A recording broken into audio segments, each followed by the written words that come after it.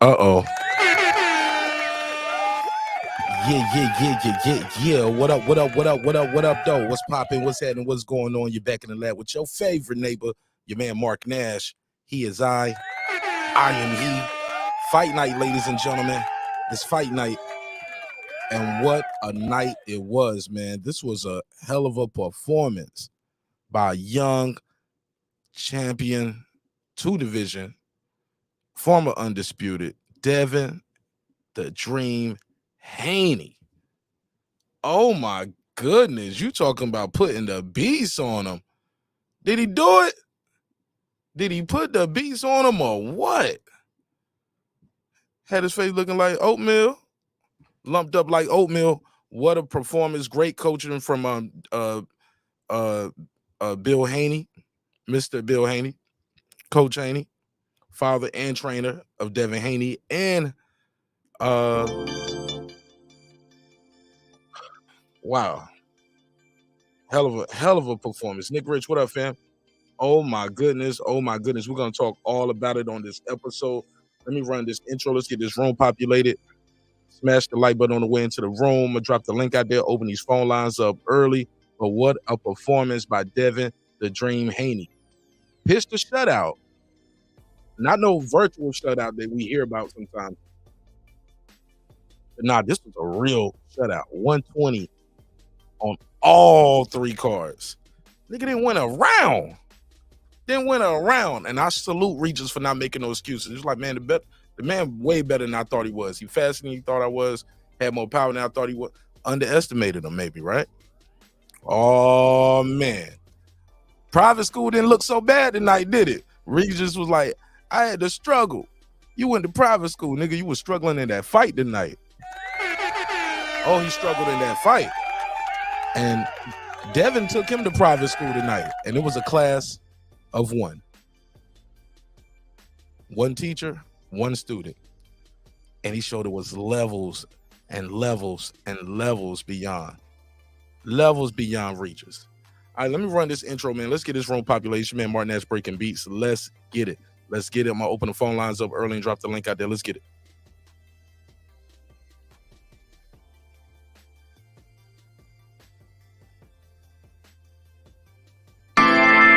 This is my passion. This is what I love to do. But some days, sometimes, I'm just like you, man. I hate this job. Damn, I hate this job. Damn, I hate this job. Damn, I hate my job. Damn, I hate this job. I'm just like you. Damn, I hate this job. Man, I hate this job. Man, I hate my job. From a good dream I awake. Sun rays on my face, planning out my day, hoping this ain't the one that I catch a case. I feel so good, I feel so straight. My manager keep calling me, saying, hurry up, you late.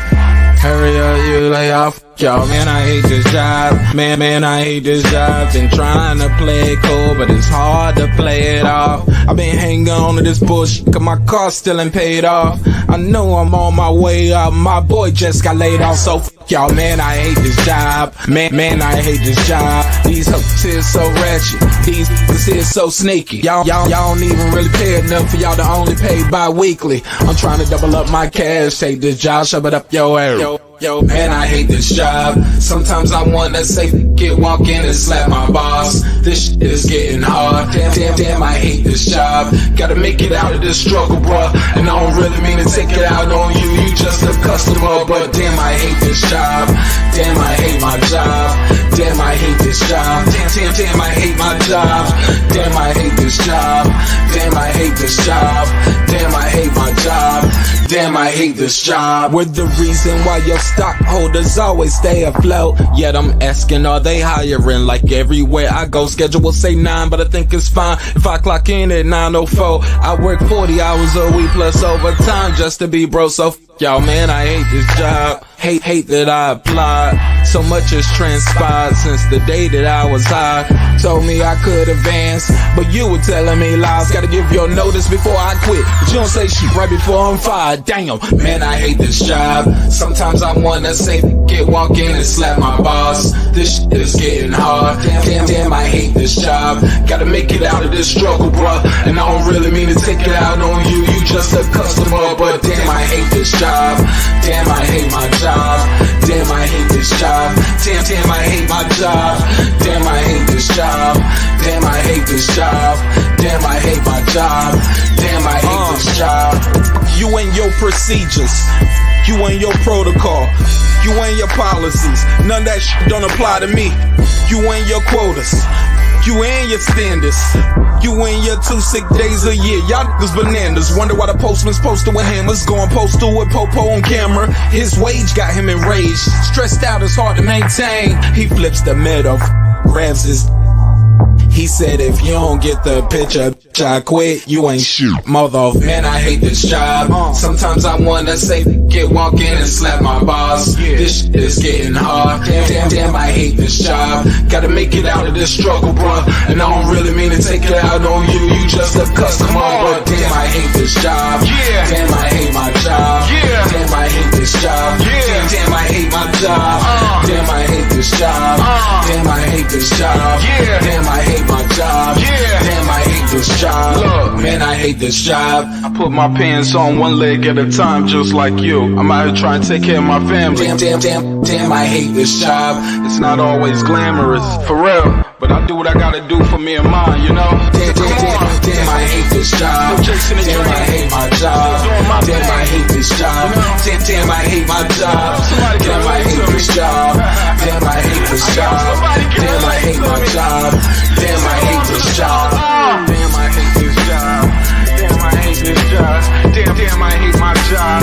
Damn, I hate this job. I'm just like you, nigga. Damn, I hate this job. Man, I hate this job. Man, I hate my job.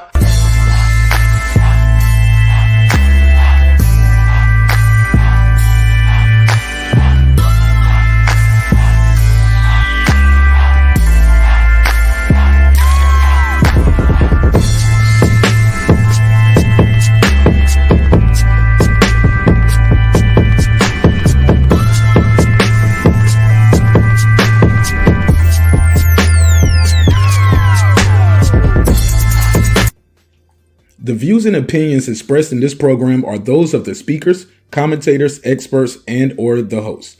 They do not explicitly nor necessarily reflect nor represent the channel's policy or the views held by the channel or broadcaster. The broadcaster or its channel cannot be held accountable for all or any views expressed during the program. Basically, if I didn't say it, don't come for me. You come for the person who said it. And please don't sue me for somebody else's words. With that said, let's start the show, motherfucker. This that squad sound.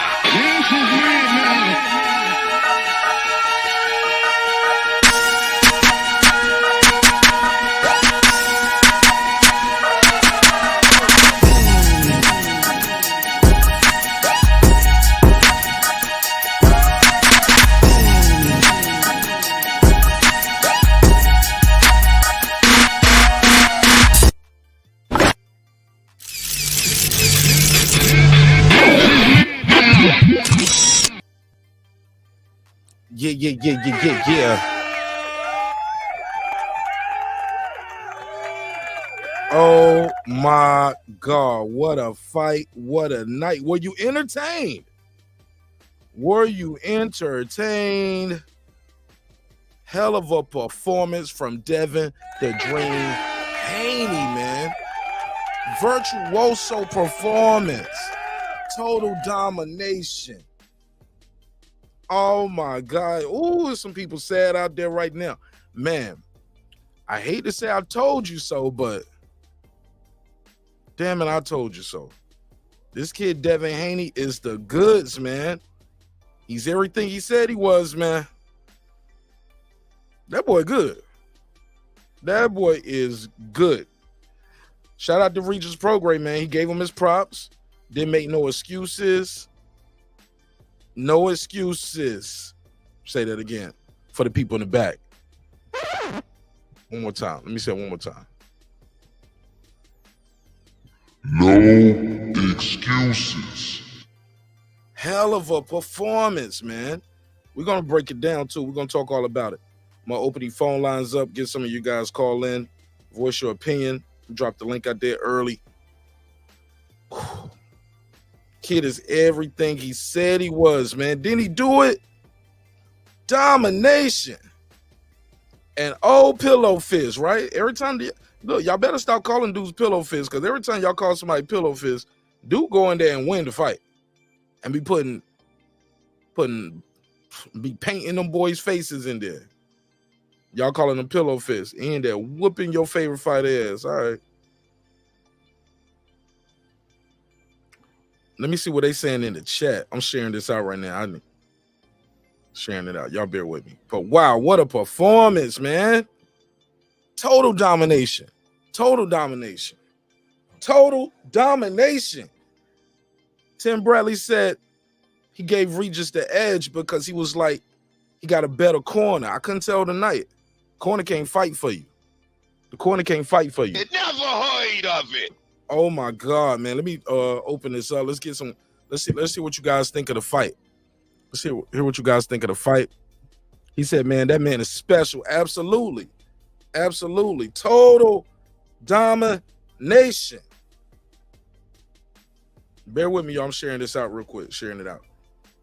Dropped him in what, the third? Hey, look like in that 6, he could have stepped on it and did some more damage to him, but he played it smart. What's up with all that jab and grab? Nigga said my boy Haney, all you do is jab and grab. It never heard of it. I didn't see that tonight. It won't no jab and grab it tonight. It was hooks to the body, hooks to the head, uppercuts, lead uppercuts, hooks to the left side, the right side. He was pivoting, turning them. Won a lot of grabbing in there tonight to neither. Virtuoso performance, but I can't wait to hear what the haters gonna say, because I know the hate is real. For several reasons. Do I gotta say it? Y'all know my boss. You know my hook. Shit, I'll tell it.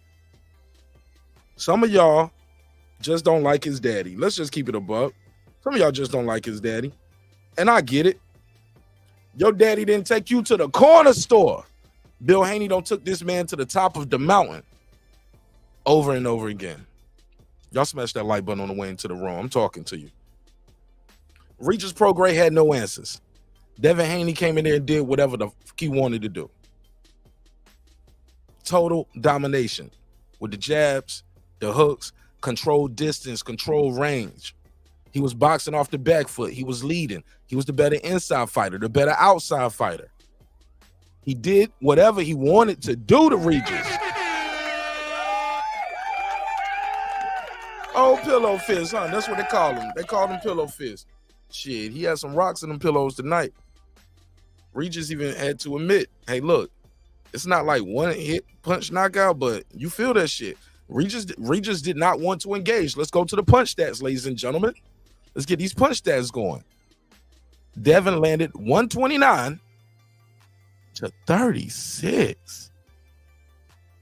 And look, that star is behind it. Said the least amount of punches landed by a fighter over a 12-round period. He set a new record. That's the least amount of punches somebody stayed in there 12 rounds. He set a new CompuBox record in there. Congratulations. Congratulations, Prograis. You set a new record. The lowest amount of punches landed in CompuBox history. You threw 363. Damn, he threw that many punches. I didn't even see 363. Did y'all see him throw that many punches? I think they just counting him just pumping his arm out there to measure, because I ain't see him throw 63. I don't know if I saw him laying 36. Do I got to put a case on it? It never heard of it. Fuck. Look at these punch stats, ladies and gentlemen.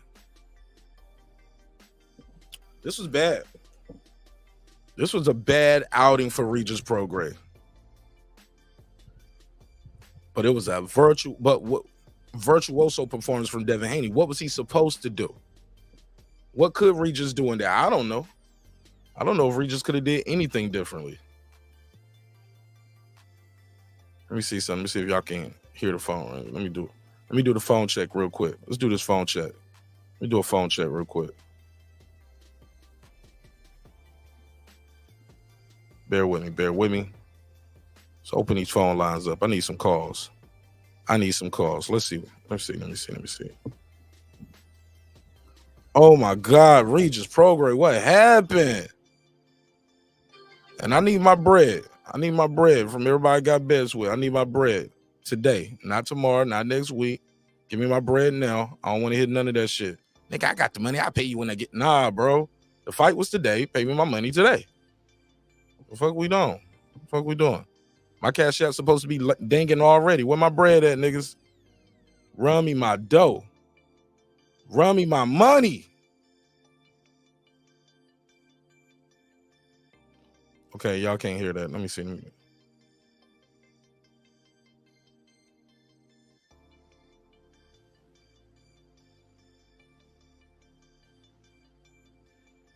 Hold on one second. Nope, it didn't work. All right. I'll set it up, though. What's popping, though, man? Let me see what they saying in the chat. Let me see what they saying in the chat. Damn, homie.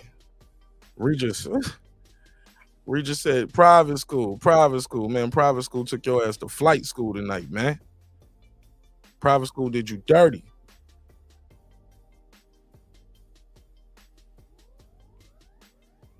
Devin just did everything. I'm telling y'all, when I was watching the fight, we was on Patreon watching it. Shout out to Patreon. I was like, this was a Mayweather-esque type performance, man. Oh, they ain't gonna like me when I say that, right? Don't say that. Man, this was a Mayweather-esque type performance. You just gotta get credit when credit due. Gotta get credit when credit due. Kid was phenomenal. Let me see what they saying. I'm taking from the top. Let me see what they saying out here. Sir Senior said smash the like button. I couldn't agree more. What up, though? Shout out my sister Nick Rich in Central Florida. She said, damn, can we at least give Regis at least one round? What round? What round, Nick? What round? Maybe the first round. I thought that was possible. We could have won the first round, but but what you gonna do? It was close. Stephen Bateman said, salute Martin Nash. He said, wow, I didn't expect that. It was embarrassing. Man, he had Regis fumbling and tumbling to the damn turnbuckle, bro. Lumped him up like oatmeal. Oh, man, we knew who. Man, we didn't even have to get those scorecards. We knew who won that fight. Total domination. Total domination. If you watch it on Martin Nash TV, Martin Nash Live, or on my Shorts channel, make sure you click that subscribe button. Appreciate you. Boom, boom, boom. Shout out my boy Jay. He said salute. Salute to you, fam. Miguel said domination. Absolutely. Nick Rich said, I was hoping that Regis was just having an off night in his last fight. No. But damn, seems like he's in permanent off mode. Nah, it ain't that. He won his last fight, and that guy was moving around a lot. He had trouble with that movement of that guy. But this right here, it wasn't even a lot of movement. Devin was just right in front of him a lot of times. Too much speed, maybe too much power too. Shocking power. D Young said Dev dominated. Absolutely. Philip H, the all-time great. He said, what up? He said, congrats to the new champion, Devin the Dream Haney. Absolutely. Doug Right Side said that man is special. Absolutely. I am Cam Edwards. What up, though? He said, what up, homie? Shout out to Martin Nash. Shout out to you, fam. Tank the Sweet Signs Examiner. What up? He said, people use the term virtuoso very often. And tonight, Devin showed the world the epitome of what a virtuoso performance looks like. Hashtag, we just talking boxing. Hashtag, tell him Tank said it. Hashtag, Tank the Sweet Signs Examiner. Absolutely. Philip H, the all-time great, he said, laughing my ass off, winning again. Winning. In a major way, bro. I am Cam Edwards. He said he beat the pillow fisted case in the. He said he beat the pillow fisted case to the rest. To Hold on. Oh, he beat the pillow fisted case to rest tonight. Yeah, man. I keep telling y'all, man. I say this shit all the time. Power is relative. People always say Devin got no power. But if he had no power, dudes would just be walking through him. And ain't nobody walking through Devin Haney yet. Ain't none of these dudes just walking through him. Nobody just walking through this guy, man. Cracking these dudes, too. And just the punch selection, too. Like, this motherfucker was throwing everything. Everything out there. I'm Cam Edwards. What up? Dub said 120 to 107 on every scorecard. Every scorecard. He said Regis didn't have the footwork to begin with. Couldn't control that distance, man. Yeah, Devin was fast. Devin was fast. But shit, Devin was right there in front of him a lot of times, too. But Devin got his respect very early and made Regis very cautious about and apprehensive about engagement. I am Cam Edwards said, respectfully, Regis didn't have Loma's footwork to even begin with. He didn't have his footwork to even get the straight left off. Could be. I'm gonna drop the link. Let me see. Dub said straight rights all night. Cam, he said, what's up, little bro? Mr. Golden, what up with you? How you been, fam? Epoxy Magic, what up? He said Dev got hella better and looks healthy at this weight. Absolutely. We're gonna talk about that too. That's key. That's key. Cam said he sat down on his right hand and sat Regis down. Man, he sat down on them lefts, that damn left to the body. He was doing this shit where he would torque his whole torso. He was torquing his whole torso at him. Let's get these phone lines open. Let me see that. Is my shit charged up enough? Yeah, I got 28%. I work with that. We'll work with 28%. Get these phone lines open. Drop this link out there. Damn. What a fight. What a night. Let me get this open up. All right, here we go. I got the panel link out there. Let me just pin that at the top so I don't have to keep dropping the link all night. How do y'all feel about Devin going to 147? No. I will tell y'all this.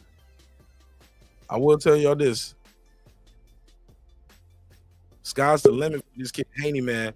And he showed me so many different wrinkles. I think it's a lot of work, and I think it's some big paydays for him at 140 still. I still want to see that Ryan Garcia fight. I ain't going to hold you. I think that'll be a big fight for him. I got him winning easy, but I think that'll catapult him to another star level. So definitely excited about seeing that. Let me click this real quick. The hell is going on here? I know that shit ain't right. Should say I got. All right, so let's put this poll right here. Let me drop the link out there. Got Dub here for boxing. Terrence Bailey Sr., Cam the Baptist. What's popping, y'all? Hey, yo, what's up, bro? What's good? This here for boxing right here. We finally linked up, man. What's popping with you, man? Hey, man, chilling, man. I'm impressed by the performance, man. Talk to me. So you know how me and you cross paths. I don't want to name drop nobody, but you know how we, you know what I mean. So my question is, who they gonna hate on now? Who is it gonna be tomorrow? Oh, they gonna hate on Haney tomorrow. He didn't knock him out. Yeah, and I saw that was, you need a knockout to impress me. Why you gotta impress you? He impressed everybody else. Haney looked damn good. Yeah. And I don't want to hear nothing about Tank. Don't try to mention Tank name to take Dev shine away, because Tank don't want to fight Devin. And he really don't want to fight him now. That's over with. That conversation really over. Yeah, gotta try to get that mic still, whoever that is. That Yeah, mic. that was me. I was moving something on my table. Yeah, we all good now, though. Appreciate it. All right, go ahead, Dub. What's up, Dub? Terrence Bailey Sr., Cam, the Baptist. Everybody give me that quick opening statement, and then we can open it up to everybody. Just give me a quick assessment of what y'all thought of the fight, then we can open it up to everybody. Man, shout out to you, Mark Nash, as always. Shout out to everybody on the panel and in the chat. Shout out to Devin Haney, man. The man he put on a masterclass performance. If you're not impressed with 120 to 107 on every scorecard, I don't know what you want from boxing. I don't know. And from what I watched that young man do, I think the sky's the limit. I think he looked much healthier at the weight. And according to Regis, He got more power than people want to give credit to, and he better than where Regis thought he was. So that's just what Regis said. So, hey man, shout out to Devin for having a hell of a performance and putting on pay-per-view. All right, cool. Go ahead, Terrence Bailey, Senior. Man, shout out to Regis, man, for being honest. After all of that, all that hype going to the fight, all the disrespect, and this and other name calling, that after the fight, Regis was able to actually be, Regis was a man about it. And said, he had Devin had better footwork, was a better fighter, had more pop than what people give him credit for, and what have you. He was man enough to say it. Now, Devin put on a masterclass performance. He looks a whole lot better at 140 than he does at 135. I think a lot of people were saying that there would be an improvement, and an improvement is an understatement.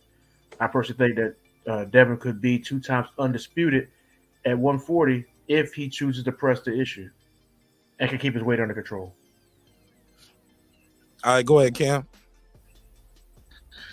Hey man, one love to the homie Mark Nash. One love to the homie Mark Nash. One love to everybody on the panel, man. Listen, man, Devin made Regis look regular tonight. Now on, I'm calling him regular Regis the Hoogaroo, because he made that man look. He took his left hand away. He took everything away from Regis that made Regis. Like, he had no answer for this man at all. And I can't lie, man. Y'all got to put some respect on Devin's name. He put the whole the pillow fisted theory. He put that to rest tonight when he dropped that man. And I ain't gonna lie, as much as I wanted to see a Devin Haney Tank matchup, I think that the hopes of that fight died with Hoogaroo hitting the ground tonight, man. When he put Hoogaroo down, I don't think we wanted to see a Tank fight no more.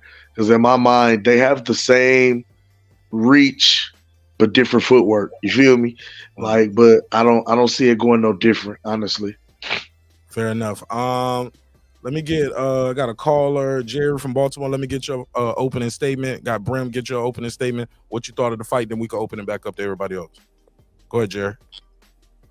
Congratulations to Devin Haney. That was a masterclass performance. However, I would caution for all boxing fans to not get too high. This is what I always tell myself. I don't get too big, because I think if he was in there with Matias or Tio Lopez, you're looking at a far more competitive fight. We've seen in his last fight against a real world-class fighter, it was very competitive. So Devin's good. He seems to only be getting better, but I'm not saying he would lose to those guys, so don't get me wrong. I'm just saying, Regis, and I told you this a year ago, Mark, I've always thought Regis was overrated. I like him. He's a likable guy, but he's not really of that class for many, many different reasons. But and Haney looked like $1 million. The only thing I would have liked to see Devin Haney do is right after the fight, he should have made a strong call out to Tank Davis. He should have looked right in the camera and said, "Look, I'm tired of fucking with you, you little midget. If you want to fucking smoke, you're going to come again." I'm talking about a strong call out to either Tank or Tio, either one. But a real strong call out. That would have created a good buzz, and it would have been nice over top of that dominant performance to hear him do that. But I don't know. Maybe he's got a different plan to move to welterweight. I don't know. I'm not sure. But great performance, because Regis was the title holder there, and he beat him to a pulp. All right, Unboxed fan Brent Reaper, what you got? Then I'm gonna respond. Man, what a masterclass performance. He buckled Regis like 4 times, man. And I told people, I said his power is going to show up as he gets bigger. And he was very impressive tonight. Salute to you, Haney. His options are limitless. He can stay at 140, he can go to 147. He got tons of options. Oh man, his career looking real good right now. That's all I gotta say. Haney did what Shakur was supposed to do. Okay. Got a caller, DTDC. What's your name? Where you from? Hey, what's up, man? It's inevitable. It's D Block, D Town, D City, D-Ville, Baltimore. Hey, what's up, big dog? Long time. How you been? Merlin in the building. Wow, man. I want to let you know this. Devin Haney, the Dream, just came out and made a statement. He made a statement. Guess what that statement is? Yes, sir. Baltimore, you better wake up because it looks like we got a legit threat. Someone y'all been fading for the longest. He can't sell this. He can't do that. The guy just beat Lomachenko, no matter how tough it is. When did Baltimore's finest ever want to fight Lomachenko? We already know he's been heard before. He ain't never wanted that fight. He even got mad at Floyd on Twitter saying they trying to get rid of me like that. I'm telling you right now, he beat Lomachenko. He beat Prograis tonight, made it look so easy. And I'm telling you, legendary status has begun. And it's been there. Bill Haney's doing the right moves. And Mr. Haney, the Dream, thank you so much for proving all these doubters wrong about your fist. D-Block, D-Town, D-City, D-Zero, Baltimore, stand up. Yes, sir. Good call. All right, it's open to everybody, man. Everybody got their opening bars off. Go ahead, it's open to everybody. Phone lines are open.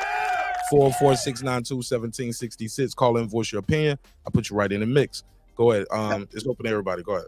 Hey, before we take off, where did y'all see 363 punches? Let's put a case on that real quick, Mark. Right. From who? From Regis? Or from They Devin? were counting. They was counting when Regis was jabbing in the air. They was counting those punches as punches. I think that's the only way I could. That's the only way I came up with the stats that they came up with. So I would say put a case on the 36 punches because I didn't see them land. I see more feints than punches, but all right, you're right.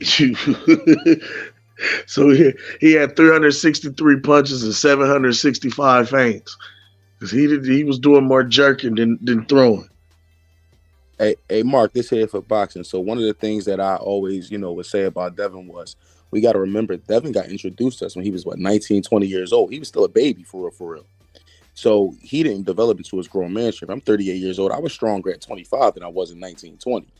So as his body develops and as he grows, he's going to start getting that grown man strength. So I'm not surprised that power moved up with him to 140. I think he's going to start hitting harder, and as he gets more comfortable, he's going to be more dangerous to everybody. I agree. And he's also getting better. As good as he was, you can see his skills are getting better, which is a scary fucking... He's sitting down on them shots. I contend that was against Regis tonight. Regis is a little bit squared up, a little flat-footed. He's not the fastest guy. He's a little bit one-dimensional, relying on his power. Oh my God. You take a guy like Tio Lopez, a very sharp puncher, very sharp fighter. Doesn't throw as many punches as Devin Haney. And I'm not saying We seen T.O. get beat up by a guy and saw what Devin did with the same guy the very next fight. Yeah, that's but triangle theory. You can't do that though. No, it's the skill set. Doesn't work. Doesn't work like that. Triangle theory. You can't do that. The bottom line is he looked great against this guy. And his last fight. Here we go. Hey, I'm gonna keep it 1,000. Here we Tio go. is the fight to see at 140, but the question is, what version of Tio are we gonna see?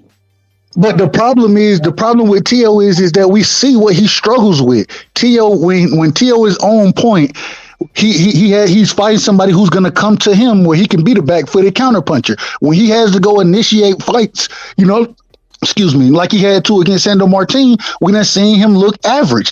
And against Devin, he's gonna have to be first. If he ain't first, then we'll see something like we seen from Regis, fighting at a range where you out of range, but Devin is in range, which is still bad for you. So I don't know. I think Devin. I don't know if it's gonna be. I don't think it's as lopsided, but I think Devin beats Tio as well. Well, Tio's a better athlete than Regis, so Tio's going to use that. I'm not saying that Lopez beats Haney. I'm not saying that. I'm just saying there's more competitive fights than what Regis was able to offer. Like who? Rolly? Well, like Tio Lopez or Matias. Either one. Either one of those guys is a more competitive fight. Even if they lose. I mean, Matias is a volume puncher, though. He's a volume puncher, and I will agree, he comes to fight. He don't come to just lay down. He comes out there and he goes in. But skill set wise, I don't see too many guys who gonna give Devin a problem at 140. Looking at the way he's growing into his body, bro, he's walking in here already looking like a fucking welterweight, dog. He looked like Boots Ennis tonight. Yeah, his shoulders. The man was fighting at 160, bro. He had to be 160 in this fight, in my opinion. Oh, he's huge. What weight class did Andy? Cruz, Andy Cruz. 35. 35. Okay, so personally, only person I see in the near future outside of Tank giving Devin any type of anything is, I think, between Tank and Cruz. Ain't it the same Cruz that beat Shakur? No. Robisi beat Shakur, but Robisi lost tonight, respectfully. Andy Cruz was matched up. Andy Cruz was matched up. He beat Keyshawn Davis in the Olympics. Hey, can I say something about Tank real fast? I see in between Tank and Cruz, and the whole thing with Tank, people now, I guess we start this narrative now that Tank don't want no smoke. I don't think that's the case. I don't think it's gonna be the case at all. I think Tank is gonna. I think Tank is gonna want him even more now because Tank is out to prove to what he's telling people, saying he ain't like that and his daddy ain't like that. Tank, Tank ain't the kind that's. I mean, he's already said that he's not asking for the big fights. He's just kind of content with what he's getting where he at. You feel me? And Tank don't fight black fighters. Tank will not fight a black fighter. He hasn't fought a black fighter in 10 plus years. Let me finish my point. Tank is. I believe Tank is going to try to. He's hell bent on proving that thing that he said. Now he said that there's Devin, Shakur, and there's one other person that he said that he's got to fight in the near future. And I don't think Devin's, even though Devin looked the best he's ever looked, in my personal opinion, I don't think that's going to keep Tank away from trying to fight him. And if it does, if he says after tonight that they don't say any excuse about fighting Devin after tonight, every channel needs to be on his helmet because the quote is out. Yes, because if that's the case, I would be trying to fight Loma right now.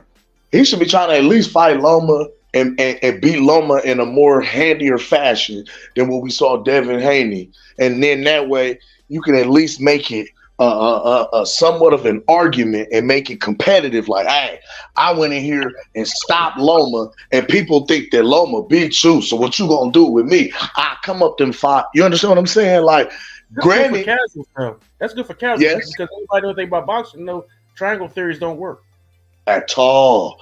Because granted, Tank got mail right now. We basking in the glory of being, we've been winning Reggie belts. You know what I'm saying? So now we are considered a full-fledged world champion via email. We chilling right now. I just came home. Who is we? Let me ask you a question. That's the Tank casuals. He got a mouth in his pocket. He said we. He's speaking French. Let me ask you a question about Tank. What about Tank's history makes y'all think that he's interested in fighting Devin? It doesn't go with what he does. Tank goes for easy fights. Ryan Garcia is an easy fight for him. Yeah, Tank says a lot of stuff, but Tank was looking funny in the light right now. It's been 10 years and he don't have a marquee win yet. I want to, and I agree with that, and I agree with everything you just said. Do y'all think the performance Devin just put on make individuals that much more reluctant to want to fight him? Absolutely. Hell yeah. I don't think so. They're not going to want to jump. They're not in a rush to jump in there with that because you need a full set of tools in your toolbox to beat this man.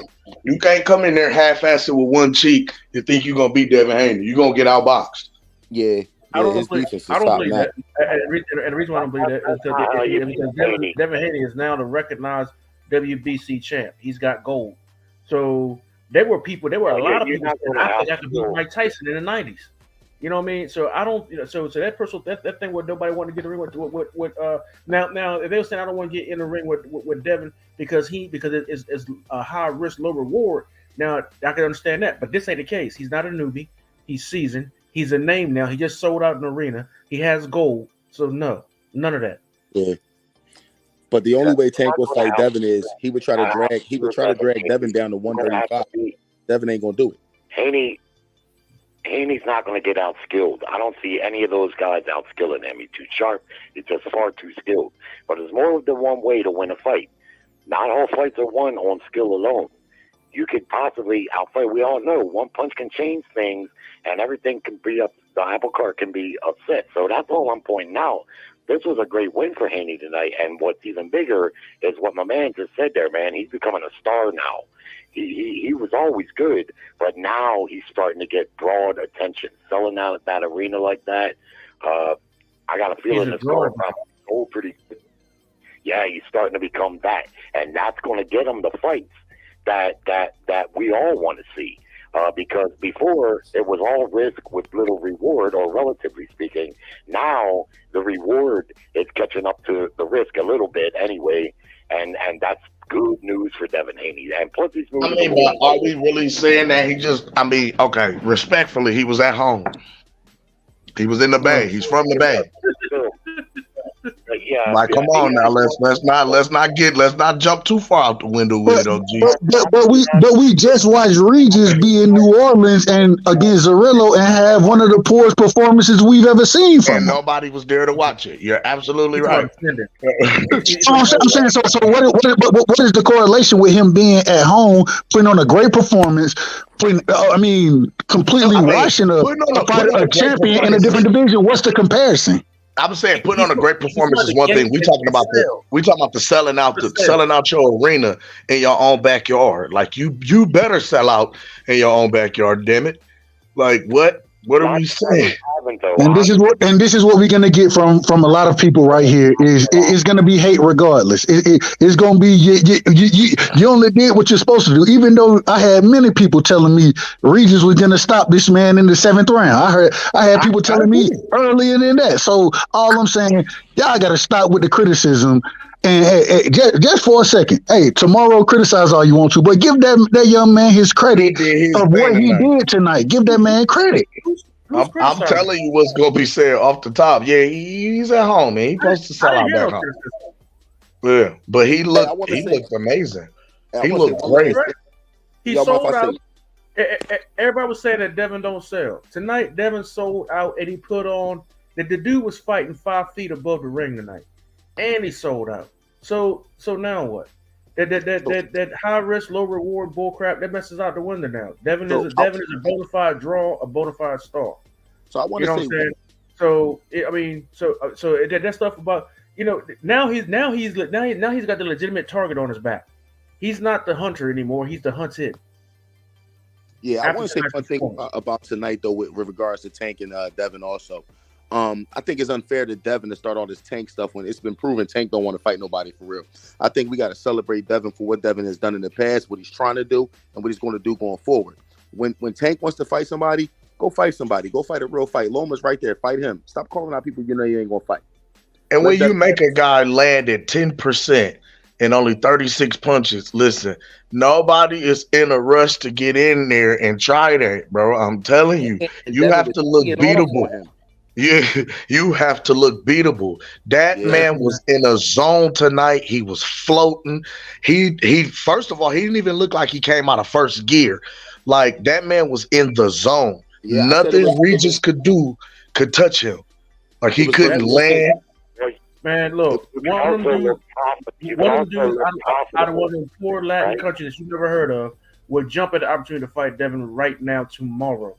I think Sabor would be a good fight, but ain't no slouch or no pump. Now, yeah, Sabor put on a good performance tonight. When I say that, when I brought up Tank, and I said that Tank, everybody saying Tank is going to fight. I said what I distinctly said was Tank said in several interviews that Devin was on his hit list, that he had to fight Devin. He wanted to fight Devin along with Shakur, and there was one other guy I can't remember. I'm saying that after tonight, I ain't by saying to take no thunder away from Devin's performance tonight. I'm saying after tonight's performance by Devin, if Tank changes his tune by what he said in those interviews, everybody needs to be on his helmet. Say, hey, don't change up now. After you Devin put that smack down, you'll say this is what you said. You said that you wanted Devin, Shakur, and it was somebody else. He said. you keep that same energy. Is what I'm saying. Anybody trying to say you're trying to diminish that Devin's win? I'm saying Tank don't need to be. We don't need to be letting Tank change up now. After he been saying that for the last couple months in these interviews, hold his feet to the fire, make the fight. I feel it. He came up 5 pounds to fight Barrios. He can come up and fight fight Dan for that belt. I agree. And Barrios is bigger than Devin. But the other thing is I get shout out to Tank, but going back to Dev, we talking about an individual who came from 35, being the undisputed champion, defending against Lomachenko, defending against Kambosos, and then going straight into a dangerous fight. We all thought this was going to be a dangerous fight, and for him to really handicap Regis the way he handicapped him, for him to hurt Regis, for him, you tell me when y'all outside of the slip, quote unquote, what was called with Zarrillo, when we done seen Regis just on the canvas. We ain't seen it like that. And Devin had this man on shaky legs multiple times in the fight. Multiple times. And then still had the patience and the discipline. But then had the patience and the discipline to not overextend, to continue to box, and to continue to put hands on them. It was a beautiful performance. If you're a true fight fan, if you love the sweet science, this is what it is right here. Devin showed you what the sweet science was tonight in his performance. I swear to God, you ain't lying. You ain't lying. This was a boxing clinic. Dub for the dub. I can't hear. What you say, Jerry? The discipline that he showed, I agree with what Dub's saying there. I mean, it was a beautiful boxing performance. He's so sharp. He's just got all the tools. Punch selection, like you pointed out, Mark. He was top, bottom, uppercuts, hooks, everything. But it was the discipline because, like, when he got Regis hurt, he didn't lose his composure because that's when you can get caught, right, by a puncher. His discipline was amazing. And when I say what I say about other fighters being more competitive, I want to underline again, I'm not saying I would pick them to beat Devin. I just think they would be more competitive than what Regis was tonight. I've never been that big on Regis. But it's not. But listen, but it's not Regis. That's who Devin is. It is Regis. Devin, no, it's Devin. No, he Devin. wasn't that against Loma. Oh yes, no. Let me tell you something. Go back and watch it.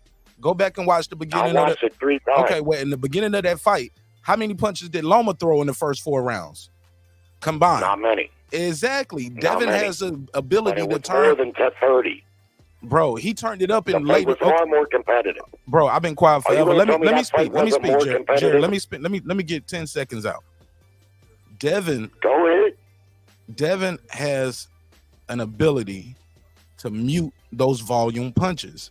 Those volume punchers just don't throw as much when they're in the ring with Devin because he's not there. He controls that mid-range and that distance so well, then he can step back. He can fight off the back foot. Punches are coming from different angles. Shots that you don't see. And guys aren't in a rush to rush in there with Devin. So, and you go back and watch Loma eventually had to start throwing because he won't get nothing done the first 4 rounds. Won't throw it. That's not true. He won 2 of the first 4 rounds. I don't know how we talking about he didn't throw no punches. He did throw punches. They both did something different that they normally didn't do. All right. Well, the thing of it is, y'all gotta realize with Dev's height and his length, his reach, but he is able to negate a lot of volume because he's out of distance. Yep. And you're trying to reach and lunge will get you countered and caught. He can throw between punches or throw with you. And the fact that he's quick. So he's able to land and be out of there before your punch gets through. And not only that, he starts to put that together where if I'm catching you between your shots, making you miss, I could be able to put 2 or 3 behind that miss. You feel what I'm saying? And start making them look like combinations. I agree with all of that. But what I'm saying simply is, and I'll ask the question, do you think if he fights Tank, Tio, or Matias, that he wins that fight in shutout fashion like he did tonight? Or would it be more competitive? Tio, yes. That's what I'm saying. Tio, yes. I keep saying, I don't think so. But Tio's a counter puncher, bro. He's going to have a tough time with Devin. So I'm like, so if Tio don't throw first, it's gonna look like tonight. but Tio don't like to be first. If Tio has to be first, that's where he struggle. Right. Sandor Martin had him doing the same thing. You rushing in against Devin, he gonna hit you with that check hook and have your ass flying through that turnbuckle like Sandor Martin did Tio all night. All night long. Styles make fights, and the thing is the one, and even in this fight, everybody always tell me how much of a back-footed fighter Devin is. Devin, at one point in the fight, in multiple points of the fight, was the individual pushing he was pushing the action. He was the one coming forward, which happens in the majority of his fights. So when we looking now, at respectfully to Joe's point though, to his point, Tio does have better footwork than Regis. Let's because I mean he was able to turn with Loma. He was able to turn with Loma, and that's one for a lot of guys to do. So I can say Tio does have a lot better footwork than Regis. He's sharper than Regis. His punches come I will say that. Sharper than Regis. But like if he don't throw, like it's a wrap. Like one of y'all got to yield when y'all both going like that. Somebody got to yield. Because I can't hear both of y'all. Well, all I was saying is too though, when it comes to that fight, Tio's gonna be running into shots. He's gonna be lunging. He leaps in. Tio literally jumps off the ground sometimes to get that left hook on. Like, can't do shit like that with Haney. I can't do shit like that with Haney. And I just been beat up. Fix your audio. Fix your audio. Mike, who that with that mic? Please. All right, go ahead. I never get too big off of one performance. I congratulate a fighter on a great performance, but different night, different fight, different opponent. And I've seen it with Haney in his last fight. Now, I had him beating Lomachenko. I thought it was a competitive fight. I had him winning by a couple points. A lot of people thought otherwise, but for whatever reason, who knows? The judges had him winning unanimously, if I remember. And he looked incredibly sharp in that fight, and he was leading in most of that fight. That's why I scored the fight for him, because he was the aggressor throughout most of that fight. Now, I think Loma had the better moments in the fight, but Haney did the more consistent work. But my overall point was it was far more competitive than what we've seen tonight. And that's not just because of Haney. In my estimation, it has a lot to do with Regis. Regis is not on that level, and he showed that tonight. And he showed Josh Taylor didn't even get a unanimous decision over him. Now that's true too. Like he won every round. Like nobody has ever did this to Regis ever, man. He shut Regis out. Never happened. He ain't really fought nobody. He ain't really fought nobody. Man, he fought Josh Taylor, and he lost. Man, that was a close fight. It was a close, competitive fight. That's his crowning. That's his crowning. He knocked out achievement. Zepeda. He knocked out. No, his crowning achievement. No, his crowning achievement is being a 2-time world champion. That ain't easy. Yeah, that don't mean much. Oh my God, man! Did you do it, Jerry? Can you do it? Can I do it? Rolly Romero's a 2-time world champion. Case closed. Okay. No, he's not. Oh my God, Jerry, you tripping right now? How do you beat that? Okay, well, when did he win his first one? One of the worst performances in boxing history, and at the end, he was handed a world title belt. So I'm not impressed by the belt. I'm impressed by who you beat and how you look beating them. Regis hadn't fought nobody except for Taylor, and he lost to Taylor. He beat Zepeda in his last fight. He knocked. Wait. And this is the problem. Y'all just not gonna give this man credit. Right. I'm moving the goalpost. Devin looked way better. Devin looked way better at 140 than Josh Taylor ever did. Devin is levels above Josh Taylor at 140, only with one fight. And look at what he did with Regis. Regis won rounds against Josh Taylor because let's keep it a buck. Josh Taylor is a lesser fighter than Devin Haney. Man, he came up and fought arguably one of the most dangerous fighters in the division. If Devin Haney was to fight Josh Taylor, if it would have been Josh Taylor tonight, Devin Haney probably would have looked the same. Let me ask y'all this. The fight would have looked the same with Josh Taylor. No, it would have looked the same. It would have looked the exact same. Sorry, Mark. Was T.O.'s performance over Josh Taylor better than Haney's performance over Regis tonight? Hell no. Tito lost a couple rounds, and he didn't knock, and he didn't knock Josh Taylor down. Devin won every round with a knockdown. I mean, what more are you looking for in the sport of boxing outside of a knockout? I'm saying he held arguably one of the most dangerous punchers in the division to a 10% connect ratio, bro.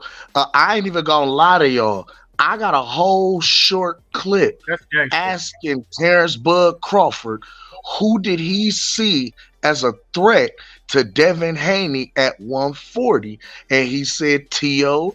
and Regis, and he just went out here and proved the champ wrong and made Regis look regular. That's not an easy thing to do, people. Like, we got to give Devin credit for his defense too, because we talked about him being chinny, we talked about him being pillow fisted. Like that man has decent defense. We didn't talk about this. Y'all talked about this. I disagreed with y'all when y'all said these things. I told y'all from the respect. I've been saying from the beginning. No, Devin is the goods. He's definitely the goods. The only reason we possibly seen him struggle at all is because he killed himself to make weight. Now we see the man look comfortable. I gotta argue that too. I agree with you. But now we see him comfortable at a weight. I was just gonna say, now we see him comfortable at the weight. You know what I'm saying? Him telling you that shit, I can take days off. I ain't got to kill myself as much. And what he do? He go out and put on a master class boxing performance. When the last y'all tell me the last time y'all seen a fighter go 10-2? I mean, excuse me, win all 12 rounds and get a knockdown. We ain't seen this. This ain't normal. Dub, I gotta take this call. He been on hold for a minute. Hold on. Let me mute some mics. Respectfully, I got a guy on hold. Been on hold for a minute. Let me take the call. Major Key Boxing, talk to me. What up? What's going on, bro? Yo, Dub right side always treat me like that, though. He always treat me like that. You know what I'm saying? But I love my brother Dub. How you doing? Shout out to my brother Major Key, man. Much love, Major Key. What's popping, dog? Go ahead. Yeah, I love all y'all, man. Hey, listen, man. Listen, I want to say this, yo. People, I did underestimate back in the day, but for the last few years, I have been giving him his accolades. But Devin Haney is growing the part. He's growing into that role that we all expected. If he keeps on, that he's gonna do that, right? And here's the thing. People don't understand that he's naturally a bigger person with a reach advantage, bro. Like if you look at even T.O., he's got a 3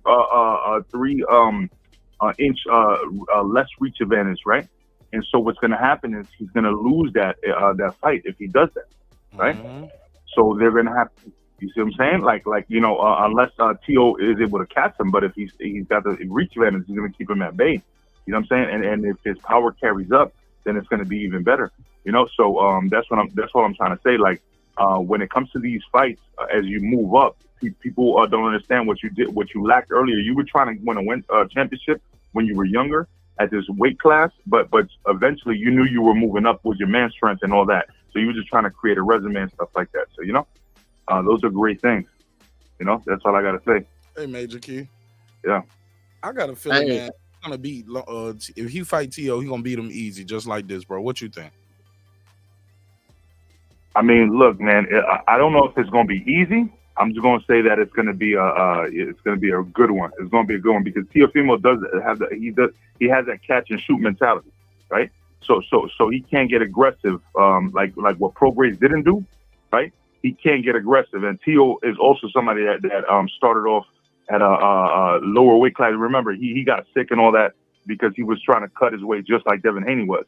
So as they move up, they're both going to carry that power up. I know that they both will. You know what I'm saying? And I think that's why Bill Haney and Lopez, I think that's why they got all that small. I think they're trying to build it in the background, but they really know what they're doing. They really know that their sons are competitive against each other. You know what I'm saying? So they're trying to build that fight for the future. Nah, I think they've been wanted that fight, and T.O. went from saying 10 million after the Josh Taylor fight. He said 20 million on camera. I was like, come on, fam. Fuck out of here, bro. Then he retired. I can't even argue with that, man. Yeah, that I nigga can't said even that. argue why. Wildin', man. The newest way to duck is to outprice yourself. When you ask for 10, you knew that wasn't reasonable the first time. When you ask for 20, you know that ain't reasonable. So We you said have it, to. Dub. That's the new joint, Dub. We said it. Right side on fire tonight. Tio has something personal against Devin. He don't want everybody that else, fight. man. I He got a don't, he don't bounce, want though, man. to But yeah, I appreciate you having me up, man. You know what I'm saying? Salute to you and your channel. Peace to you, man. All right, peace. All right, shout out my guy Major Keep Boxing. Y'all go sub him up, man. Hey, look, like I was saying, man, Tio has something personal against Devin. He don't want to fight. He don't want to give or lose his titles to Devin in particular. I don't know what it is. I think it's something that stems from the amateurs or whatnot. You know, it's something them two got going on. But Tio told you regardless, he's going to have to fight Devin. But Tio told you what it was. Tio already told you what it was. He felt like that they was trying to box, or he felt like they was trying to make Devin undisputed. That's according to Teofimo. That's why he had the smoke for Devin that he has, because he already knew that Devin was going to become undisputed, and hence the reason he fought Kambosos instead of fighting Devin when he had the opportunity. So Tio knew what it was. Tio knew what it was, and it wasn't, in my opinion. I think it is him saying that Devin. They see how good Devin is. They see his skills, and because I see the skills as well. Okay, hold on. Okay, you said that Tio said that they were trying to make Devin undisputed. Well, I don't. Well, we all know that Tio was saying an awful lot of strange crap to the point where we started questioning his mental health. So, and one of those things, let's bring up the fact that Tio was with Bob Arum. Bob Arum didn't get Devin, and Bob Arum held a grudge. The reason for Devin not signing with Somebody bleeding back in. I'm gonna mute you while you're talking. Bob Arum said, "Well, Devin signed with the wrong promoter and whatnot." So basically, the one who they were setting up to get the unified titles and have the streamlined path to Lomachenko was Teofimo, and then Teofimo was actively trying to starve Devin out, was trying to give Devin a fight unless he got an exorbitant amount of money. So then Tio messed around and he loses to Kambosos. And then Kambosos gets the belt, and he turns into Tio, and he tries to go off and try to fight anybody he could, but Haney. If it wasn't for the fact for the war in Ukraine, he probably would have fought Lomachenko. But because of the war, he had nobody no dance partner where he could put on a decent fight in Australia. Right, we know this all the time, but Terrence Bailey, we all know this already. I'm saying, dude just said that Teofimo said they was trying to make Devin undisputed. That's not true. That was a while ago. Like it was a time though when he said that. That was before all of what you're talking about right here. He said that in the past. And even if you want to say the promotion. Even after he lost, he blamed the zone. He said it was all set up for Devin to win. He blamed Triller. He blamed everybody except everybody but his damn self. Like blamed everybody except himself. Blamed the judges. Remember, before he fought Lomachenko, before Tio fought Lomachenko, he said Devin thinks he's gonna get a Lomachenko fight. He's not. I'm getting it. And did he fought Nakatani? And then he got the Lomachenko fight. So really, the truth of the matter is that was back when the inside track, not Devin. But this is the thing. Once again, I'm only going off of what Tio said. I'm not, and what you're saying is true. I'm not disagreeing with you. I'm not disagreeing with you. Hold on, brother. Hold on. And he did. But part of what he said has come to fruition. And as well as the way he talked about Devin back then, you know what I'm saying? He was in the same tournament Devin was in for the WBC. He was pulled out of that tournament to go fight the belt. That's a fact. And so, and even when he said, "You're not gonna get this fight, I'm gonna get this fight," it's because Bob had already told us, "Well, Devin signed with the wrong promotional company." The thing, what I'm saying is that I'm saying, though, what about when Dev was signed with Bob? Let me just finish. Go ahead. It was years later, though, Cam. You're right. Bob said that before. That was years later. And once he signed with Bob, he got undisputed. You're right. And he got the Loma fight right away. No, he didn't get the Loma And they fight got the right Loma. away. He got the Cambosis fight. He got right the Cambosis fight right away. He was contractually obligated for the Cambosis fight. We know No, that. but you the said very right next away. fight, He fought two This is fights. ridiculous, man. right away because the first Fought fight he was Cambosis free twice. to fight That's a someone lie, else. He man. fought The first fight he Cambosis was free to fight twice. someone else. Jerry, Know that. I know that. Jerry. He fought I know. Cambosis No, twice. no, I He know fought that. Loma, and the deal was over.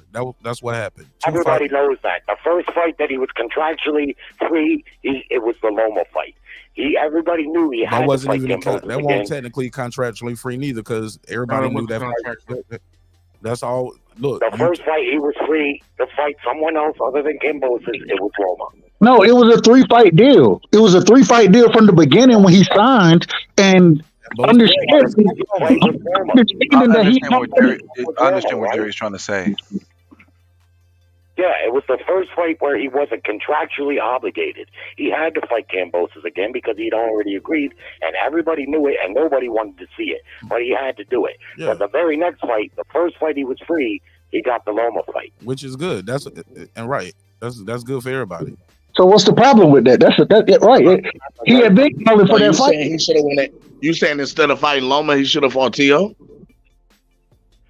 No, I'm just saying Loma never ducked him, in my opinion. He was in the wrong promotion. If anybody ducked anybody, he ducked Loma because he was offered a contract by Top Oh my God! Huh? Ridiculous. This is ridiculous. Are you kidding me? Are you kidding me? What's up with that WBC belt? Huh? What's that all about? You're going to let me talk or you're going to talk. Okay? Let me finish what I'm saying, then I'll listen to what you're saying. Devin Haney was offered a fight contract by Top Rank where both fighters that he was screaming for, Tio and Loma, fought for. He went and signed with a rival promoter exclusive to a different network. Devin Haney and his dad are not dumb. They knew that killed the chances of those fights happening, and Bob Arum told him, you signed with the wrong promoter. When he signed with Top Rank, the first fight he was free of any contractual obligation, he immediately got the Loma fight. It was the very next fight. If Loma didn't want to fight him or was ducking him, they just would have. They wouldn't have made that fight. Now Tio, I can't speak on. Tio, I don't think wants to fight Haney until the money's big, because when Haney was screaming for the fight, that fight wasn't going to be big money on that fight. So I can understand. He sees how good Devin Haney is. I mean, listen, he's a fighter. He knows how good he is.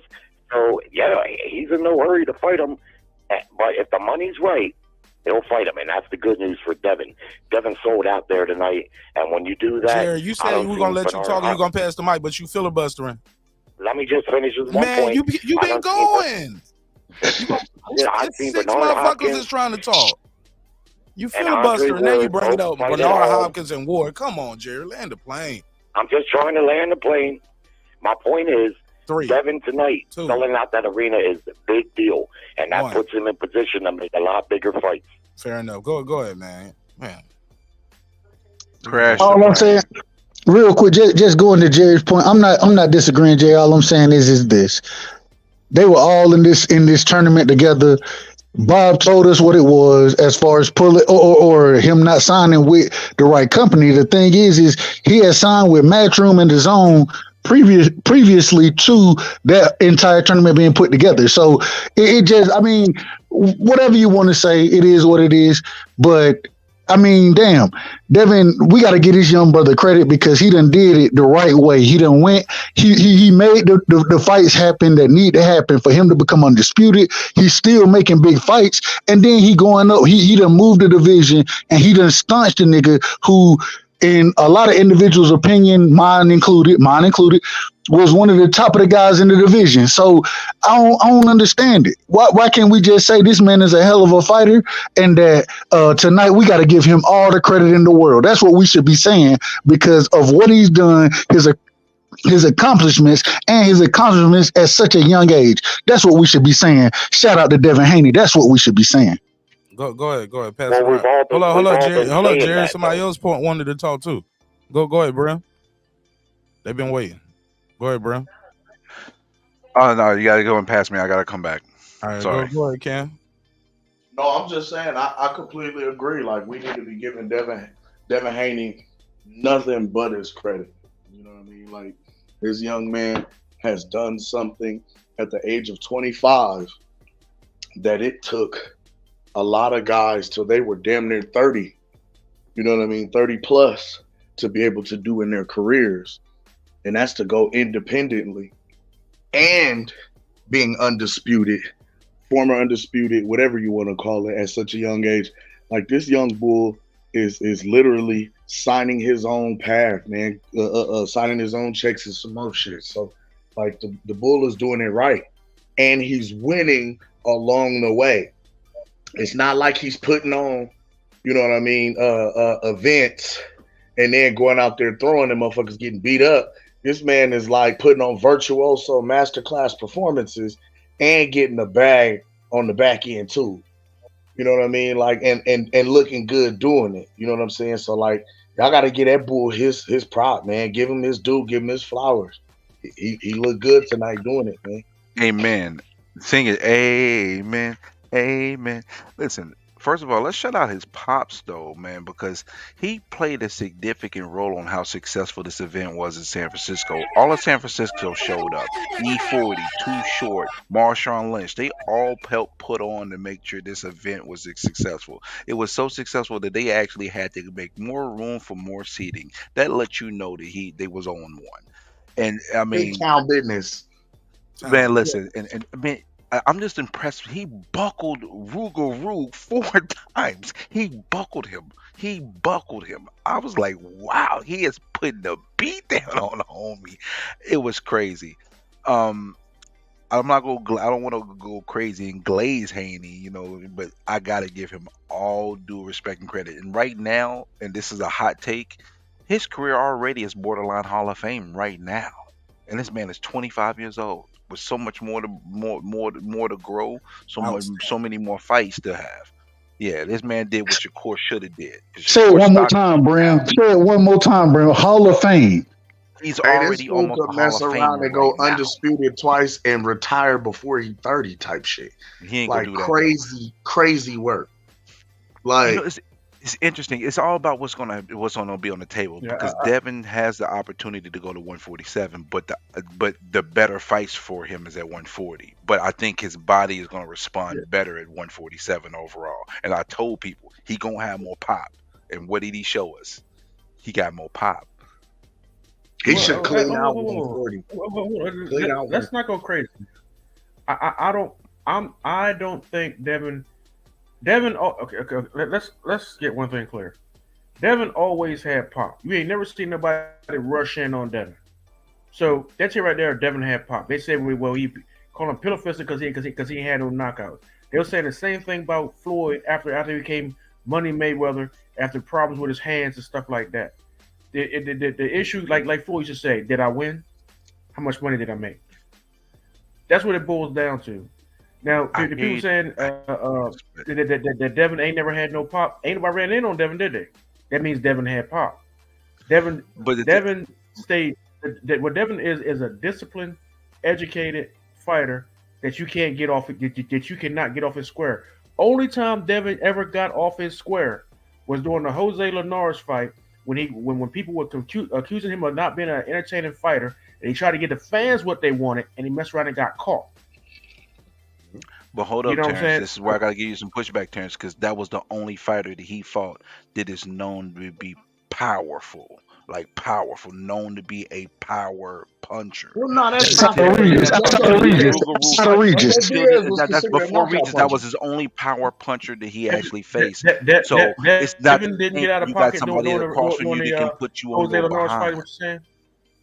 I'm sorry. Say that again. I didn't hear you, Terrence. Say that again, Terrence. I didn't hear you. So what you're saying is that Devin didn't get out of pocket. I'm saying it. No, so what you're saying is that Devin did not get out of pocket during the Jose Linares fight in order to please the crowd. I'm not even talking. That ain't. I mean, that's the point that you're making. That's not even the point I'm arguing or agreeing. Just simply saying that was the only fighter at this point until tonight that was known to have serious pop in his fist. They can give you something in return that's good. They can potentially hurt you, and that makes it. JoJo Diaz was touted for his power too. That's what I'm saying. That's not what I'm saying. Okay, look at how. No, but I Devin know that's not fought, what you're saying. I know that's not what Regis you're saying, at Terrence. the But Dance that's Power, not. I know that's and not what you're saying. look at how he fought Linares, when people were calling him boring, and he tried to he tried to stand in the pocket and try to trade with Linares, and then mess around and got caught. Me and Bill Haney had this conversation, and I was like, Bill, the people don't let Devin do that no more, because the people don't deserve it. Because because when he get caught, what they say about it, you know. But then if he fought his fight, they would call him boring. So you're not going to please him. So just like, man, don't let them do that no more. I agree.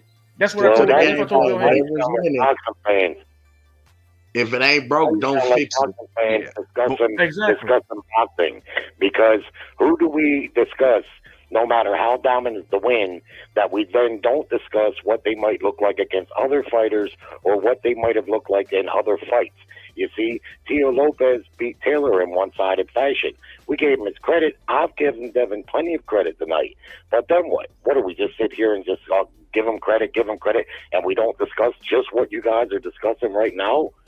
So that's all I've been doing, but I'm getting met with, like, I'm criticizing him when I'm giving him credit, but I'm taking it where we take it with everybody. We don't just sit there and just constantly okay, this is that, he's great. Of course he's done all that, and he deserves to be recognized. But then what? We can't do it on, you know what? We just can't do it on his night when he win, though. Look, Joe, you can't do it on his night.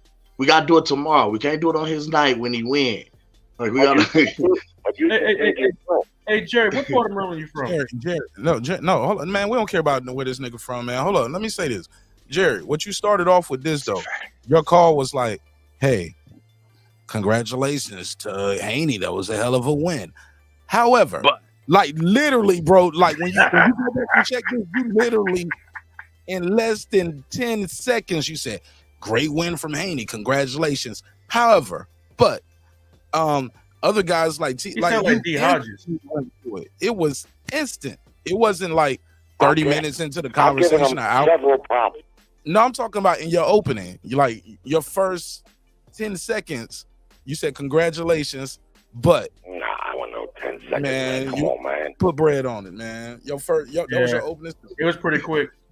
Nah. Yeah, it was your opening statement. Look, that was your. It's just funny because he sounds like D Hodges. I know what it is too. I remember what you told me, that Haney, a white boy never beat me comment. You kind of rubbed you a wrong way, and of course it did. And I still holding that against. Did you also hear me say that I thought Loma lost to him? Yeah. Now, if I had some hateful criticism, I would say what many people said, including Shakur, that Loma beat him. But I'm honest, and I don't. Right, yeah, that's what I'm saying. And you were honest about your feelings too. Man, I want to know where he's from. What part of Maryland is he from? Man, look, y'all can. So who cares? What does that have to do with boxing or what we talking about? Like, it don't matter. He sounds like D Hodges. He sounds like D Hodges. Well, D Hodges was from Boston. May he rest in peace. D Hodges is. That's what I'm saying. He sounds like D Hodges. But he's not from Boston. He's from Baltimore. That's what he said. So it has nothing to. Okay, man, let's move forward, bro. Man, put it in the private chat, Terrence. He'll put it in the chat. Nobody cares, bro. It means nothing to the conversation. Respectfully. So I'm saying, though, like, we got. What I'm saying. This nigga like, where you from? Let's meet up for some wings and play bowling or some shit. Nigga, I'm good. I'm good with that, bro. You gonna meet with random people from Maryland. Let's say that now. All right, well, there you go. So it's just Maryland. About 15 minutes from where Tank Davis grew up is where I grew up. Just outside of the city. Tank grew up just inside of the city. I was about to say everywhere in Baltimore, like in 15 minutes. You get from east to west Baltimore in 15 minutes. Go from Baltimore to Essex. You can go from go to Randallstown, and Randallstown is in the county. You get what I'm saying? It's 15 minutes away from the west side. I live in Randallstown. Yeah, so I got family right there. Off of I live on Eastern Shore. I can't do that Baltimore shit. Terrence Bailey, see what you did? You happy now? Then we just talking about Baltimore and where niggas from. Look, let's get back to boxing, man. God. Telling y'all I'm the host for a reason, man. I know what I'm doing. I knew what that question was gonna lead to. You knew where it was going. Well, I got family over there. Hey, Mark. Such and such. I fell right into the trap every time. Hey, look, let me give you the drop. Every time I try to get out. No, motherfucker soul from Baltimore. Every time. Who? Just when I thought I was out, they pulled me back in. Who don't know a soul from Baltimore? What you talking about? Terrence bugging. Me, I don't know. So, man, I don't mess with them hoodlums. Okay, Terrence, let's get back to boxing. We don't care. That is racist, Terrence. Boxing, not a geographical conversation. It's not geography tonight. Shit. Somebody said Jerry has a Baltimore accent. I'm a Republican. I don't fuck around in Baltimore. Oh my God, Terrence Bailey, let me host the show, brother. Jaden Barney said, Jerry, what it do? Let's keep it real, Jerry. Give Haney his credit. Lisa Bell said, trash them belts. She said all the belts, people should just trash the belts. I disagree with that. Kids is Damn, back, Lisa Bells, that's crazy, Queen. He said, kid is back, said world champions don't just get knocked out. I agree with that. Like, you gotta be special, man. It's harder to knock people out once your competition rises, but you gotta give him props, man. He went in there, dominated, man, dropped him, buckled him several times. And some people are gonna criticize him for that. Like, man, you had the man hurt. Why not step on the gas? And get the fans. He did what you're supposed to do when you beat the champion, right? You're supposed to beat the champion and knock him out, or you whoop his ass to where there's no denial that you won that fight. Who are the other belt holders in the division? Rolly Romero, Who are the other belt holders? Teofimo Lopez, and Subriel Matias. And Rolly's injured, Okay, and so Matias is injured. Okay, so what are the odds of Devin cleaning out the division? Very likely. High. Very good. Very good. If he can get honestly, right, he can get him. So I don't understand what the 47 He's the talking biggest about. draw out of those The four, 47, too. you got Boots and some other people at 47. So I personally don't understand why people are talking about Devin going to 47. 47 ain't that deep. When like it used to be. 140 is 47 ain't that deep. You said Boots and all these other guys. Who are all the other guys? Don't just say all those other guys. You going got up. Boots. Say what? And who? Blair Cobb, nigga. No, well, you got Boots and actually you still got Terrence fluctuate like Nah. seem like Terrence We is already know what's up with that. We already know what's up with that. Boot, Well, you got Terrence, Danny on it. Stanley Yeah, you got Stanley Onis. Give me You another. got Keith Thurman still you got floating around. Thurman. Who? Thurman. Keith Thurman. Thurman. Heard of it. Man, Thurman ain't nobody. Hold One up. time. That's Hold on, already hold on. been a rumor. They already spoke Oh, I on it. got some breaking news. Breaking news. Somebody just called my phone. Breaking news. Keith Thurman will be doing the remix flute album with Andre 3000. Oh, Yo, you gotta chill. He's gonna do a flute duet album. You gotta chill. Him and Andre 3000. You gotta chill, man. He's gonna do a duet flute album. Never heard of that weak shit out of here. But you know, I mean, the thing is, they mentioned Thurman by name, so they don't like that we just pulled this out of our butt. I If know, he goes I to know. 147, that's the one fight he I can know, possibly do I on pay per know. view. That's probably why. No, but I don't like that fight for what? Just to say you beat Keith Thurman? Thurman. It's a Former quality enough unified. fight. The only loss he took is to a legend in Manny Pacquiao. Yes. Yeah, but it probably would have been more Man, losses if he was actually fighting. Barrios almost took Bud didn't do it. Look. That's how you got to market He it. This beat how you got to Barrios market behind. yourself, people. Spence didn't do it. Bud didn't do it. The only person to do it was the legend, Manny Pacquiao. And now I do it. Like you got to. Hey, Mark. There you go. Hey, Mark. I This got is the $10. attitude era of boxing, Mark. I told you. I got a $10 bet for you, Mark. I got a $10 bet for you. I guarantee you that when Devin fights Shakur, it'll be at 47. That ain't Not a at bet. 40. I it'll called be at that 47. I called that a year and a half It'll be at ago. 47. Yep, I've I been agree. calling it since.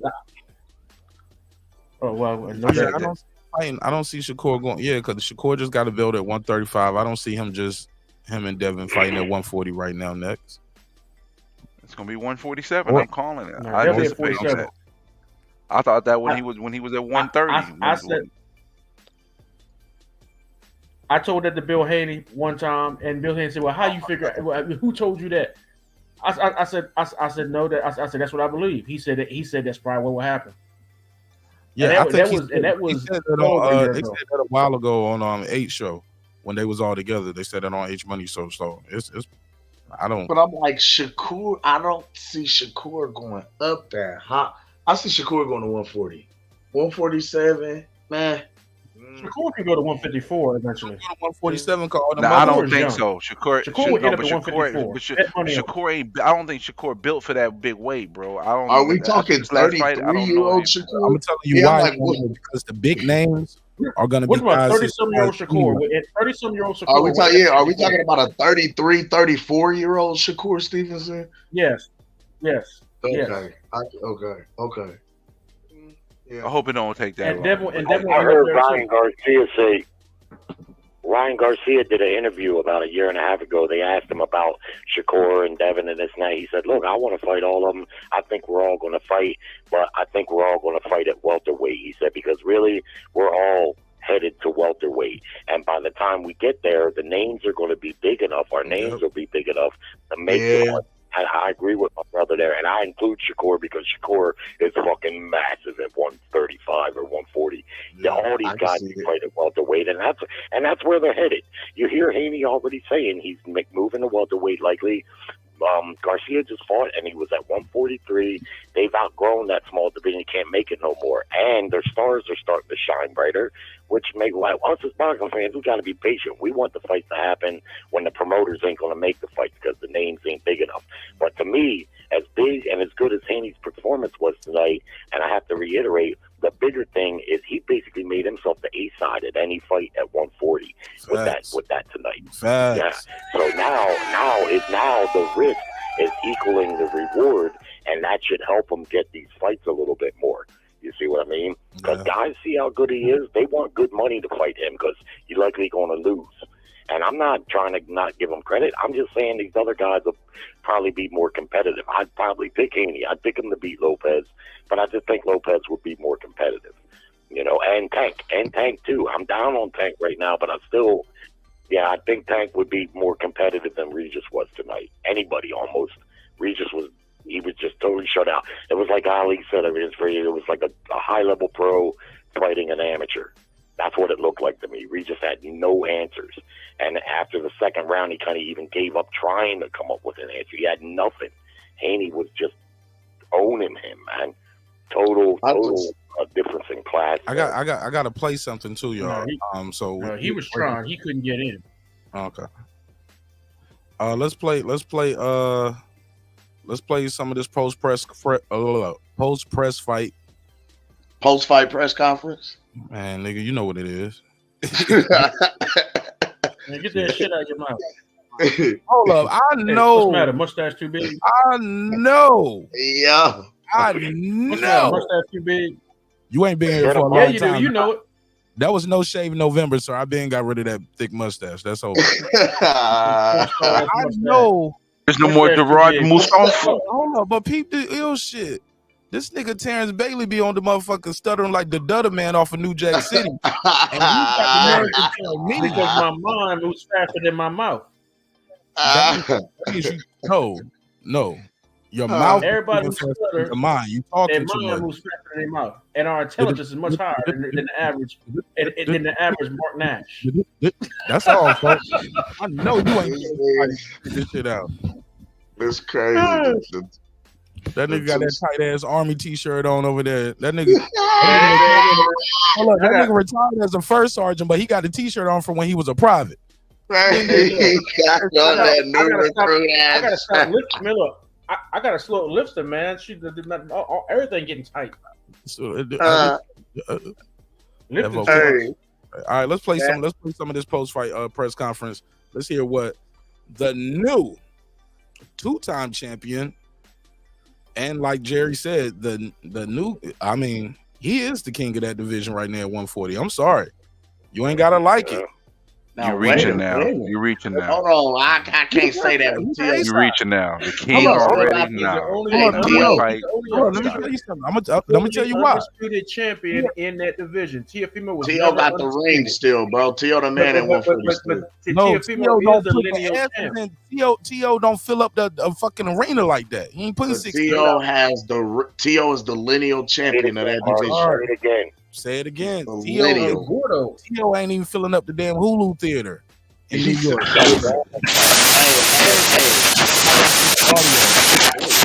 My audio. That's Bram. That's Bram. I muted your mic, Bram. Hey, but you know what?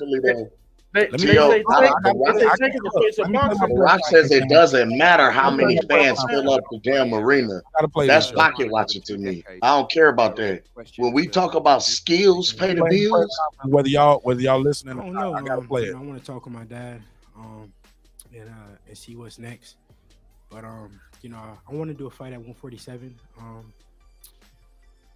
But it's a lot of big fights at 140. But I'm into making the biggest, best fights happen in the sport of boxing. That's where I'm at in it. That's where I'm at in it right now. I became undisputed at 140. 135, and I made history, and I'm in history books forever. But now, I want to make the biggest fights happen for, the most money. To be honest. Let's play this up. My 147. So he chasing the bag now. I don't know. I want to That's talk what to my he dad. wanted. My dad has, been looking at the 147-pound landscape. So you would have to ask him. Making this all happen. Devin is remarkable, man. He's truly special. And take nothing away from the guys at 130, 140, 147. But when we talk about them, they're good. But Devin is special, and I think he showed that tonight. His ability to handicap a fighter. Whatever the fighter does special, you guys won't get a chance to see it against Devin because that's just the kind of fighter he is. And as far as 147 pounds, when looking at legacy, and so many people right now turn his mic up. Support boxing by saying belts don't matter. We look to continue being a legacy. Devin being a legacy fighter. 147. He went up from 135 and challenged the 140-pound WBC champion, and he has the ability to go up and be in his first fight and undisputed at 25. In his first fight, not like Tio. And that's one of the options that's on there. He's creating. He's something special, man. I can't say enough about him. All right, let's fast forward it. Yeah, that's a good record to set. Yeah, that's a good record to set. That was part of the game plan, was go in there and handicap him. Oh, they was talking. What they just said. Devin set a new CompuBox record for Regis. I talked about it earlier. Let me put it on the screen. This is it's the least amount of punches landed by a fighter in a 12-round fight, according to CompuBox history. No fighter has ever went 12 rounds and only landed 36 punches. That's a new record. That is impressive of his own. Let's continue. 3 punches a round. Wow. His best things, and his best thing was his left hand. That was his bread and butter, and we took it off the table. And I don't even think he landed that many punches. What was it, 38? I don't remember, him even landing that many. So yeah. No, I wasn't surprised. I knew that if I went in there and stuck to the game plan, and I was in there disciplined, and it would work out. But like I said, I knew that I was levels above him, and these guys, I'm levels above them. But I was killing myself to make 135 so much. So I would get into a fight. I would go into the fight, and I would be depleted. I wouldn't be my best self. So now I'm able to go in there and be the real Devin Haney. Scary.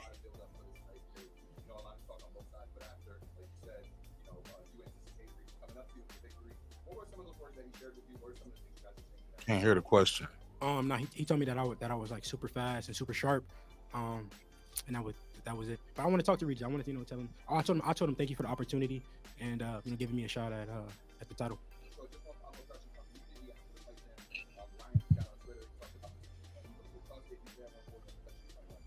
think that's a possibility. That's a mega fight. I've been calling out Ryan for years now, so it's good to hear that he finally won a fight. It sucks that it came after he took an L, but it was only a matter of time. But now he finally want to call me out. But at the end of the day, it's still a big fight, and like I said, I want to make the best fights, biggest fights happen.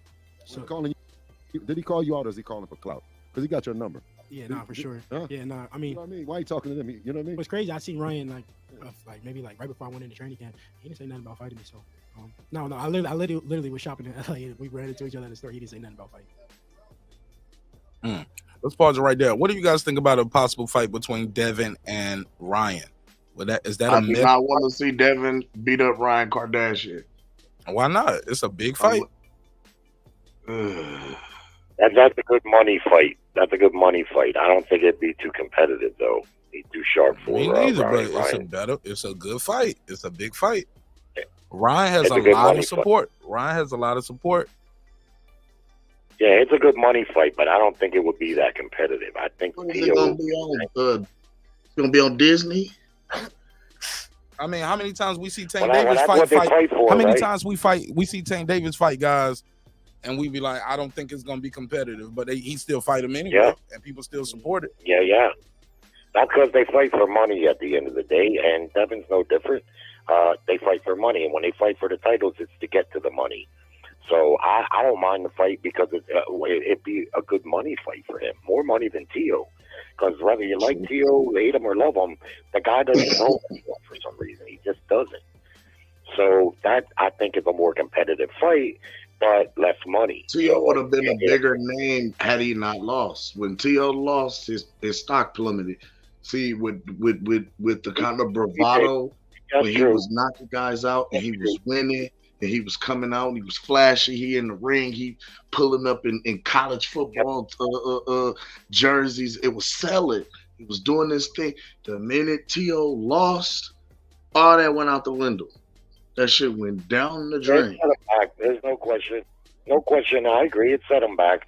But even prior to that, he'd only had like 12 fights, I think, before fighting Lomachenko. So it's not like he had a lot of fights to really be a top popular fighter. And let's face it, 135-pound fighters usually aren't big stars in boxing. It's not until you get to like the welterweight division that they really start getting the most attention. I like Devin Haney talking about moving to welterweight because I think he'll be even better at welterweight. I think his punching, I said all along, when he moves up, the punching power is going to be better, and anyone should know that. It was clear he was training himself, and that's the scary part. And the motherfucker was as good as it was at 135. We seen what he could do right here tonight, and the scary part is, fuck, man, he might be able to go down deep in the history books at 47, because with his whole package included, and the fact that, yeah, it could be tough for a lot of fighters. Honestly, I don't remember. And Furman ain't a bad team. I knew that I had him hurt a few times. I don't really remember what round it was, but yeah, I do remember, getting him hurt. Yeah, no, I was going back to the corner. I wanted to fight. I knew that I could hurt him. I knew that I was hurting him. But every round, my dad would. I went back to the corner. My dad would say, "Just stay focused, keep sticking to the game plan. You beat him easy, keep breaking him down." And that's what I was doing. And it comes with experience. In the Linares fight, I was breaking him down. He was going down fast, but I got too greedy, and that's when I got hit with a shot that I shouldn't have got hit with. So in this fight, with the experience, we just stuck to the game plan, and if the knockout was to come, then it was going to come. But we didn't want to get too greedy. What do you think of that? I learned from that Linares fight. I didn't want to get greedy in there. What y'all think of that? That is an excellent assessment, man. He went in there. He fought that fight like a vet, bro. Like straight up. He fought that fight so freaking disciplined. He didn't chase nothing. He let the fight come to him. He flowed. That young man was in a zone. He fought like he fought like he been doing it all his life, man. He did his shit tonight. I gotta give him his credit. And to answer Mark Summers' question that you put up on the screen, it's not that I hate Ryan Garcia's. Not you. Yeah. He didn't say why you. He said why do people? Because some people do hate Garcia. I'm about to say, and I don't. It's not. It's just that I wish that his boxing career or his accolades in his boxing career would begin to match that of his star power. Because yes, he is a marketable star, but his accomplishments and his accolades don't match what it is that he brings to the table when it comes to his virility. You know what I mean? As a boxing star, as a face, like fuck, even Golden Boy himself, Oscar De La Hoya, at least had belts. You know what I mean? To match the star power. You feel what I'm saying? Like at least give us some trinkets, Ryan. All right, let's play Ryan this next. Kardashian. No, like I said, I was depleting myself so much, and I couldn't understand how I was hurting, guys in the gym, every sparring session. But I get into a fight, and my power wouldn't be there. But it was because I was just depleting myself so much, killing myself to make the weight, that I was leaving it all, in the gym. In this fight, I wasn't even, trying to, punch hard, and I was hurting him, knocking him down. And I knocked him down and stuff like that.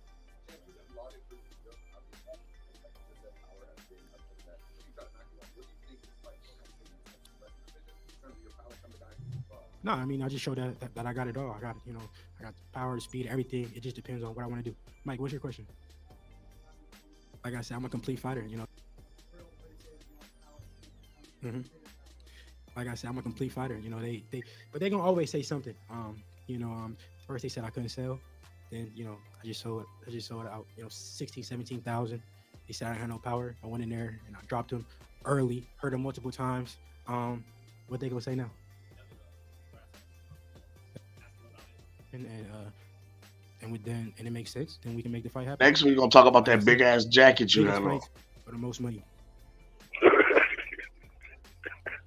Fight that he would be trying to build up.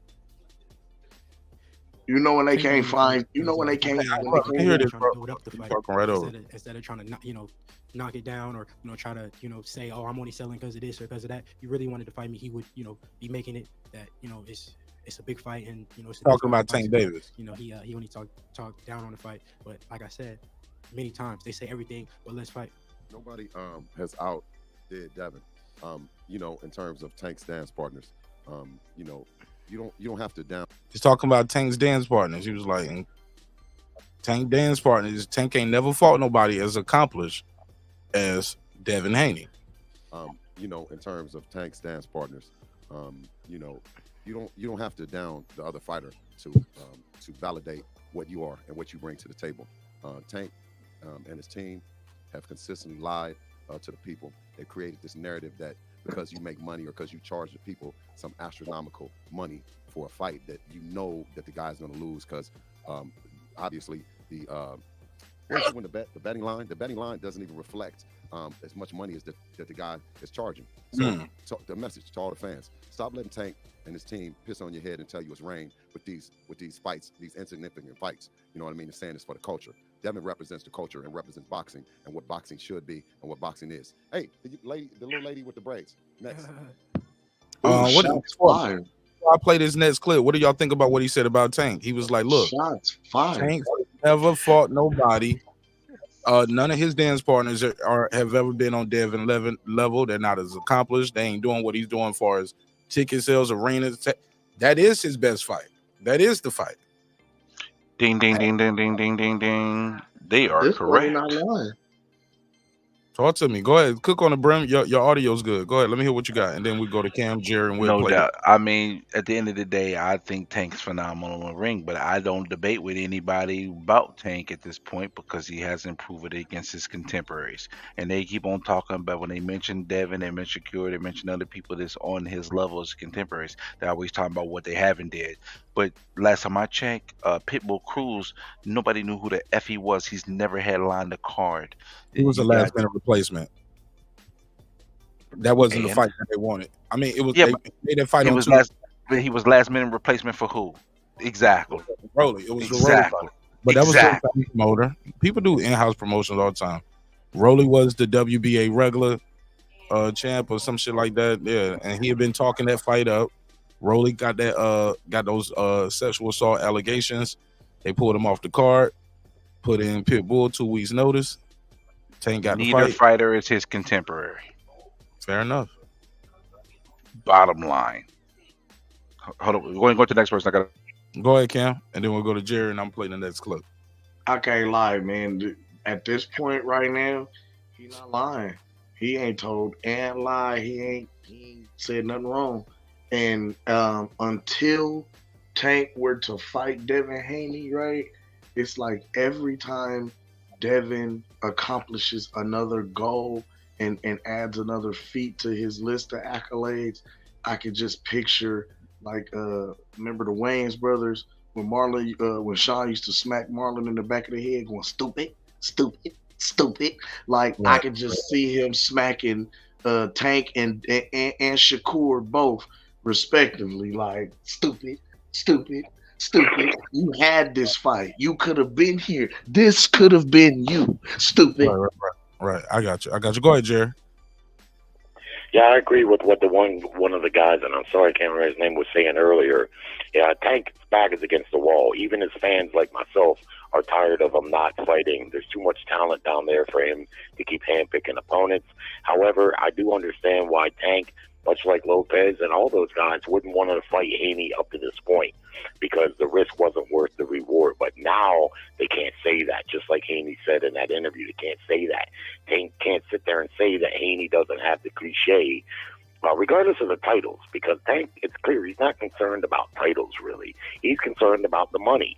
So I don't think Tank wouldn't fight him if the money's right, but now he has no excuse.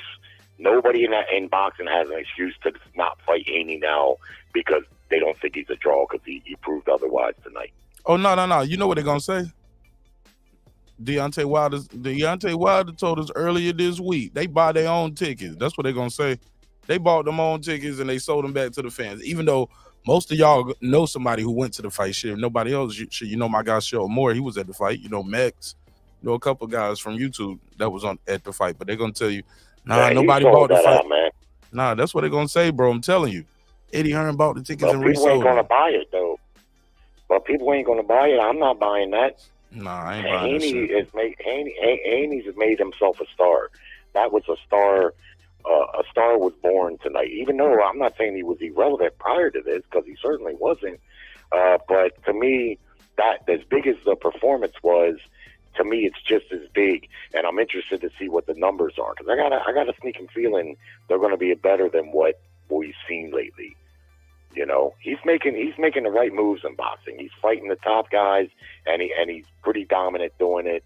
And his dad is out there constantly helping to promote him, and that doesn't hurt. And he's backing shit up, man. So, hey, it is what it is. Tank ain't got no excuse. Tank's got to get in there with somebody now. Enough is enough. Fair enough. Next clip. Can't hear what she said, but she said something to make everybody. Belsy Welzy. You seen some of my infamous sparring sessions. So you disciplined. I made it easy. You know, I went in there and I was real disciplined. I made it easy as possible. You seen some of my infamous sparring sessions. So you tell me, do you think that it was a sparring session? I don't know. You know, I put it in Allah's hands. You know, the time. You know, inshallah, I'll be number one on that pound for pound list. But I'm climbing the ladder. I'm you know. No other fighter has done what Devin has done, crossing the pond to become undisputed, coming up to another division and fighting the hard-hitting, arguably no one, you know, the boogeyman, no one wanted to fight. He's the number one fighter right now, pound for pound. I know, no slight towards Terrence Crawford's performance, but if Errol Spence was depleted and he has to go up to 54, how much fucking credit can we give him for that fight? You never heard of it. Wait a minute, man. Fuck out of here. Fuck out of here. He was a titleist at that belt. I don't want to hear shit. No, hold on. Let me hear that again. Now, Bill Haney, Mr. Haney, sounds like it's some shade going right there. Now, let's hear that again. Arguably, no one, you know, the boogeyman, no one wanted to fight. He's the number one fighter right now, pound for pound. I know, no slight towards Terrence Crawford's performance, but if Errol Spence was depleted and he has to go up to 54, how much fucking credit can we give him for that fight? Oh, and he dropped the mic. Y'all know the play. Y'all know the play. He just came out of his face and said he was looking to make the biggest fights in boxing. He's He is currently reviewing the 147-pound landscape.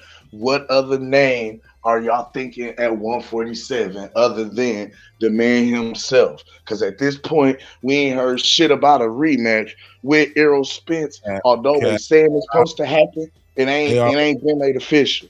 Figure deal me. So if that's the case, they figuring Errol is rather gonna take the litigation route and not even fulfill his own contractual obligation. So they like, fuck it. We're going to get the biggest payday we can ever get by associating our names with Terrence Bud Crawford.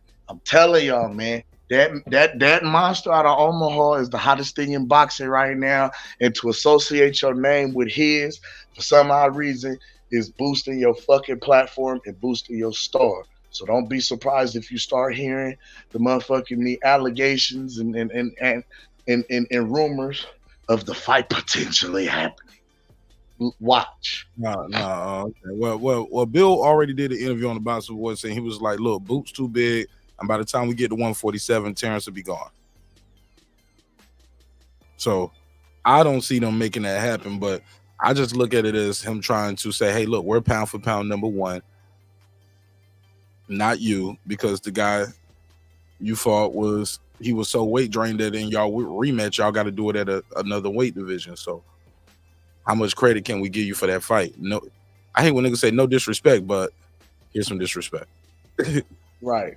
Sideways ass compliment. Yeah, Brent, what you think of that? What you think of what he said? Like, we can't give Terrence credit. Okay, Brent stepped away. Let's play some more then. And I feel like I'm, at this point that I should be fighter of the year. But not only that, they don't want to give my dad credit, but I think my dad deserved credit, trainer of the year. When they mentioned the best trainers in boxing, I don't understand because they never mentioned my dad, but he is the best trainer in boxing, and it showed. Look, we just went in there, went up in weight, and fought arguably the best at 140 and pitched a shutout, didn't even get hit with nothing, handicapped him. Come on now. My dad deserved trainer of the year, and I deserve fighter of the year. All right, what y'all think? Bill Haney, trainer of the year, Devin Haney, fighter of the year. Does he got a case? Fuck no. Tell me why. Why not? Listen, Bill Haney has only coached Devin's career. We watch Bomac pull and resuscitate. We ain't say best trainer in life. We said trainer of the year. A lot of guys have one fighter. The trainer of the year has multiple fighters with multiple who have had undefeated years in boxing.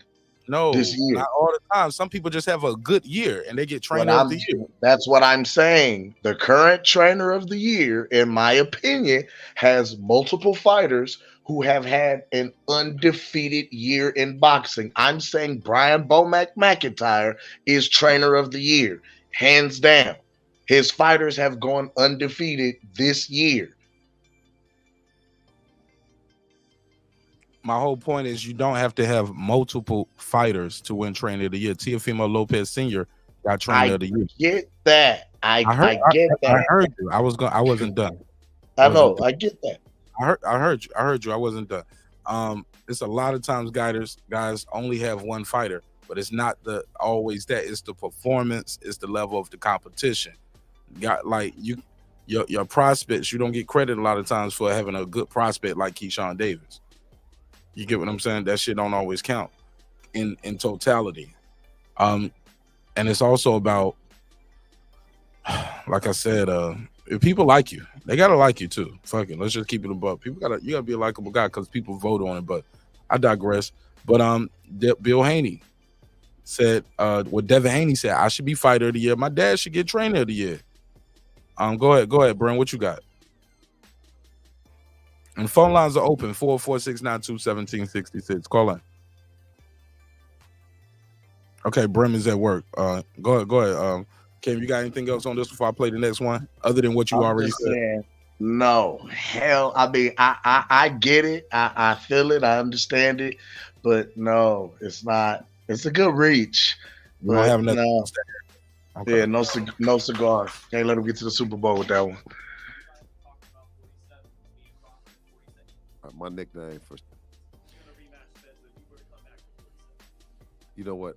My nickname for Devin is Superman. You know, and anything is possible. But let's move this thing the way that it's supposed to move and give him credit for this fight tonight. And then, but don't look at like a far-fetched possibility of him going up to 47. He's the boss. He'll get a chance to decide. Of course, Eddie will do his best to put things on the table. We'll strategize and give Devin a chance to look at it. But I mean, I keep hearing this Ryan Garcia shit. Is that real, Eddie, or what? I mean, it's come from Oscar, which doesn't necessarily mean it's real. But Ryan said so as well. But listen, that's a great fight. You know, I think Ryan should be. They want that fight. Look, every time they ask Eddie about this shit, he wants that Ryan fight. It's the money. He should be chasing the number one in the division. And Devin's the number one in the division. So, you know, I do think, looking back, I think people don't quite understand what Devin used to do to make 135. When I used to work with him, before he had to go over the other side and rob the bank, he was done at 135, and he went on to have 3 more fights at 135. 2 of them was traveling to the other side of the world to make weight, which I think is an incredible achievement. And Absolutely. He's right. There is no way he could have fulfilled the potential he had as a fighter at 135. And I think for years and years, like we chased the Ryan Garcia fight, no one wanted to fight Devin Haney, and everyone uses the excuse. When you've got a really good fighter, everyone uses the excuse, oh, they just don't sell. It's not a big enough fight. No one knows who he is.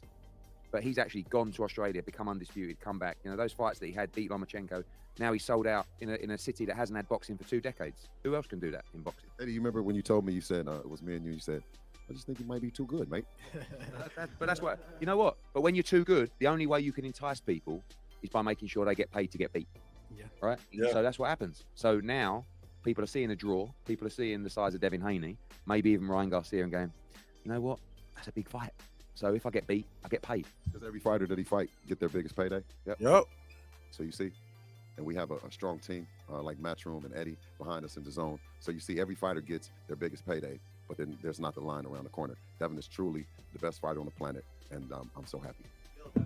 All right, respond to that. He said, phone died, Mark. Thanks for having me. It's all good, Jerry. I'd love for you to call in anytime, bro. You always add a unique perspective to the show, and I appreciate you, man. Thank God for you. Shout out to TJR. He said, Garcia breeding champions. He said, Hearn saying exactly what I said. What part is exactly what you said? Oh, yeah, where guys will get paid to get beat. Gotta pay them. It's a funny thing too. Is a funny story. You know, I got a message from Oscar yesterday, Oscar De La Hoya, and I was surprised. He wished me luck. He said, he said, good luck, do your thing. And I scrolled up. I looked at the message before, and the message said, I told him to fuck off. so it was funny, but I told him, thank you, him being a legend and him wishing me luck in this fight. Mm.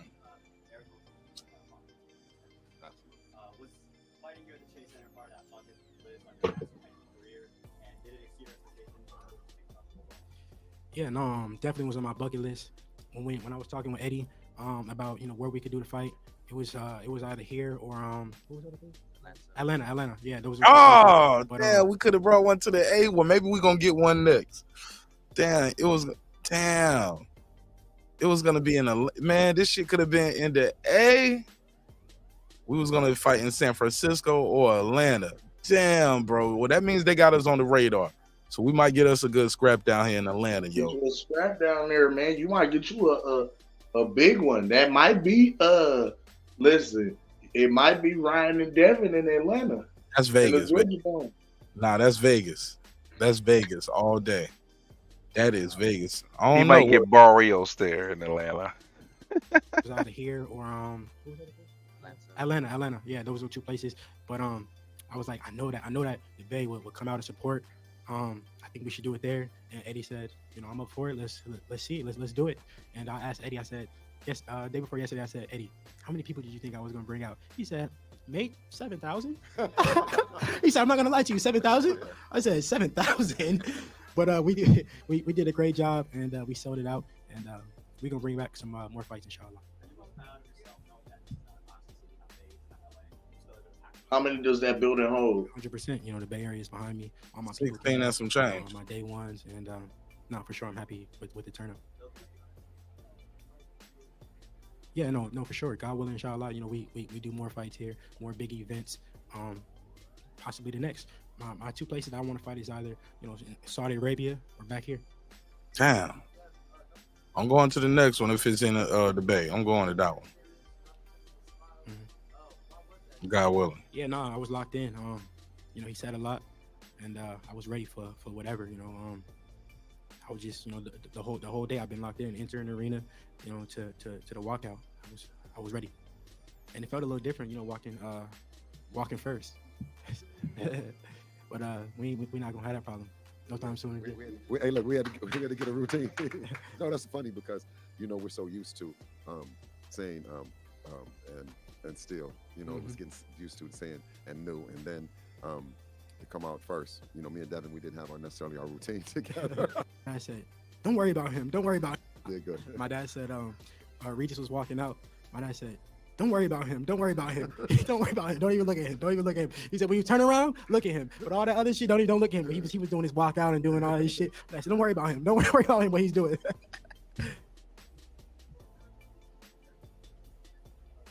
Oh, yeah.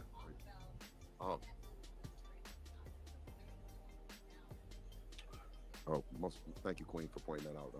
Shout out to our team who did a tremendous job, Shamar Canal and Amari Jones. You know what I mean? Just made New York proud, and of course, Amari quite proud. And they right here at the end.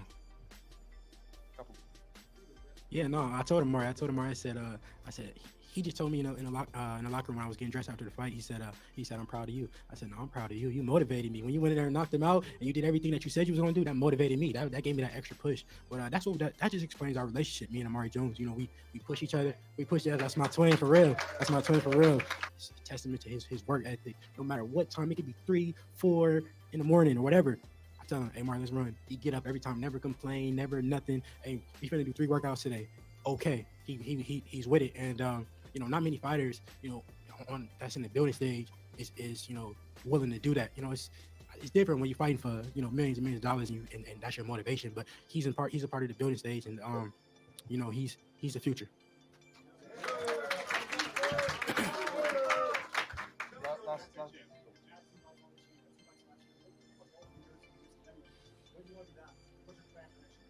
Yeah, I just want to take some time off, you know, spend some time with the family. You know, I had a hard training camp. I've been in training camp for, you know, in training camp for 10 weeks, but before that I was training, and I've been very disciplined and, you know, focused. But before I leave, I want to give a, you know, special happy birthday to my chef nutritionist, James Lockwood. Ever since he came, you know, he's the best at what he do. I'm the best. That's all. Anything good? You know, somebody that was, you know, super close to me, that was living with.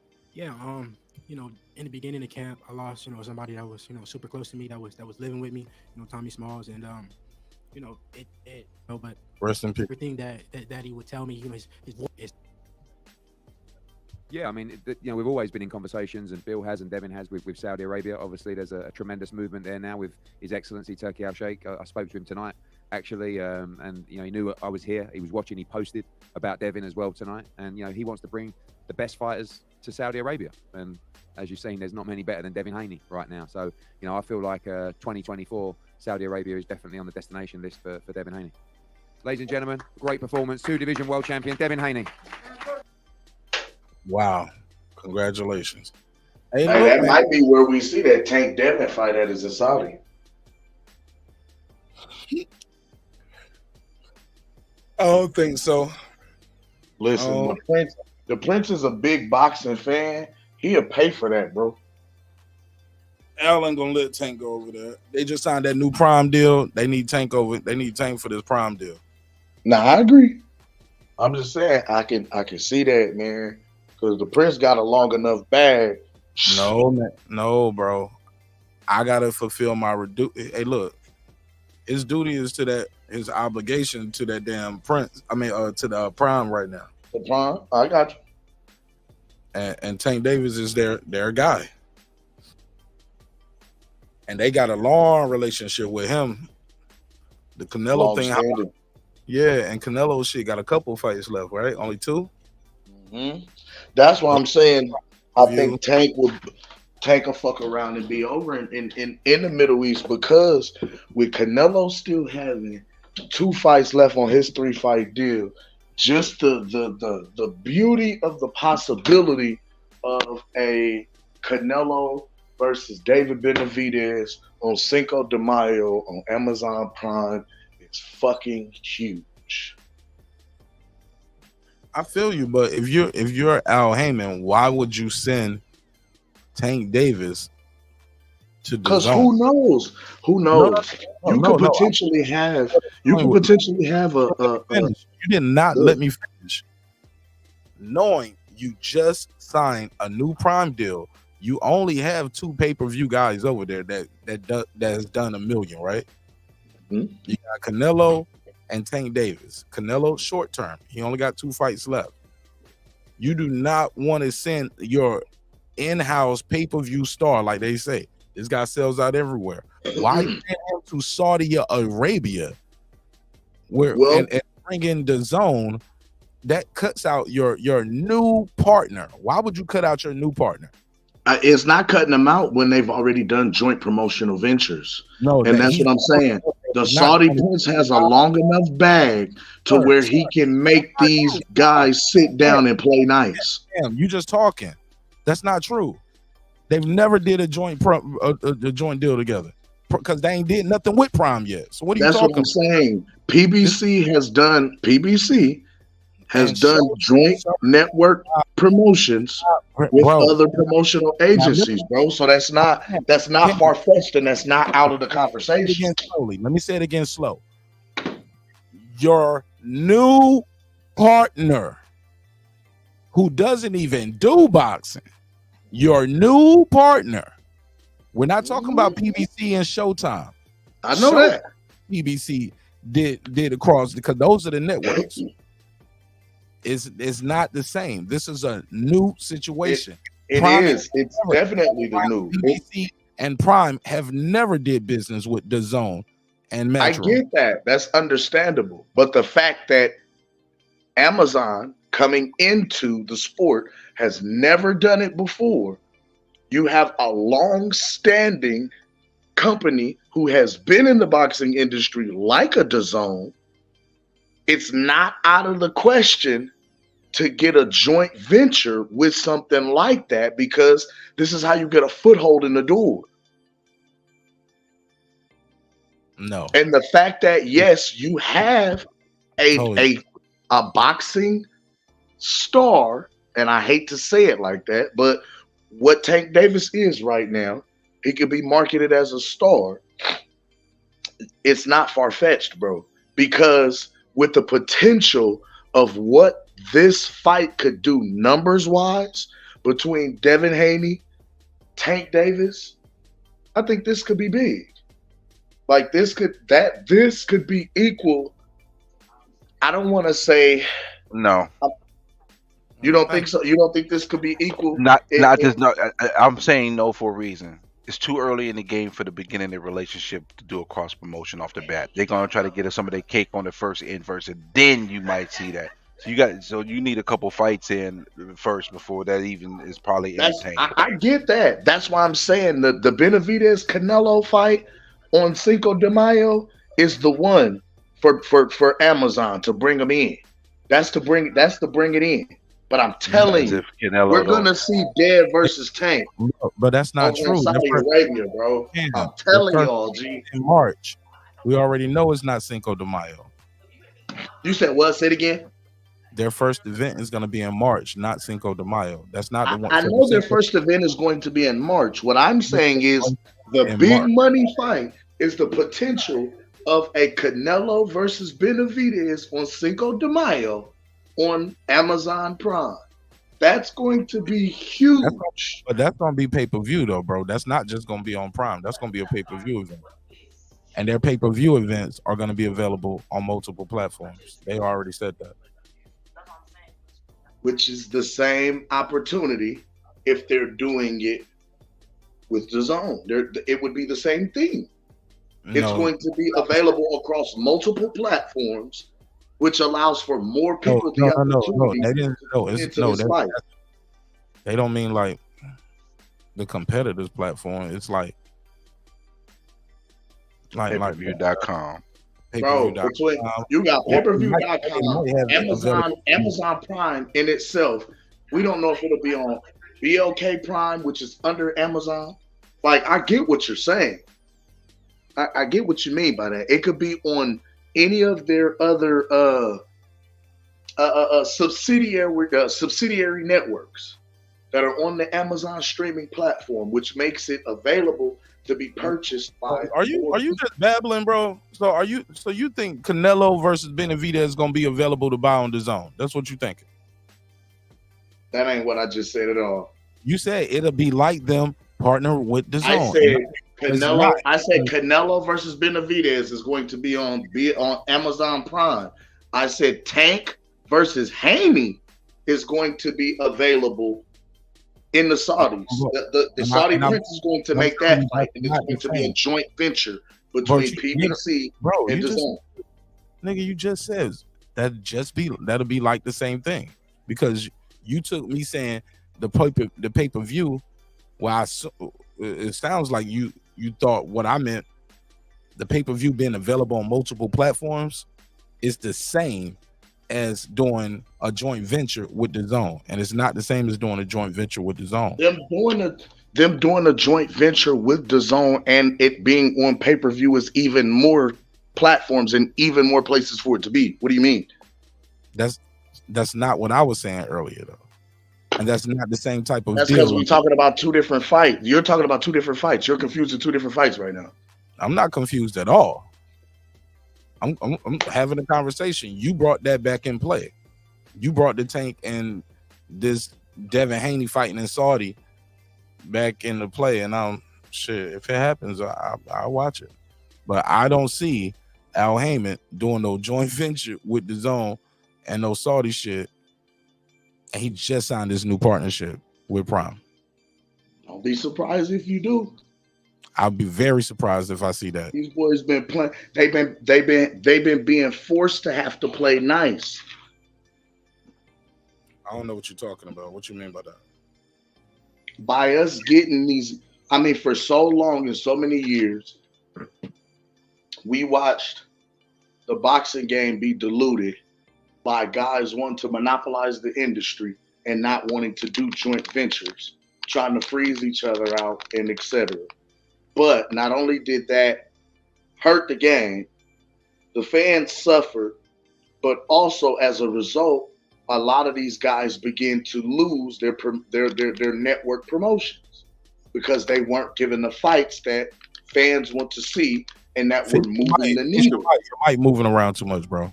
It's cackling. Doing a lot of cackling. No, I'm opening a pack of switches while I'm talking to you. Yeah, man. Do one or the other. So by them not giving the fights that fans want to see, they start losing promotional network deals. So this is what I feel like, in order to get these, they're going to have to put on big events and big fights. And this is how I feel like we're going to start to get those.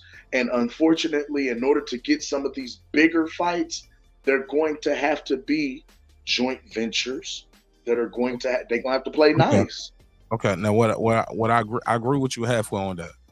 I think the bigger issue is not charging pay-per-view for the fights that are there's basically some mid, like Andy Ruiz versus Areola shouldn't have been pay-per-view. Thurman versus Barrios. That shit, like those kind of fights, instead of charging pay-per-view, put that shit on Prime. You know what I'm saying? So I think they need to be doing more things of that nature. I agree with that wholeheartedly, for sure. But when I'm looking at just the big name fight, when we talking the guys that they're considering to be current stars right now on these respective networks and agencies and stuff like that, these are what we're going to see on pay-per-view as pay-per-view fights that are going to happen on pay-per-view. But also, if you are they're going to put it behind a paywall. but also you have the opportunity to tune in as a subscriber of any of these respective subsidiary networks. All right. Well, shit, Brim ain't even talking that much, man. I know he at work, but shit, that's it, man. That's all I pretty much got on it. This was a hell of a fight tonight, man. You got to give Dev his props. That young bull went out there and he did his thing. I mean, yeah, we can speculate all we want, but at the end of the day, hell of a fight by Devin tonight, man. I just can't say it enough. Hell yeah. Somebody said, I put a survey in the chat. I said, what do you want to see? What do you want next from Haney? Teofimo Lopez, Garcia, Matias, go to 147. Go to 147, 8%. Matias, 13%. Ryan Garcia, 19%. But a resounding 60% of the audience wants to see Devin the Dream Haney versus Teofimo, the takeover Lopez. All right. That's the fight at 140 right now. I can't even lie. That is the fight to see. That's the one. Like we are anxious to see what version of Teofimo shows up fight night. Like, is he like, he said after going through his relationship, whatever the situation was with that, he was fully focused. He was back. He was better than ever, and now he was able to mentally, he was back in a different space. So now we want to see that. And if that is the case, if that is indeed the case, it should be huge, man. This should be fireworks. Is what we expected. Man, I think this kid, wow, sky's the limit, man. Facts. I think Dev can make history, man. I think he can do 2 times undisputed, man. 135 and 140, and then move up to 147 and start campaigning there. I think that would be huge.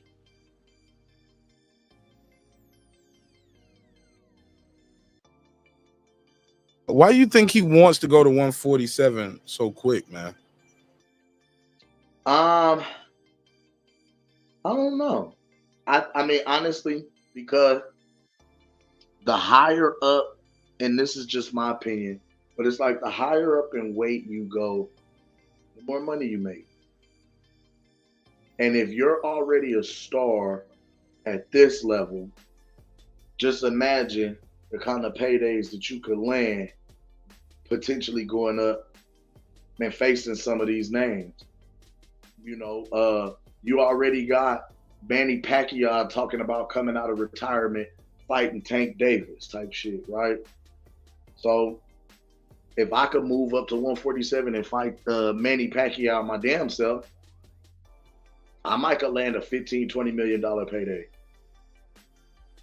We just watched Errol and Bud make upwards of 20, 30 million. You know what I mean? So it's not far-fetched that the young bull, he's already etched his name in stone by becoming undisputed. His name is in the history books. But it's like, as he's continuing to chase legacy with these big name fights and these championship fights, is bringing about bigger paydays too. And as he's going up in weight, he's going up in risk. So is the reward. But that's just a guesstimate on me.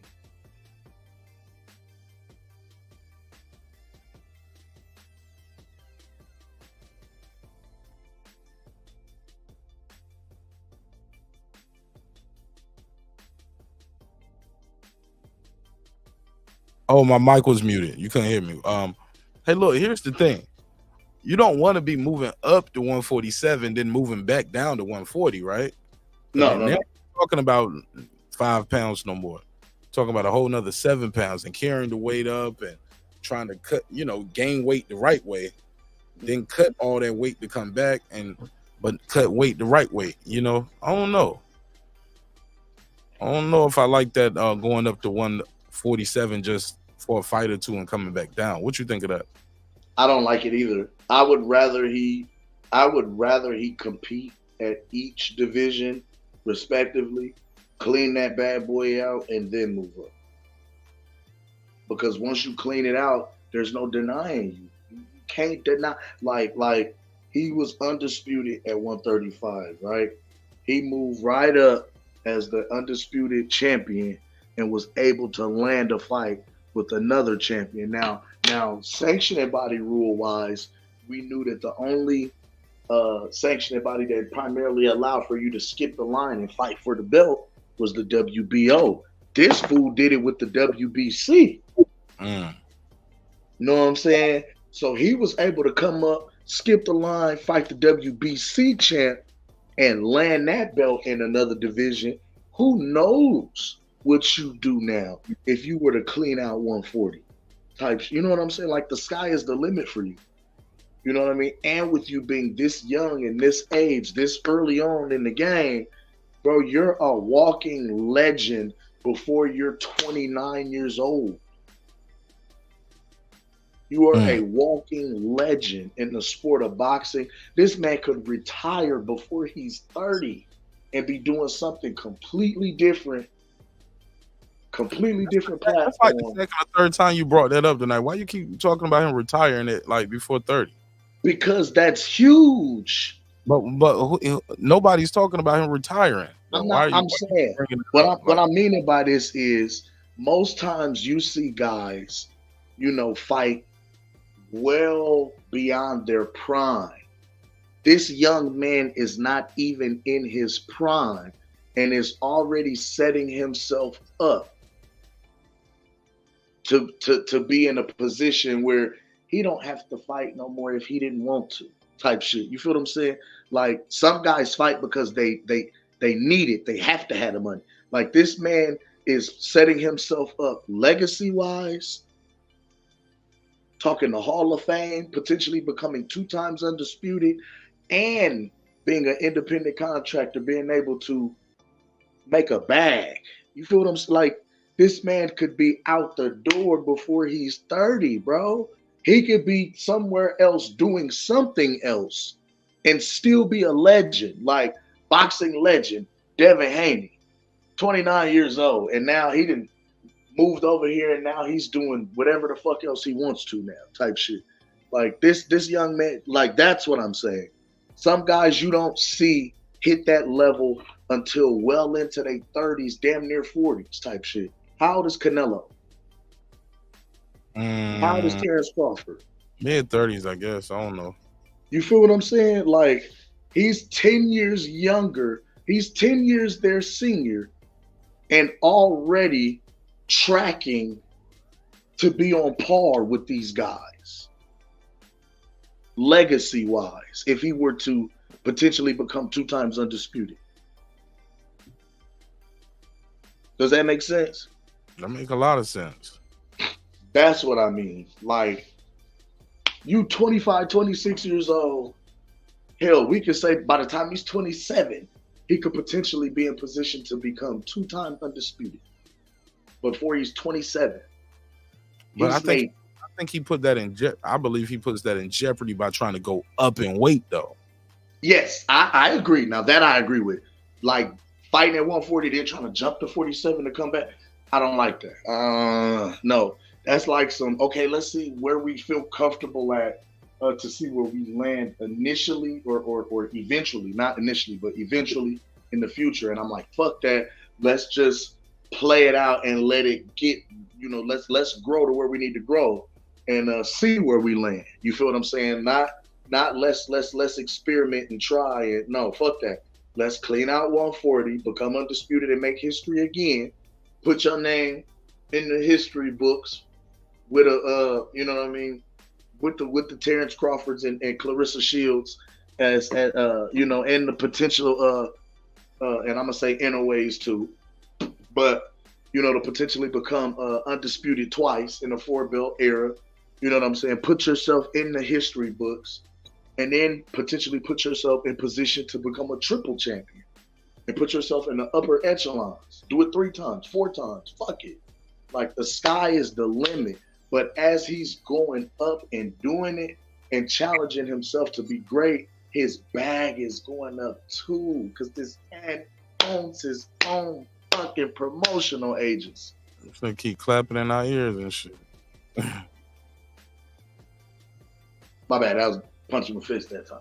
But yes, it was the demonstrative. Like that is huge, bro.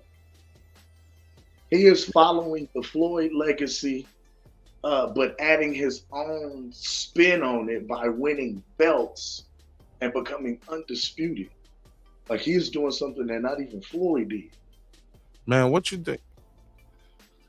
Yeah, I was saying that tonight during the fight. I was like, yo, this is like a Mayweather-esque type performance this guy's doing right here. It was. I can't even hate that. This is true.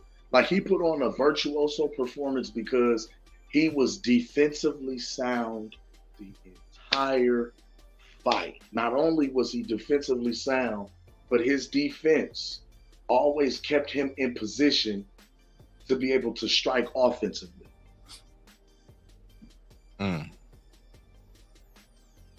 Like he stayed in range. You know what I mean? He was always in range to throw. And his speed was allowing for him to be in range to land his shots and be out of range to be out of the way of his opponents. Like that's good defense, bro. That's good boxing. That's the sweet science. To hit and not get hit. He did that.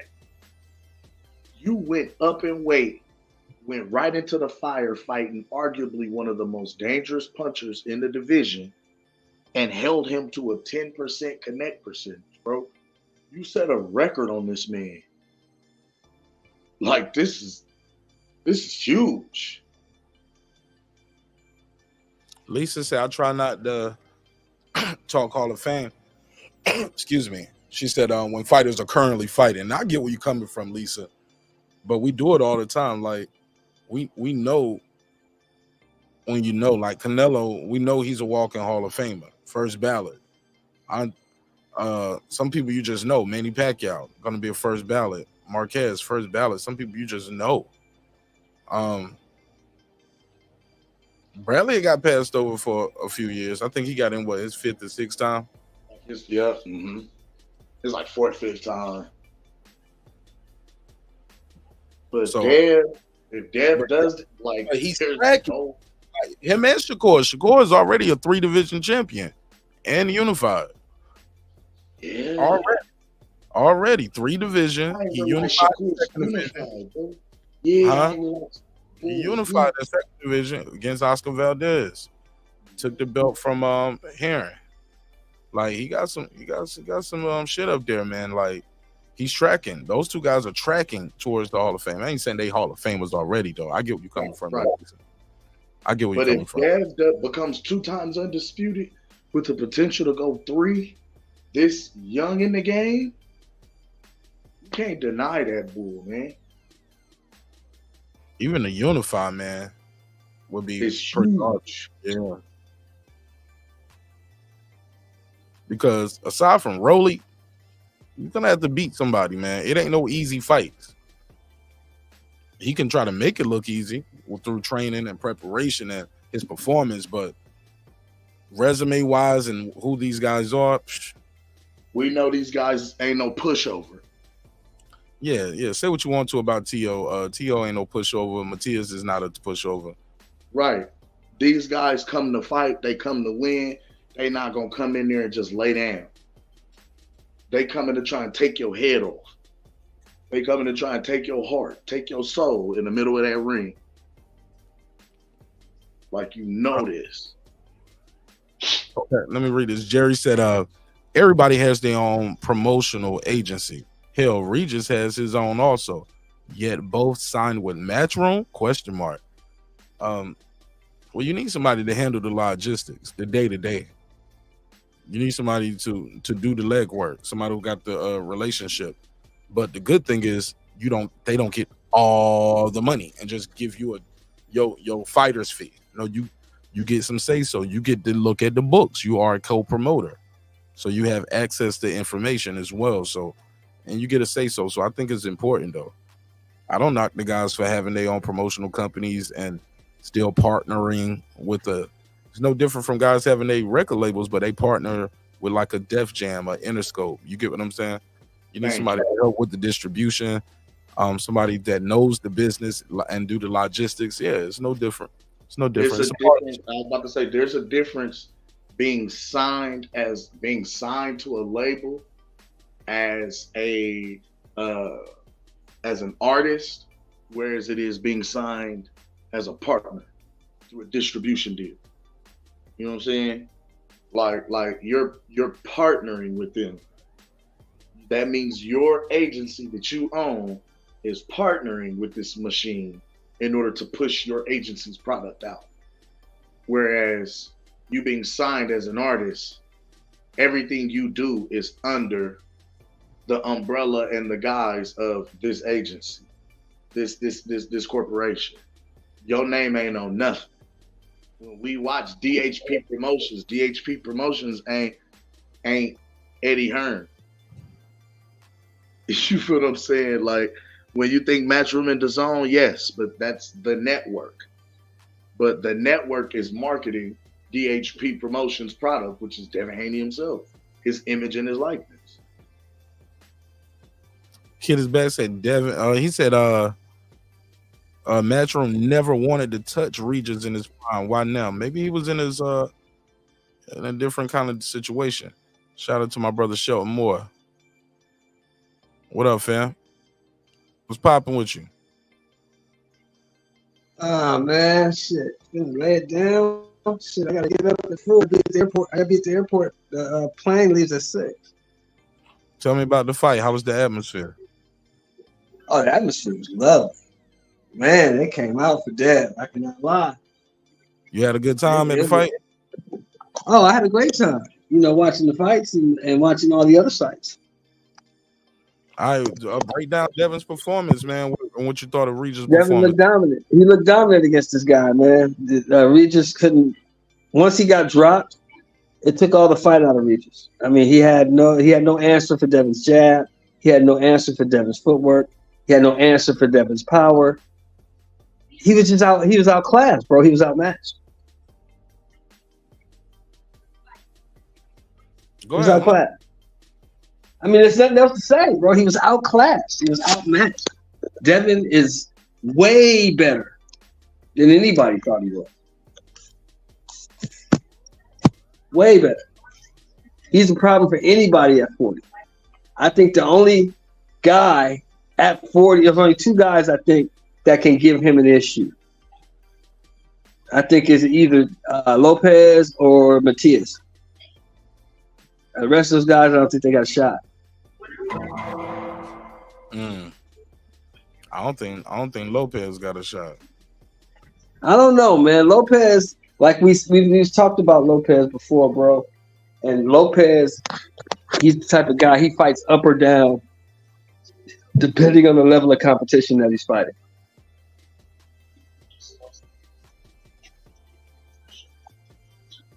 That's what he's shown me. If he's fighting a guy that he has respect for, he's going to put on a decent performance or a great performance. If he's fighting a guy who he thinks is trash, he's going to look like trash right along with him. Okay, well, that's why he's going to lose to Devin Haney, because Devin Haney ain't that type of guy. Devin Haney bring his A game every time. Right. I'm not saying that Lopez can beat him. I'm saying Lopez will give him some competition. Oh, you sound like Jerry. That's what Jerry said. What did he say? Same thing you just said. He said, He said he looked this good partly because of the opponent of Regis. He said, these other guys are gonna make it more competitive.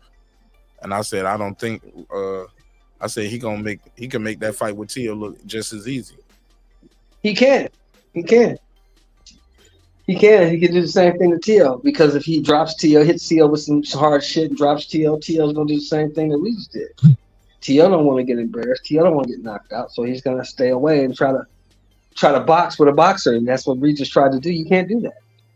Right. Regis' only chance to win the fight was to make it a dog fight. He had to make it a fight. He couldn't box with him. And we already seen what happens with those check hooks, especially it's going to be worse for Tio from the conventional stand rushing in. You saw what Sandor Martin was doing to him, hitting him. Right.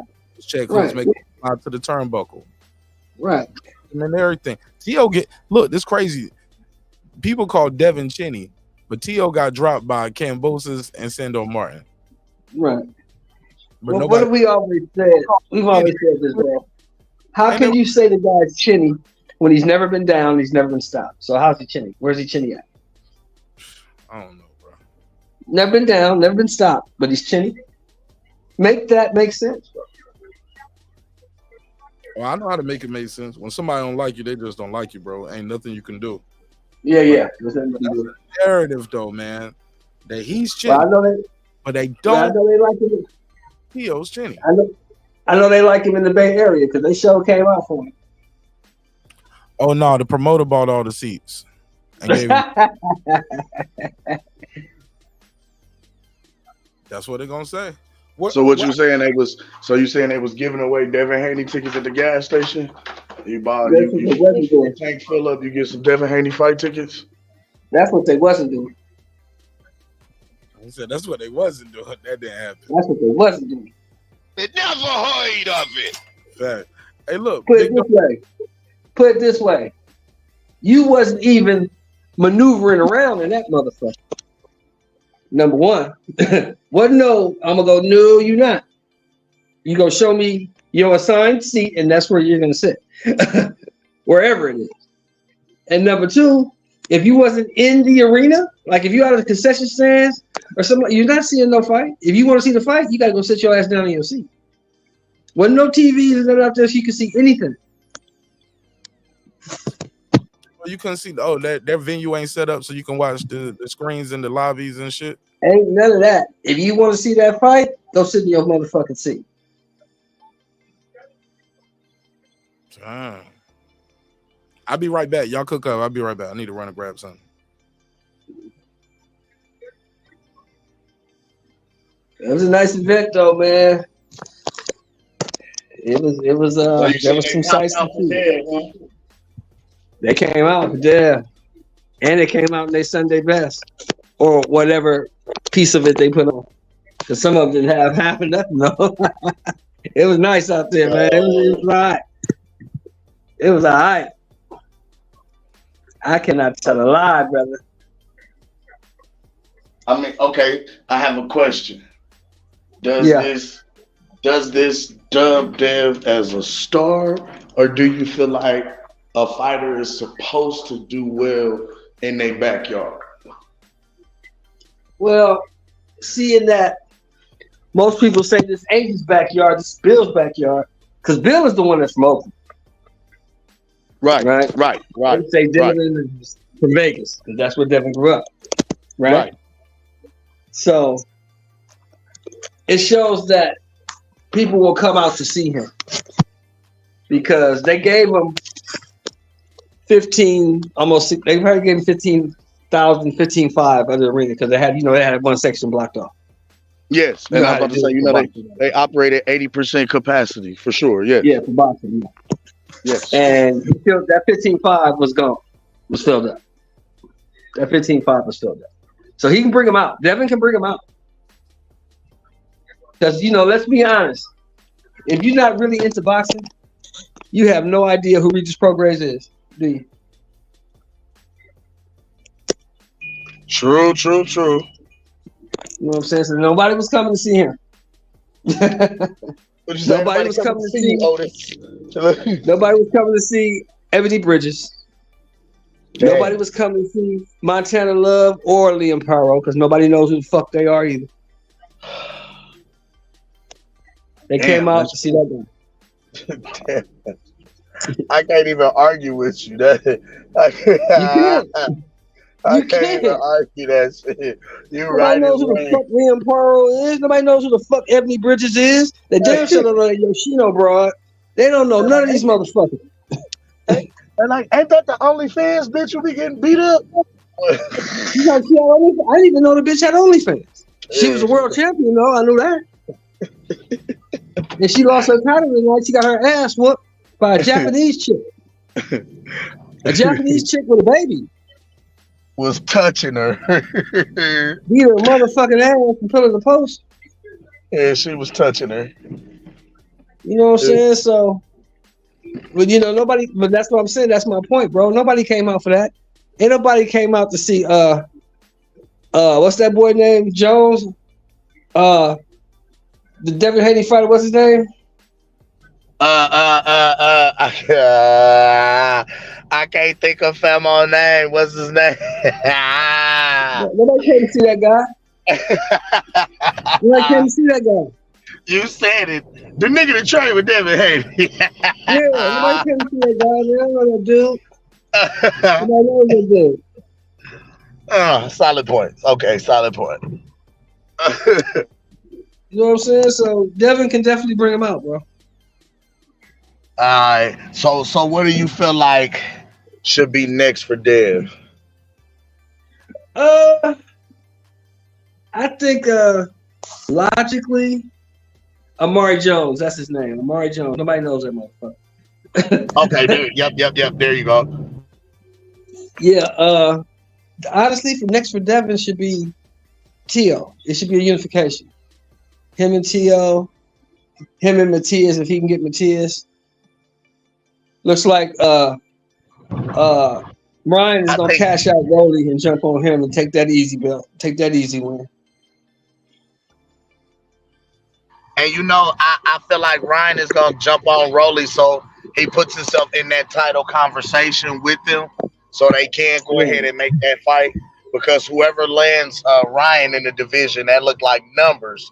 But now, in my mind, I always thought that Tank, you know, seeing that he didn't want to necessarily have the rematch with Pitbull Cruz at 135, I could see Tank moving up to 140 and challenging Rolly Romero for that belt because he already beat him before. Why not go up, knock him out, take this belt? You're a title holder at 140 now. But see, here's the thing for Tank. When you Tank Davis, you can't do rematches with motherfuckers like Pitbull Cruz. Because we don't want to see that. I mean, but that's the one guy you ain't can't knocked out. move up to 40. This is. You don't want to see that shit though. I was about to say this effectively. We just watched Pitbull Cruz. This is your Bermain Stavern. No, because we just watched Pitbull Cruz on the undercard. We just watched him on the undercard, and Spencer Crawford get his ass whooped by nobody.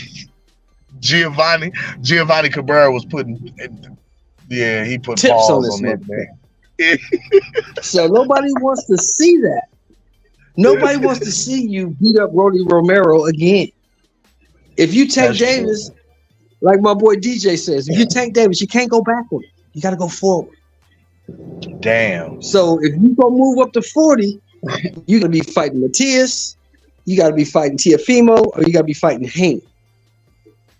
If you ain't fighting Haney, them three dudes, take your ass back to 35 and fight Shakur. But don't fucking fight no goddamn Cruz. Nobody wants to see that. Let him go fight Loma. Let him go fight fucking what's that motherfucker Cambosis. Let him fight them dudes. Let Cruz fight them. Makes sense. Makes a world of sense to me. You fight motherfuckers we want you to fight because Tank, number one, you get long in the tooth. You 30 years old, so you getting long in the tooth. You ain't gonna be around this shit too much longer. And we can't have you fighting. Yeah, we can't have you fighting also rans and bums talking about you one of the best that ever did it. No, you're not, because you didn't fight the motherfuckers. The boxing, fighting bums. Yeah, you can't fight the motherfuckers. You know what I'm saying? We why do you think we still 40 years later talking about Duran and Sugar Ray Leonard and Hearns and Haggis? Why are we still talking about them? They were seen as the best in their division, the best of their time, and they fought because they fought the motherfuckers they supposed to fight, and they fought the people that was in front of them that they were supposed to fight. Like whoever had a name who was somebody, I want you. Let's fight. Yeah, nobody ran from nobody. Nobody ducked nobody. Nobody claimed A-side privilege on nobody. Nobody said the wrong side of the street. None of that dumb shit. True. It's got in there and got out.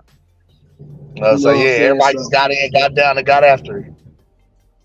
You know what I'm saying? So the thing is, man, I think with this move to Prime, that's gonna help a lot because number one, see what people are forgetting about Amazon Prime is that they're fucking loaded, so they don't need to do pay-per-view.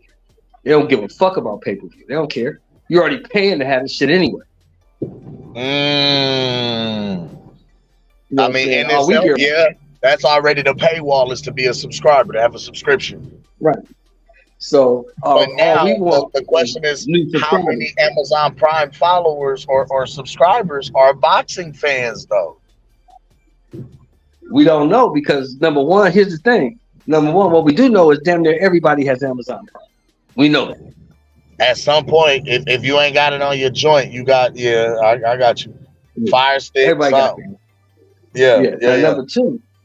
Number two, how many of these already subscribed Amazon Prime fans, subscribers of boxing fans? And number three, how many new subscribers can I get by going to boxing? Because I already got the NFL, already got Major League Soccer, I got English Premier League Soccer, I got baseball, I got basketball, I got everything except boxing. Shit, all they need is MLB and MLB boxing and MMA. They got a foothold on everything. And they got MMA. They got that one series. They got the one series over in Japan. Oh, the one championship. What you call it? Damn it. Not Bellator. No, they got the one championship. Yeah, you know with Mighty Mouse Johnson, all them dudes that used to be in the UFC over there. Yeah, I can't think of the name of it. I know exactly which one. The one they kick you in the head when you're down. Yeah. They got that shit. So they got the MMA side locked up. Oh, for them anyway. They got MMA. They got boxing. Now they got NFL football. They got Major League Baseball. They got NBA basketball. They got Major League Soccer, and they got English Premier League Soccer. So they good. Oh, so they locked in everything. Just trying to take shit to the next level at this point. This is crazy. Because people don't remember, people not realizing, right, that streaming just started taking off really like 2-3 years ago. Is when streaming really started picking up. Motherfuckers still had cable. It's motherfuckers today that still got cable. And they trying to get these motherfuckers off cable by taking everything that you would keep cable for. They taking it away. You don't need cable for that. We got it over here. Yeah. You don't need cable for that. Tell them they cutting the cord. Yeah, exactly. Damn. Damn. That's why that motherfucker worth $170 billion. Because he's smart. Damn. That's crazy. Because somebody asked me today, they was like, you think it would be smart? Because I was saying that maybe either they're going to take off in March when they have their first show, is either going to be Tank the headliner, or it's probably going to be, more than likely, it might be Spence and Crawford the rematch. Right? And somebody was like, well, damn, well, you think it would be smart to start your boxing content with a pay-per-view? I said, that's the problem. That's why you're wrong. Amazon Prime don't need a pay-per-view. They don't need no money. They're not looking for money. They got money. They coming in the door with money. They walked in the game with money. Like they got money to burn. They just trying to like, all right, let's try some shit and get some more money off of this. Like exactly. Damn. And if you look at the purses tonight, you know what both of these niggas was guaranteed tonight? 1.5. You bullshit. So they got 1.5 guaranteed. Now with the total revenue after everything come in, they said Devin can probably make 4 and Regis gonna probably make 3. Which still ain't bad. And for a motherfucker like Amazon Prime, Amazon Prime that's worth $170 billion, 7-10 million, you make that shit back in a couple hours.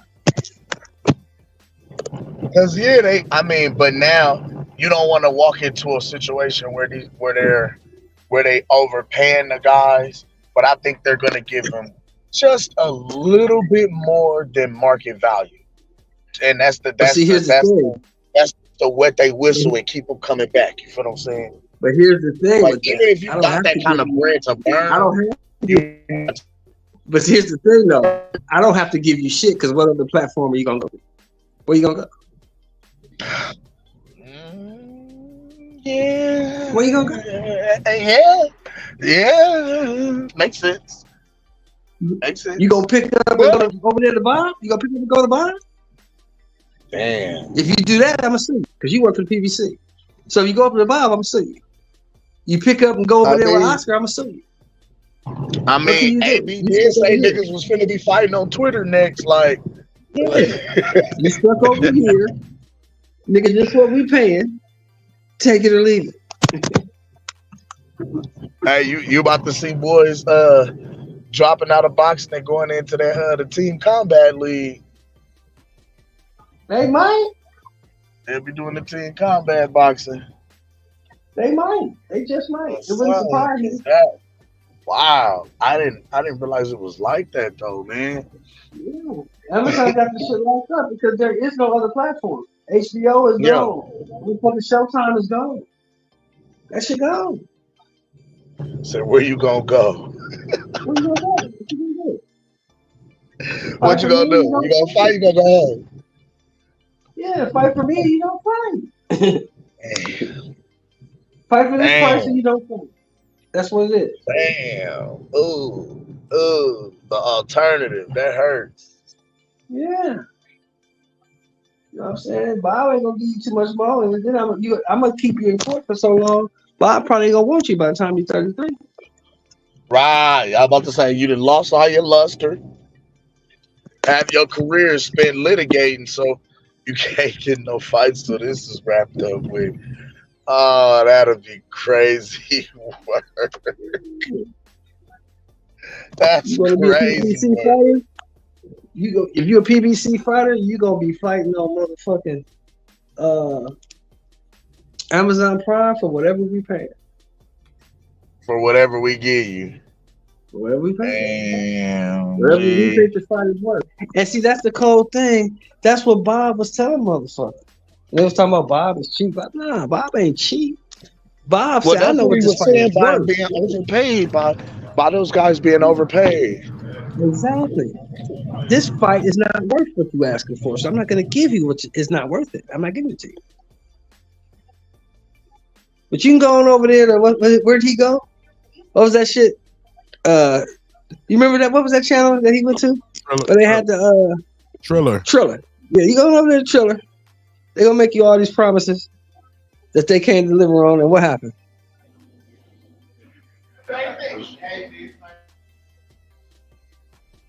They made him all them promises that they couldn't deliver on, right? Yeah, they did. I'm about to say, and it didn't do the wrong shit. And then with the purse bid, the zone won the shit. He went over there, got his ass whooped. Then he wanted to blame the zone for getting his ass whooped. Says they fault, right? I'm about to say, yeah, he blamed everybody but his damn self, and he the one that fought. Right. And so where did you wind up back? Where you at now? Where'd you wind up at? Right back at to home. Bob. No, Right look, back to Bob. at home and right back over there with Bob. Yeah. That's crazy. You right. Because Bob, you've never heard in 60 now, we all know Bob is a nefarious motherfucker, and he probably done some nefarious shit. We know that, right? But the one thing you have never heard from anybody who worked for Bob, you never heard of any fighter say Bob owes me money. Never heard that. Bob's a lawyer. People forget that. Bob's a Harvard graduate. He's a lawyer. So Bob's going to pay you. Bob's just not going to overpay you.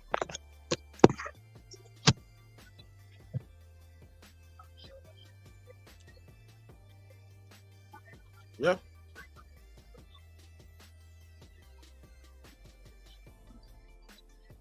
And that's the problem with a lot of these fighters. They overestimate their value. They think they worth way more than they really are. Speaking of value, what you think of Bill Haney, Devin Haney? Is that manager of the year, fighter of the year? They got a case? They got a case for fighter of the year. What about trainer of the year? I don't know about that.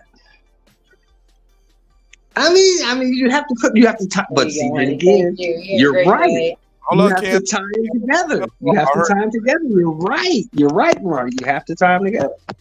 You have to. Yeah, they got a case. Hell yeah. Ain't nobody doing what Devin doing in the sport right now. His case for fight of the year ends on December 26th. Why? Because the new way will be undisputed, and there'll be two glorious victories for him. It'll be a wrap. If the new way wins that fight, it's gonna be a new way. Hands You mean down. when a new way wins that fight? Because he gonna beat the shit out of that dude. When a new way wins, it's gonna be a new way fight of the year clearly, because he had nothing debatable about his wins, especially if he knocks homeboy out. That'll be 2 knockouts, undisputed, and moving up in weight class. Nah, it's a wrap. It'll be a new way, no question. Who's he fighting, Brim? What's the guy name? Marlon Tapilis. I asked Brim, who's he fighting? The fact that you asked me that's jack shit to do with what I'm saying, and the point that you're trying to make is fucking irrelevant. No, that's irrelevant. Or your opponent It's matters. irrelevant. It's irrelevant. The opponent matters, but the thing is, he's dominant. He dominant. Both victories will be dominant, absolutely dominant. No questions. He wins the fight by knockout. It's no question. Devin Haney had a debatable with regardless who thought he won. Who didn't? It was a debatable victory. If the way wins that fight by knockout, it's no question. It's no question. It's no question who's fighter of the year. It's not a question. Man, It's not a Terrence question. Crawford is fighter of the year, and Bomac is trainer of the year. Y'all better stop I can't give it to Terrence Crawford. He only got one fight, bro. Only one fight. With a new way with 2 I fights. think that one fight. But the problem, Brim, is that one fight was so big and so anticipated, so massive. It's gonna be hard to top that for him. You can't top that performance, bro. It puts him in the conversation, but one fight is going to keep him out. After, of the year. after 5 years of debating with heterosexuals, and the blowback that we got from after that, like I can't knock you for what you're saying, but at the end of the day, bro, if a new wave goes undisputed in his third weight class, in his second weight class, it's a wrap, bro. It's a foregone conclusion. If he wins that, it's over with. He's gonna be the fighter of the year. It's not gonna even be debatable. He did something Terrence Crawford already did this summer. He became 2-time undisputed after Terrence Crawford against a guy that you don't even know. Okay, cool. Yeah, but who did he fight before, and how did he win? Just because you Americans don't know a new way and like to discredit him, don't change shit. We said this. Hold up. We said the same thing about Julius Ndongo. We said the same thing about Julius Ndongo. I hear from American fans because they don't know a new way. Like to have these people just now found out about a new way. I've been knowing about a new way for 7 years. Nobody globally had Cool Boy Steph in their top 10. So it ain't just America. Globally, he wasn't a top 10 pound for pound. Globally. I mean, y'all can debate this if you want to, but it ain't gonna be a debate. When a new way wins, it's not gonna be a debate. It's not gonna be a debate. When the awards go out, when they say fight of the year, it's gonna be a new way, hands down. So y'all can debate that. You can debate whoever you want. I heard what you said. That's what's going on. I heard what you said, but the point is not American fans down talk. Let me finish. Down talking. I didn't say nothing. Damn, man. I didn't say nothing. You talking about let you finish? I didn't say nothing. Talk. Go ahead, bro. Go ahead. I didn't say nothing. Talk. You talking about let me finish? And I didn't even say nothing. Talk, bro. You talking now? Go ahead. Yeah, because you up there huffing and puffing and shit like you about to blow a house down. Nigga, speak it your ain't no point. Speak your shit. Bro, yes, yes. I didn't even say nothing, bro. I didn't say nothing. You speak. Go ahead, bro. Good grief. Nobody even said shit.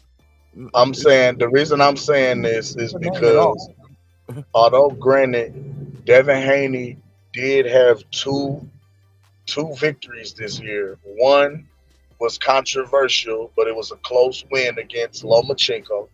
And then he came out and had a dominant performance against the likes of Regis Prograis. Now, had both performances been dominant, I could have potentially argued that. But because both were not, I don't think he does. Also, I would say that in the sense of the fact that Brian Bomac McIntyre has multiple fighters who have had an undefeated year this year, along with having a fighter to make history, becoming 2-time undisputed. That's huge. You know what I mean? I think that gives that they gotta give that credit. They gotta give that credit to that team out of Omaha. It's been a long time coming because the way that they dictate Derek James for what he did with Errol Spence, and then picking up Jermell Charlo and Ryan Garcia and Anthony Joshua, the way they Dick ate that man for so long. Oh, he's trainer of the year. Like, bro, it's been a long time coming. This man has had continuous success and has bred nothing but success from out of that gym. You know what I mean? Like, what are they gonna say? Oh, he was in Amir Khan's corner when Amir Khan lost, and he was in Jamel Herring's corner when Jamel lost. So that takes away. Like, exactly. This year, Bomac got it this year. Bomac should have it this year. That's what I'm saying, because trainer of the year belongs to Bomac. I agree with you, brother. Flat out. No doubt. Like he resuscitated Chris Eubank. You know what's funny to me though? I keep thinking back to the pressure when they were building up Spence Crawford, and when the first thing came out of Bomac's mouth. You guys remember? He looked across the table and said, "You can't hide no more, Derek. You can't hide no more." Yep. And he was so prophetic. You can run, but you can't hide. Dude, we got you. You can't hide no more. All that bullshit you've been doing and that fluff you've been saying, we finna prove to you that shit don't mean nothing. We finna show you why we number one pound for pound. And I think that's the key thing why I said why the fight matters more when it comes to that Spence Bud shit, and it's because the guy you beat was a top 5 pound for pound fighter in the world. Some people had him at number one, Mark. Who, Spence? Yeah, CBS. Some people had him at number one. Sports had him in one. They had him arguably 1 and 2. Hold on. That's crackhead. That's a crackhead poll. My whole point is the guy, Cool Boy Steph, wasn't top 10 on nobody's list, bro, that I know of. Not even dude from Philly. They didn't have him top. I hear you, but and then one fight. fight. And you got guys like people don't even know the guy anyways about to fight. How can you be top? How can you be fighter of the year? And yeah, I just think competition matters as well. But it's a great accomplishment though. What's up, Raheem Soto? What up?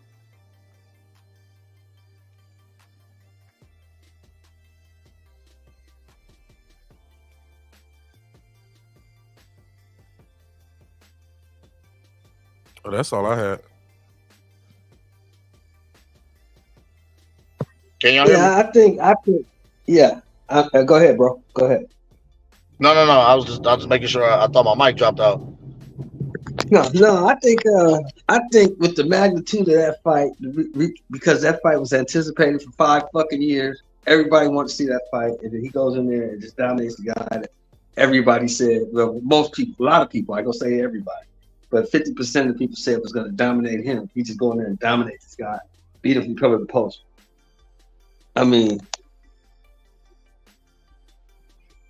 it's hard to top that with a Marlon Tapales or a Cool Boy Steph. That's not going to top beating a number 2 or 3 pound for pound fighter in Errol Spence and making it look easy. And making history in the process. Yeah, we're making history in the process. First man ever. The first male ever to be undisputed in 2 different weight classes. In the 4-belt era. Make sure you clarify that 4-belt era, because it's been done before, Right. just not in the 4-belt era. Yeah, it's been done in the 2-belt era. Listen, And it's been Bud's done in in the the 1-belt. conversation simply because of the accomplishment, but him fighting one time is probably going to keep him from becoming the fighter of the year when it's all said and done. I think that will keep him from becoming fighter of the year because he only fought once. I think had we got the rematch in December, then I think so too, and I'm gonna be pissed about that because it's like he like we just said, he made history. He went out there, all the shit we went through to get here. You know what I mean? He still fought through all the adversity, went through all of the nonsense people said, and still went out and put out a dominant performance. But it's just like we can't win for losing. No matter what, it's going to be scrutinized to some extent, to some degree, or they're going to try and overshadow it with something else. You know what I mean? Which is like, Can a motherfucker just be great? Can a motherfucker just live? You know what I mean? Yeah, but you not getting the fighter of the year is not somebody scrutinizing. I mean, you coming in second place for fighter of the year is not saying that you're being heavily scrutinized. It's just somebody just had a little But bit how better do of a you year. become? How do you become second place when you were the first to do something? Hey, fellas, hold on. I gotta say this. I just saw some shit that just blew my motherfucking mind, bro. This motherfucker Shohei Ohtani just signed a 10-year, $700 million contract with the Dodgers, bro. It's partially deferred though, but yeah. Wait, what? They signed the Dodgers. The Los Angeles Dodgers just signed this motherfucker for 10 years and $700 million. I'm not surprised. The man can pitch like one of the best pitchers and hits like one of the best hitters. You know, bro, that's crazy. You just gave a motherfucker one motherfucker, man, $750 million. Damn near a bill ticket, bro. And they gonna get all that money back. All of it, every dime of it. Every dime of it. Motherfuckers You know what I mean? People. baseball. I'm saying, ain't baseball money guaranteed? Yep. Yeah. Guaranteed contracts in baseball. Yeah. I'm like, ooh, God. They'll probably make a third of that back in the first year, if not more. But merchandising and all that, how much they gonna make from that? From the people from Japan, it's gonna be that's why they paid them that much, because they gonna make that much back. Now, who's the highest paid motherfucker in boxing? Who? Man, Canelo. You ain't shit compared to this motherfucker. Man, I mean that is 10 Who's years. the highest paid motherfucker in NFL? You ain't shit compared to this he motherfucker. he just did Floyd and Canelo's career like in a season. With the stroke of a pen. No, that's 10 numbers. years. That's 10 years. Remember, I think when you look how much money Floyd generated, it's in that ballpark, you know, but it ain't 10 years. It's more than 10 years. Floyd didn't make no damn $700 million in 10 years. It took him 20 years to do that. A year. He's getting Bro, 70 million a year, Brim. It's some niggas NBA contracts that don't even see that over the course of their entire career. Oh, not no more. That's back in the days. Now they making that money. No, it's still Austin Reeves. No, it's still Austin Reeves will never see $70 million. Yeah, it's still cats is Austin making Reeves will never see $70 million ever. I'm like He's gonna be in the league for a long million time. a year, a season. Not just that's nuts. That's a lot of fucking money, man. $70 million a season? For 10 of them things. The Brinks truck. Beep, beep, beep. Fucking crazy. Can I hold 0.001%? You know, you feel me? That still be 700,000 almost. Like, you feel what I'm saying? Here's the sad I'm over here like we putting our kids in the wrong sport, people. And here's the saddest part. Here's the saddest part, y'all. This motherfucker don't even speak English. Right. Now that ain't sad. I mean, This you got motherfucker the entire country that's gonna be paying for all their merchandise. There's a reason why he's popular. It's not him I speaking get English. it for sure. I mean, Jack. It's a global sport. You know. Hey, and that to motherfucker, me is like motherfuckers need to start playing baseball. Motherfuckers need to get off the NFL, get out of the NBA, start playing some baseball, man. These motherfuckers are getting paid. Facts. Let me tell you something. My childhood friend, Torrey Hunter, he made a good living. Yeah. We used to play baseball together when we was kids. He was from Pine Bluff. I used to play baseball with him. I think he retired 15 years ago, if I'm not mistaken. That man made Torrey Hunter made $180 million at least. So yeah. The bag is there. His brother was actually better than him. That's what's so crazy. His brother was way better than him. But his brother got that money from the St. Louis Cardinals, and it was a wrap. The reason people don't play baseball though, because the other sports are way easier to play than baseball. It costs so much. It costs more to play it. Play. It's a hard sport, and it costs more. You know, basketball, you just need one basketball and a hoop. You know, I think the hardest thing to do in sports is hit that little white ball. Golf, yes. That's the problem. It's about the hardest thing to do is to hit that ball when it's ain't coming at you at lying. 90 miles an hour. Golf is, man, I play it for enjoyment. If I tried to play it for real, I'd be always mad. No, I'm saying golf. hitting that little. I'm saying hitting that little white ball when it's coming at you at 90, 95 miles an hour. That's hard. Oh yeah, that's hard. That's hard. It's yeah, but I think Oh, golf yeah, is you gotta harder have than some nice baseball. hand-eye coordination. Yeah, but your eye-hand coordination got to be on point because, you know, if that motherfucker hits you, it's going to break something. Your wrist, Facts. your foot, You know what makes it your even crazier if you face. think about it? If you are successful 30% of the time, you basically almost have a Hall of Fame career. That's how difficult baseball Oh, you're a Hall is. of Famer. Yeah. Yeah, You if hit you're 300, successful you're almost 30% of the time, you're a Hall of Famer. You You're a Hall of breaking Famer. up? Keep that phone still. Phil. Yeah. Oh yeah, if Yeah, you if you're bat successful 300, 30% of the time, you're a Hall of Famer. I was just about to say, You're a if Hall you of Famer. bat 300, your career, you going in the Hall of Fame. No, you Yeah, gotta do more than you're a just Hall hit of Famer. 300. You gotta get some RBIs and some home runs, or be a I phenomenal was gonna defensive say, player. I'm definitely listen. Batting 300, you going because it's gonna be some RBIs in that thing and a few homers. You get your Tony Gwynn on. You If know, rest in peace. Yeah, if you're a career 300 hitter, you a first ballot Hall of Famer. Man, because You're one of those you done first batted ballots. some RBIs in this bitch. You done won some games. You done closed out Yeah. some games, batting some RBIs. Yes. You know what? You You're done gonna make brought me some research that to home. see how many players who batted 300 for their career didn't make the Hall of Fame. I want to see that. I want to find out. Yeah, research it. Now I want to. Yeah, Research that's it. a good question. Yeah, research that. That'd be research for you. All right, back to boxing, right? How many baseball players? So now after so we feel like we still I'm still on this. How do we feel like Inoue is fighter of the year if he beats Marlon Tappalis? Like I can't see it, man. Because It's the if he second fights fight, man. Marlon Tappan, it's not his second. This be his third fight this year or his fourth. And Marlon Tappalis is a bigger fan of fucking Inoue than he is of his damn self. Like what? Man, you ain't putting no respect on that dude's name. Like he ain't I'm a saying champion. though, Like he man, didn't win his belt from a champion.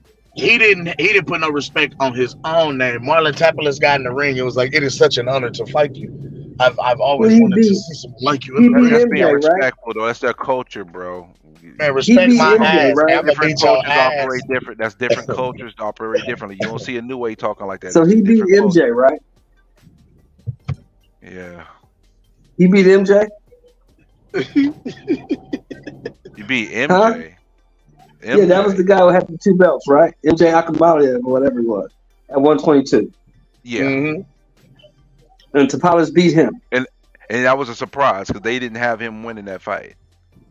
No, nobody had him when they beat MJ. They thought MJ was good. They really did.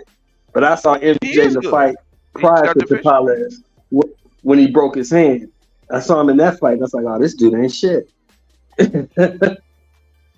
The fight he won prior to the Tappalis. So I was like, oh, this dude is not what they said was.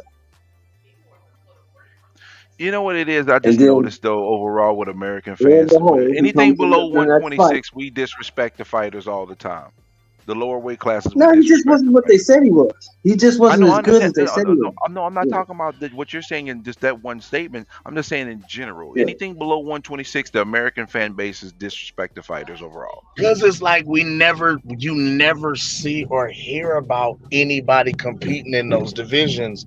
It's only it only seems to be in those other places and countries. And it's not that it's any less significant, but it's just like, We're a fat ass country. That's what. yes, I'm like, dude, them cats be fucking malnourished in there. Like they Yo, Hey, did boxing you for hear? Did y'all like hear I that? would beat You know, your Rabisi ass got for his ass food. whooped. Like that's what they look like in them divisions. I'm You 98 know, Rabisi pounds. got his ass Compete. whooped tonight too, right? Y'all know that? Who that? Rabisi Ramirez got his ass whooped Yeah, tonight too. Oh You yeah, know Robici got that? his ass when he got Robisi dropped got and everything. Robisi. He got Rikishi'd. Yeah. Yeah. He put hands and foot, toes, and elbows on Oh Rabisa yeah, hold tonight. up. You know Montana Love got a new name, right? Oh Oh, the knockout. Knockout. It's Bobblehead dog. called Idaho Hate. Look, I That talked poor man that. he called himself too pretty. I knew he was done for it. Hey, look. When I saw him out there without the dog, I said, "Okay, he must be serious. He left the dog at home. He must be serious." Listen, Service dog. anytime you Got come the to the ring, ring, like, oh, this nigga. you come to the ring wearing the Fashion Nova Shein version of AB uniform. I'm Yo, done you with it. was mad dumb. Yo, you was Yo, dumb. Yo, you he was came in that so bitch looking dumb. like great value AB. Tell me he ain't look like great value AB. Yo, I'm Tell done with you, bro. I am done. But You was look, so ignorant.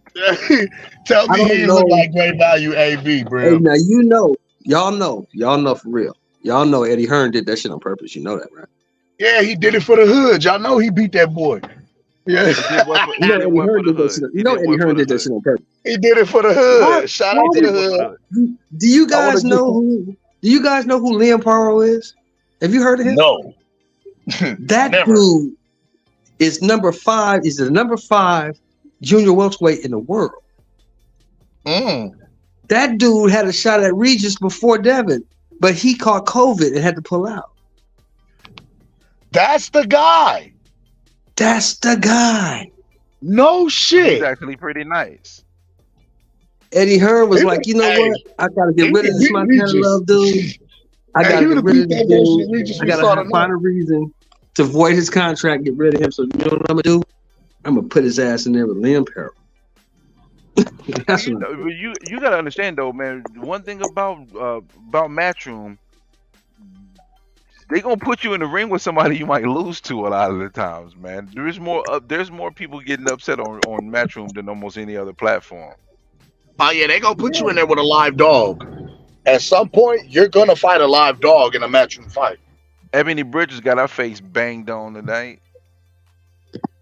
her ass beat. I didn't see that fight. And she I was out. she I lost was to into the the she ring, just but person she I saw lost. the I saw what the Person she Japanese lost. girl had her daughter in the ring. It's breaking up. It's breaking up, bro. And you keep moving the phone. You gotta keep it in one spot.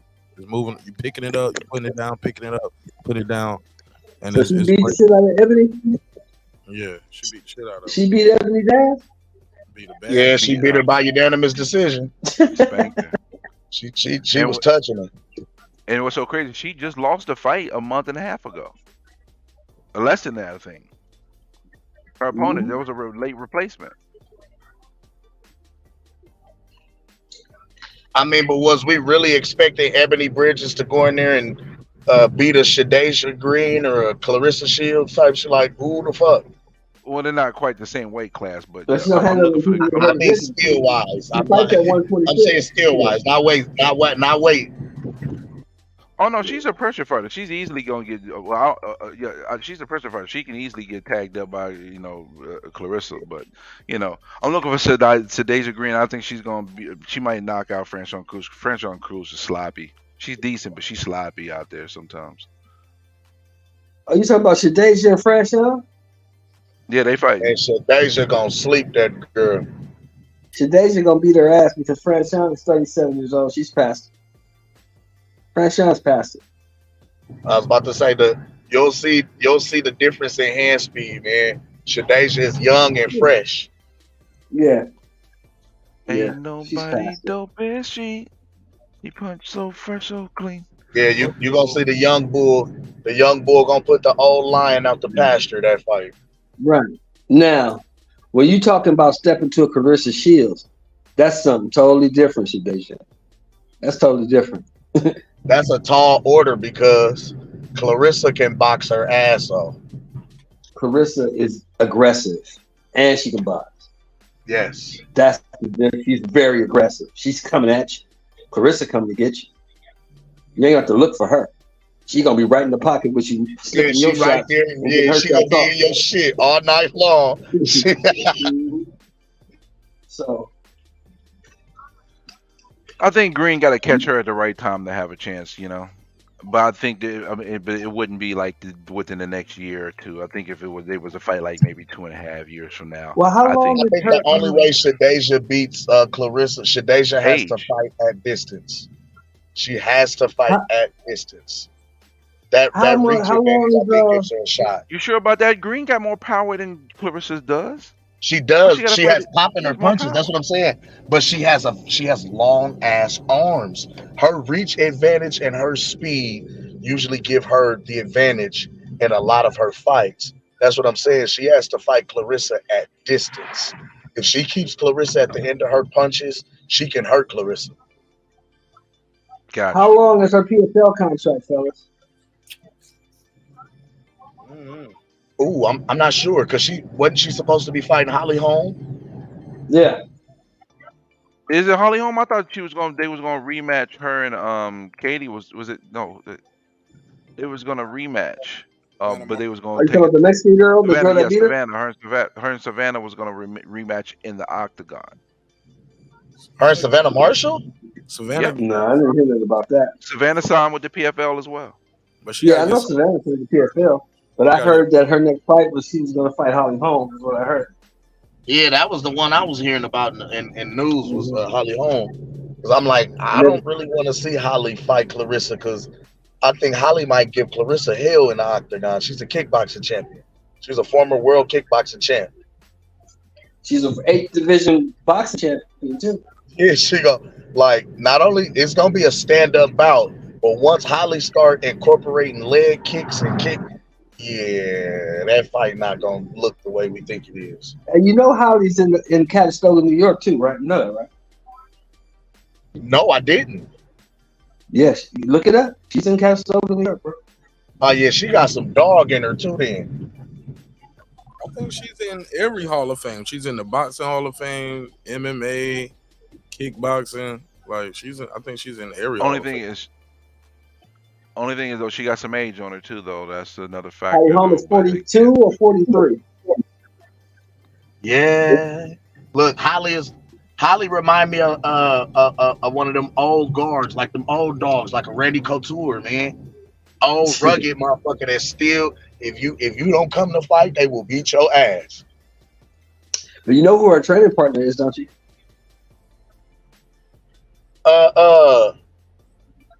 I thought they all trained with Bones. Her and who? That's what I'm saying. I thought they all trained with Bonesy. Yeah, but With the John other Jones. female, on that team is who? Oh yeah, yeah. So she's fighting her training partner.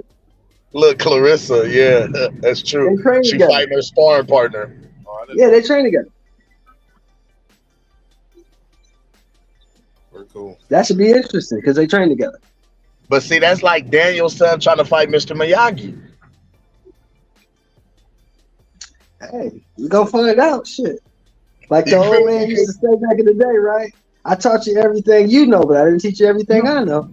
Exactly. You feel me? I'm like, I don't think she gave her all the. Nah, she didn't give her everything to beat her. She didn't give her the tools. She gave her enough to get through that first fight, and she still lost that joint. So if they're gonna fight, right? Let me ask y'all a question. If they're gonna fight, who leaves the gym? Because if I'm gonna fight you, I can't train with you. Ooh, I ain't gonna lie. Oh shit. Holly was there first. Holly was there Holly first. was there. I think Clarissa's star power and I think Clarissa would leave before Hollywood to go out and seek maybe a bigger name, but it's like, bruh, she got John Jones in that motherfucker. Who do you go and train with that's gonna have your grappling on the level of a John Johnny Jones? Bones is out for a year. He out for a year though. You know, Bones is out for a year. Oh, he's still hurt? Yeah, he tore that fucking bicep tendon off the bone. Ah, okay. Bones might not fight again.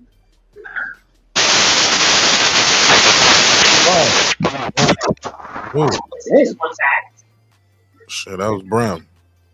By the time Bones come back, Mark, you're gonna be like 37, 38. If he comes back, you know what I'm saying? But even at that, I'm saying for what he brings to the table, His level of now he's striking right there. and grappling. Yeah, It Johnny ain't. It's Bones is not a the woman in the world. If he was to train her up, it ain't too many women that's gonna be on that level. You know what I'm No. saying? No. Johnny Bones is a beast, man. Johnny Bones is the man. He's the MMA. He's the guy. That man that man. came back off of cocaine suspensions, PED suspensions. He done came back off all kind of shit and still knocking fools out, stopping dudes, becoming a champion. Like, Hey, Mark, was that you telling me that I don't know what you're when he talking about. came? When I'm talking about when Bones came back, and I was like, man, Cyril Gahn is he's decent, man. He can really fight. He was like, man, Johnny Bones finna smash this dude. Yeah, I had him beating all these dudes. The only one I was curious about was Ngannou. I want to see how that played out, but I had him beating Ngannou too, just because his skill set just so high. Yeah, I got him beating Ngannou too. As soon as 65-pound John Jones.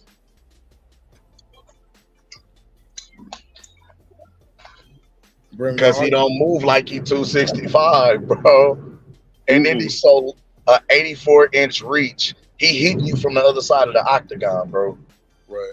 I think the thing that fucked me up the most was when Cormier said I did not realize how big and strong he was until I got in there.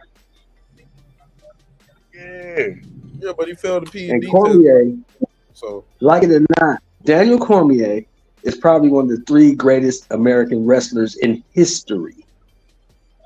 In history. And he let a Division III John Jones put him on his ass. But He didn't let him. There's nothing he could do about it. But then John Jones popped after that fight. Popped 30. After that first fight, right? So then he came back after. Did he beat him 3 times though? Twice. He came back off the suspension twice. and knocked He beat his him ass both out this time. I thought he popped the second time too. Then he come back off the suspension, Mark, and knock his ass out. I thought he popped 30 the second time too.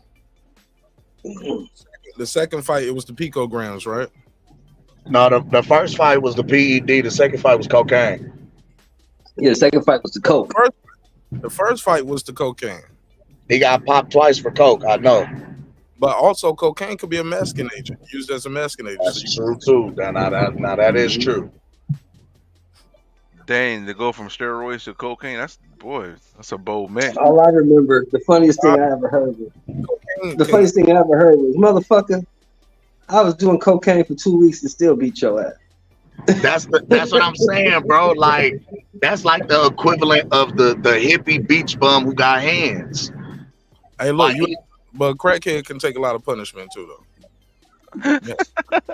That's true. But the fact is, Mark, he never took no punishment. He didn't take no punishment. You not hitting with some hot shit. That crack ain't gonna beat your ass. That's what I'm saying. I can hit you with the kitchen sink. It ain't gonna phase you. He gonna keep coming. No, but in that situation, the situation we're talking about, Daniel Cormier was just outclassed. He never touched him. He's got beat up. Mark, are you saying the Rock keep you rock steady? Huh? Are you saying the Rock keep him rock steady? I don't know if I want to agree to that. It sound Crack rock. Listen, everything don't gotta be a pause, man. We rock steady though. I don't get the rock steady part. Yeah, he beat the shit out that man. I mean, he made Daniel Cormier look like, and then Daniel Cormier comes off of them 2 ass kickings and becomes a double champion. Right. To show you how good he was. I was gonna say,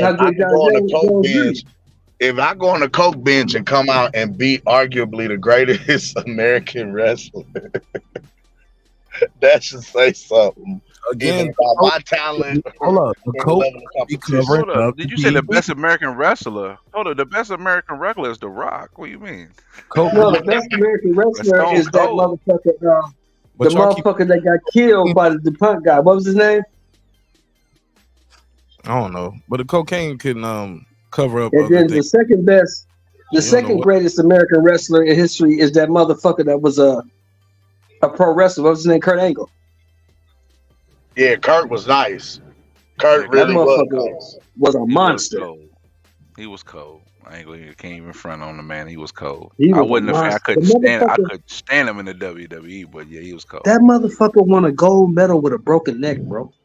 I was finna say I didn't like him as a heel in the WWE, but I could never take nothing away from his wrestling ability. That motherfucker was an Olympic gold medalist with a broke neck, bro. That's crazy. Him and Booker T was funny though. How he wanted his wife, that was hilarious. I thought Oh that was, yeah, That shit was that whole funny. thing was that whole setup that was hilarious.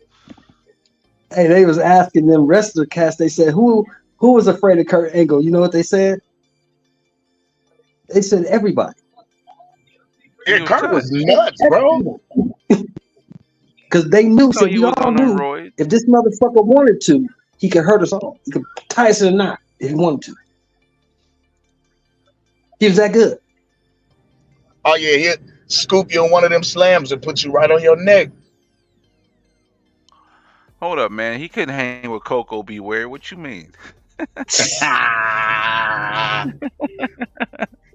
you They said wildin', they used to. man. He said they used to yeah. laugh because he used to. You know who his whipping boy used to be? Who used to punk all the time? Don't say Randy Orton. Brock Lesnar. Wow, big ass Brock. Wow. Yeah, Brock was a Division I wrestler too, and Kurt, yeah, I can Kurt used see to it. punk him. Kurt used Yo, to his tie him daughter up, is a punk him. beast. Yeah. Look, She as looked like big him as too. Brock was, Kurt was on him like a little spider monkey. He all up. Yeah. He climbing his ass like a monkey. He climbing his ass like a jungle gym, bro. Brock can't reach back there and get him off his back. And then you got, Can't even Kurt was scratch that his shoulder Greco-Roman blade. shit. So that Look, that Greco-Roman shoulders shit, you and can use your depths. He elbow. can't. You can grind a motherfucker head into the Oh, mat. who you Do guys? all that shit. I gotta pivot back to boxing on you guys. Who y'all got next week, man? You know, this is a fight for the love of Clarissa Shields. Who y'all got? Who fighting? Bam Edwards. Sonny and Bam. I'm looking forward to that fight. Bam and Edwards. Oh, Sonny and Bam? Yeah, man. I don't know That's who gonna I be got in ugly. that fight, bro. I I don't got know a who I feeling got in Sonny that gonna fight. pull it off, bro. I think Sonny is so smart in the ring, bro. Sonny is smart in the ring. You know, he's a slick black boxer. Like, you know, like some of these goofy people be saying. He's I a slick just black don't. boxer. I don't see what everybody else sees in Bam. I just don't see it. I like him, but I saw him struggle ringside. It took him a minute to figure Wait, who fight ringside out. next week? You said? Bam Rodriguez and Sonny Evans. I don't know.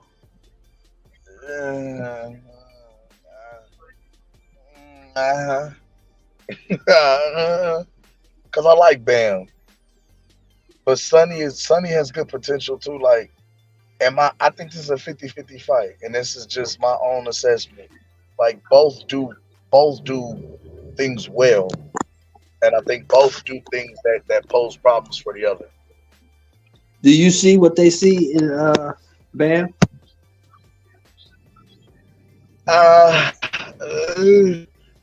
Bam He got has hands, great man. upside.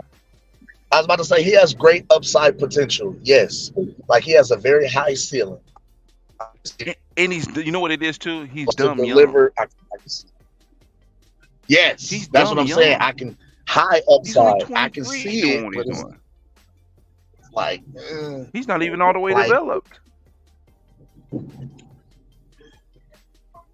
Yeah, like I from mean, what you know, I get what that. we seeing young guys do, from what we seeing young guys do with Devin and the way he's moving, I like what Bam is doing. So I mean, as long as Bam continues to deliver, I can see it. Yeah, I think Sonny gonna win though. I think Sonny's probably a little too smart in the ring. Like I said, Sonny's a slick black fighter, man. He's a smart A guy little in bit that too ring. much for Bam. Huh? But dog, Bam can You crack, think he a little man. bit too much for Bam? Yeah, but he can crack. But Sonny got a chin on him though. Sonny can take a punch. And Yeah. Sonny is really, really slick, and he can create that distance. He can be able to get in and get out, and he's so smart about doing it. His feet, I'm telling you, feet is when I watch boxing now, I'm looking at their feet half the time. Because if they got bad feet, if the other fighter they facing got good feet, they're gonna lose.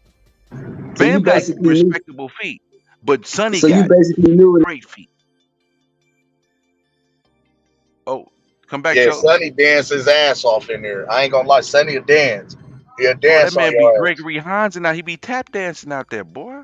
He'll dance on your ass. But dog, Bam, man, I Bam got said, that equalizer, bro. He do, I said that. but I So think you Sonny can basically take saw his best tonight. shot. Though. So basically, you said tonight after the first round that Regis was in trouble, right? Oh man, Regis, the Because it was you said you look at the actually in the feet. first round, Haney, even though it was debatable round, I felt like Haney already had control in the first round. It's just that Yep, Regis landed a couple of respectable shots, but yep. he had control from the beginning of the fight. But the second round, yeah, Yeah. when it was in the third round, the third round on, it was basically It for wasn't blue. close. Like even when the punch stats were close, the fight wasn't close. It wasn't a close fight at all.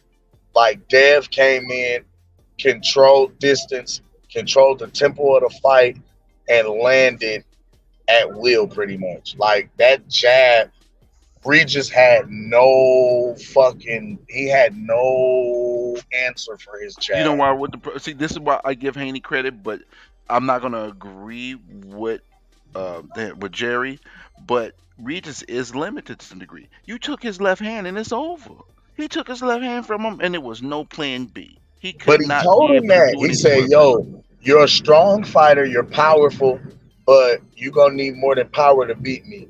If all Yeah, you expecting to win this fight is your big left hand, you already lost. Because how are you gonna get there to set up that big left hand? How are you gonna set it up? that's why Haney's an excellent fighter because he told him what he was gonna do and he did it.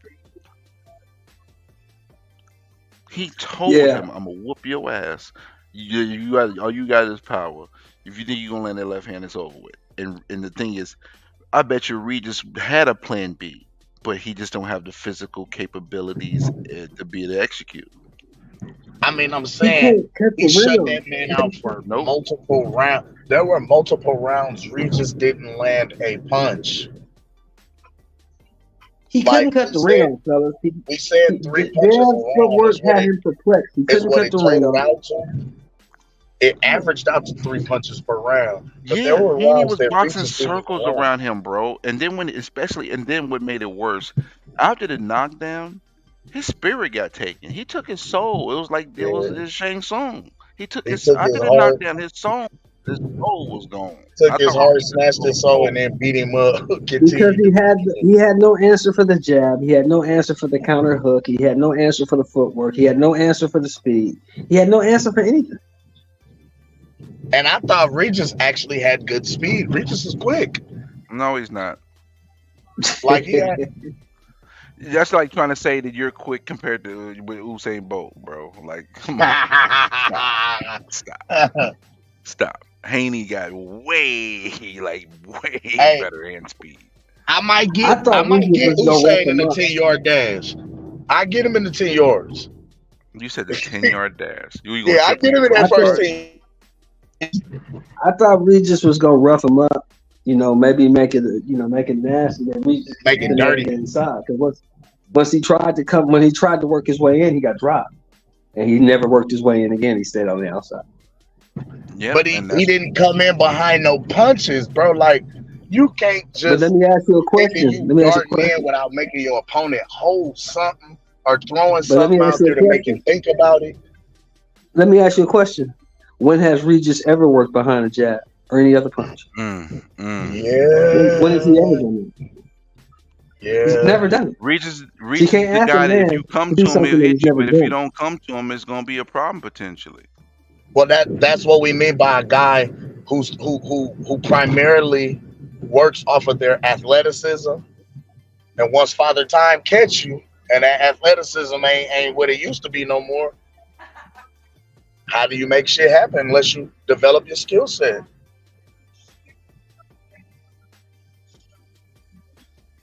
When you It lose a depends step, on you're the supposed to level, but gain yeah, something. like you hit the nail on the head. You just said skill set because it depends on who it is. Because they said the same thing about that was the cap they was using about that other cat.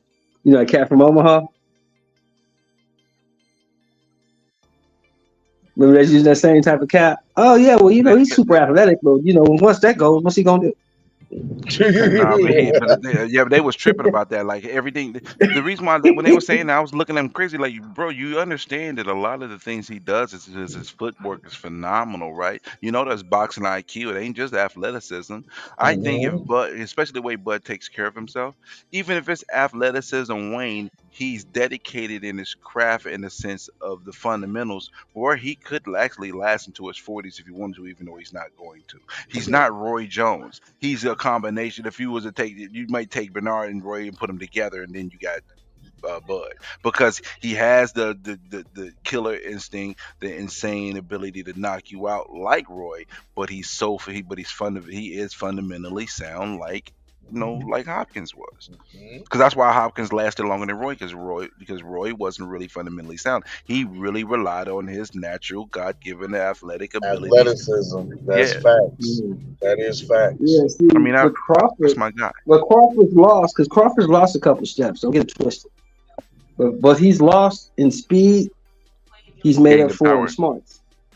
But the thing is, I don't even think he's lost it. Whereas he hasn't been put in a position where he's had to utilize it, because the one thing that I had to go back and forth with a lot of Aerospin fans was that they said that Bud didn't have any lateral movement anymore.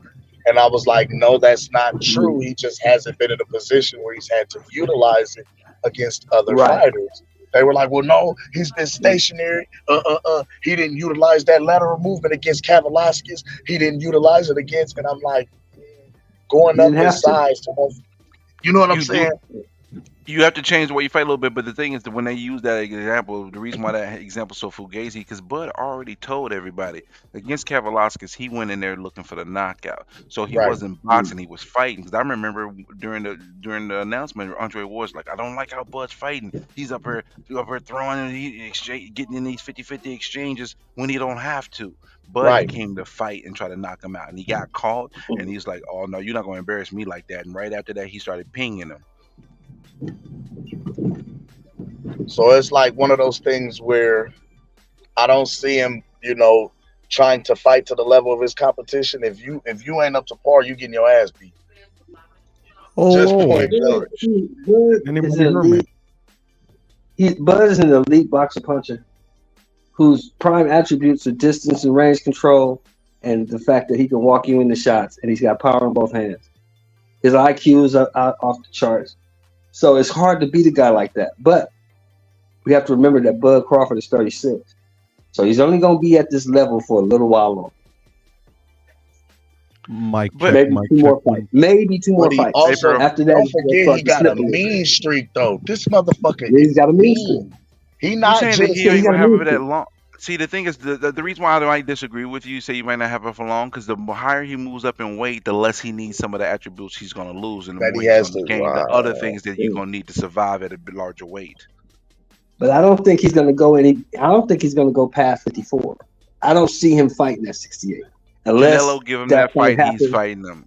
If Canelo come at him, unless that fight happens within the next 12 months, he ain't going to take it. Hello. It got to happen soon. I don't think Canelo is going to take the fight more than Bud. It's on the table, though. That Canelo has still not ruled it out. It's on the table. It's on the table. And the reason why it's on the table he got because 2 more fights on this card. Big money, bro. And I think his next fight, Alvarez's next fight is probably going to be Big Charlo. And in the last fight on that deal. If he does that, he's an idiot. If he fights Big Charlo next, he's an idiot. Y'all let Paro jump in real quick. He keep trying to check his mic. Ahead, Paro. What's up, Paro? Mic check. What up, fellas? Mic check. How am I sounding? Oh, you crispy. You crispy. You sound pretty good. You got a little sizzle with it, though. Yeah. Bias. Mark. What's up? So you kind of jumping around on the topic, like, are we still on Devin? Or are we talking about Canelo and Bud potentially? Whatever you want, brother. You jump in wherever you want. All right. So Devin, shit, man, I thought he was going to perform a bit better in this fight. I'm fucking totally disappointed with Regis, but he did what he had to do, bro. He was fucking up Regis. He had Regis beat up pretty good, Fucking props to Devin, bro. Y'all think it's the top? Took over Tio. Where y'all rate him at? I ain't gonna lie. I want to see him and Tio fight. That's the fight at 140. Yeah. It's a good fight. So you got him better than Tio right now, or kind of level? I don't know. I think right now, honestly, I'd have to say it's a 50-50 fight in my opinion. Because the thing is, we don't know what version of Teofimo Lopez we're gonna see. It don't matter what version you're gonna see. To be honest with you, in my opinion, they're 50-50 in the essence of the sense of it. Now, when it comes to 140, I would have to give Tio the edge because Tio beat the fighter that beat the person that Haney just beat. So I'm gonna give that to Tio for now. Because at 140, plus he got the lineal. He's the lineal, so I'll give it to I'm him about when to it say comes to him being the 140. lineal, he's the man. I agree. I agree. I'm talking The about at reason I say 140. I'm that not is, talking about overall. I get you. I get you. I'm just saying when I say it depends on what version of Tio we see. A focused Teofimo Lopez is hard to beat. He's sharp. He has pop in his hands. He has good footwork. He can actually box, and he doesn't lay down. He comes to fight. When Tio's focused, when he's on his game, he's tough to beat. The thing is, like I say, mentally, we want to see what version of Tio shows up, because Tio has a bad habit of fighting to the level of his competition. So if his competition isn't up to snuff, he's not going to fight up to snuff. You see what I'm saying? So it's that. You know why? I understand what you're saying, but I'm gonna tell you why I'm gonna give you pushback on that, bro. Tio is a true counter puncher. There was nothing wrong with Tio going in that Sandor Martin fight. It's just that Sandor Martin's style was a problem with Tio because Tio had to initiate the engagement. When Tio has to initiate the engagement, he struggles at times. You think Haney's going to have to initiate the engagement versus Tio? No, he's going to force Tio because he has the length.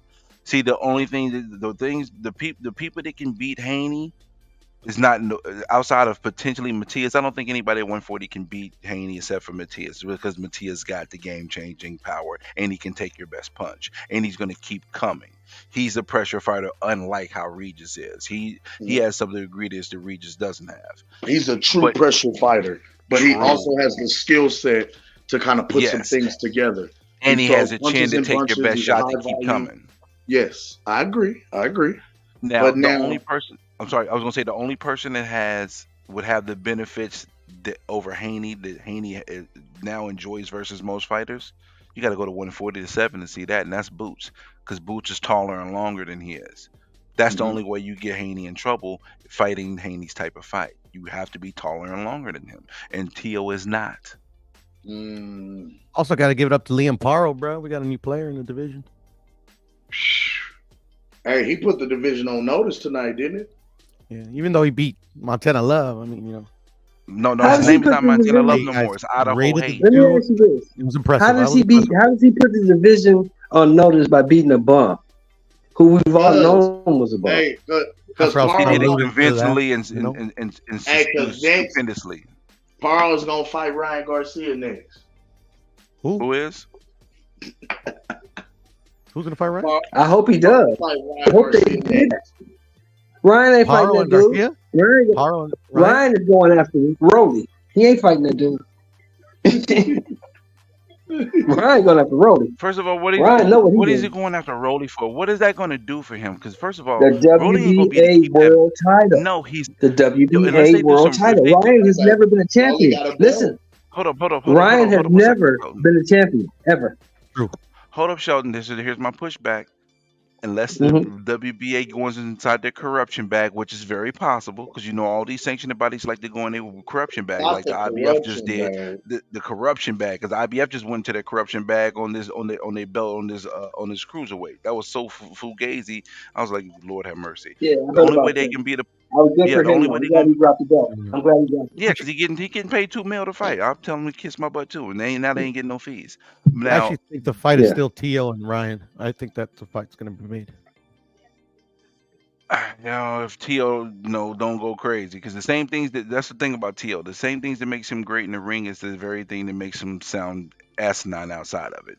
That's the reason why he's successful, because he's crazy. He's not afraid of no smoke, I don't think. But when I look at dang, I just lost my train of thought.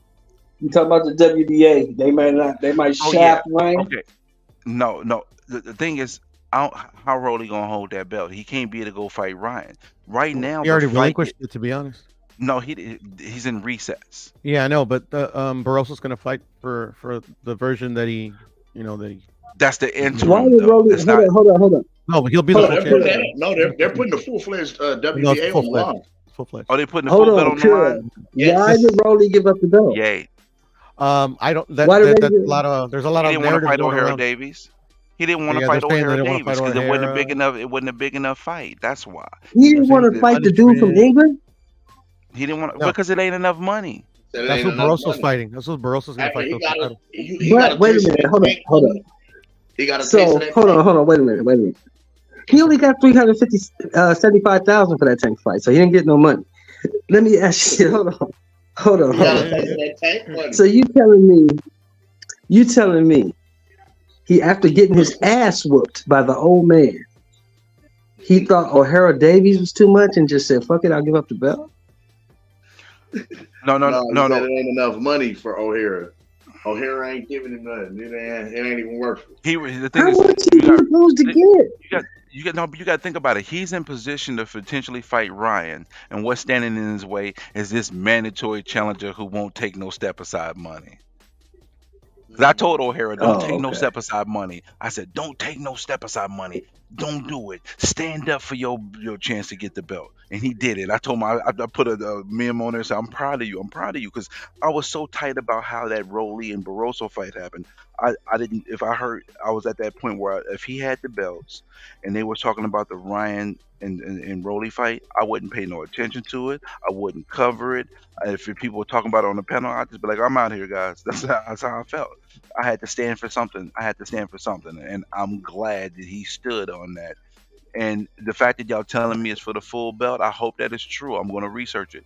I thought it was for the interim, but Rolly still has a chance to get his belt back. He has to fight them to fight the winner afterwards. Yeah, he does. It's just the way because they put him in recess. Like he's a champion in recess, so he doesn't have the title. So like the actual full title is up for grabs. Cool. I'm happy to hear that. It's the first shot at it. I am happy to hear that. Thank goodness. Let me say this. What you just said, Brown. I don't give a fuck about Ryan and Rolly either. I'm not watching that shit. I don't care. I'll probably watching basketball or something. I'm not watching that shit. Listen, I might go watch reruns of the rollerblade ladies from the early '80s. I'd rather watch that. Now, don't get me wrong. Now, if Ryan is fighting somebody of note and Rolly is fighting somebody of note, I'll watch it. But I'm not watching them two fight each other. I'm not watching that. Okay. You're not watching that either, man. Fuck Rolly. Rolly Rolando Romero. Yeah, he can't short but shorty. Just like when everybody was tripping when Rolly fought Tank. I didn't watch that shit either. I didn't want to see that shit. I didn't watch it. I don't want to see that. Tank is a prime opportunity though to run to undisputed, unabated. Yeah. You just got to take it. He ain't gonna do it. I know that's the thing. Who has a chance to run for undisputed? Mark, and they were making me realize that the other day. But it is what it is. I'm still a Tank fan. Tank. Tank ain't gonna do it. Because to become undisputed at 135, he got to beat Shakur. He's not gonna fight Shakur. You don't want to fight. I mean, I think eventually he fights at least one of these guys. I just can't sit here and think, fathom in the back of my head that this guy is going to have his whole career and fight none of his contemporaries, none of them. I mean, I would hope he would have a little more sense than that for his overall career. He's on record saying he never asked for the big fights. Like, but that was a year and some change ago. Now I'm thinking in the now. Listen, granted he didn't fight those fights, and y'all and anybody who want to bash him, come at him if they think he trash. Only thing I will argue with it when it comes to Tank, the only thing I want to argue when it comes to Tank is the fact that he's not trash. But if you talking about who he fought and all that, I'm not arguing with you on that. He's a hell of a fighter. I agree. Let me ask you guys this: Who's his competition at 35 right now? Who's the guy that you see that can beat him or give him a fight? Shit, right now. Let me see. You said who's the guy at 135 that gives Tank a fight? Obviously, he saw Cruz, in my opinion, because he already gave him one. Man, Williams are you Cepeda, talking about Williams one-dimensional Cepeda. brawler, Cruz? Mm-mm. Go ahead. Yeah. So I mean, tell me Frank who the Martin, guy is. he got a pretty good fight, but I think Tank takes him. Who else? Shakur is the So we got Frank Martin, we got Isak Cruz, Got and Shakur Cepeda, Stevenson, right? Raymond Murataya. Oh my God, bruh. That's the one. I don't think he'll fight him, What, bruh. what about Stevenson, Paro? What about Stevenson? He's trash, bruh. Yeah, he's not gonna fight him. I I don't think because the thing, like I don't think these guys are opposed to fighting each other. It's just like it doesn't make any sense. Like Shakur, unfortunately, like kind of shot himself in the foot with this last performance, bro. The guys that he says that he could beat and other people think he can beat are not going to see it as a. They're just like, what does he bring to the table? The WBC world title. But that's the thing. These fighters nowadays, like, and I ain't gonna name no names, but most of them they don't care about that. Right. Plus, I hate to say this, bro, but if Shakur Stevenson fights Tank Davis, he's gonna beat Tank Davis the same way he just beat the last guy. I don't think so, bro. I don't think so. I think You know Tank, what I'm saying? at the end of the day, Yes, shit. yes. Who knows? We'll never see it. Because if Stevenson, see, I wouldn't be surprised. I wasn't surprised by this performance because I've seen this performance before. When he fought the guy Nakatilla, y'all remember that? Yeah, I've seen it. When he fought Nakatilla, he did the same thing. He fights this guy, Dos Santos, power puncher. He does the same thing. Fights Tank Davis, power puncher. He's gonna do the same thing. Stay away. Distance and footwork. Stay away.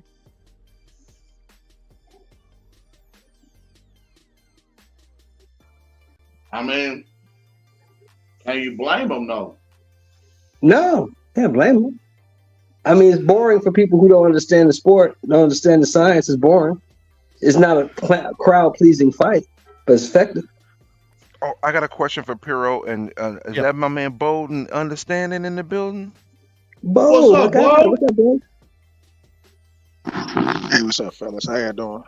Bless, man, bless. I got a question Oh for man, both I of hear you it, gentlemen. Crisco, man. Talk to us. Who do you guys have for Fighter of the Year when it's all said and done? You think Good the question. rest of the results for the fights? Who do you guys think will be the Fighter of the Year? It has to be between, for me, Terrence Crawford so far, and I'm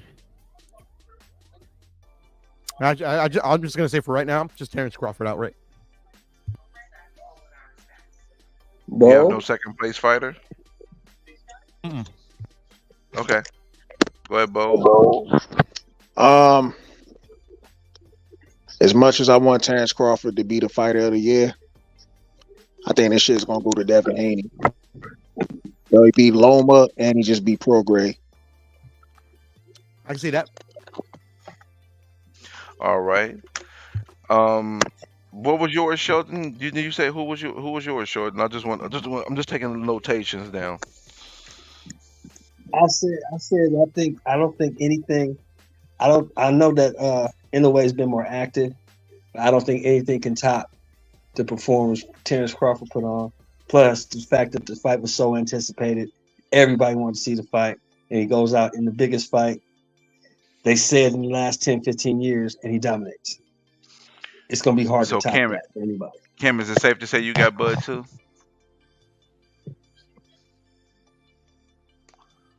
Oh, Cam up there rubbing them booties. Oh, my bad. All right, No, sorry, my mic was muted. I was I was about to say, come on, Brim, you already know the answer to that. Bud. You know Okay. how I'm rocking. All right. So right now I got 2 Buds, no, 3 Buds and a Devin, and I'm a new way. All right. So I'm the odd man out. I'm telling you, all of you gonna be wrong. A new way knocks out Tapales, it's a wrap. 2 knockouts and undisputed. I would love to give it to Terrence Crawford as well, but I just think him only fighting once, even though it was anticipated, I'm not going to discredit that. I think it's absolutely true. The points you make, the fact that it was such a monumentous moment in fight, but because it was just one fight, I think that's the only thing that would keep him from being my fight of the year. Just because he didn't fight twice this year, and his other the contemporaries is next to him in this competition.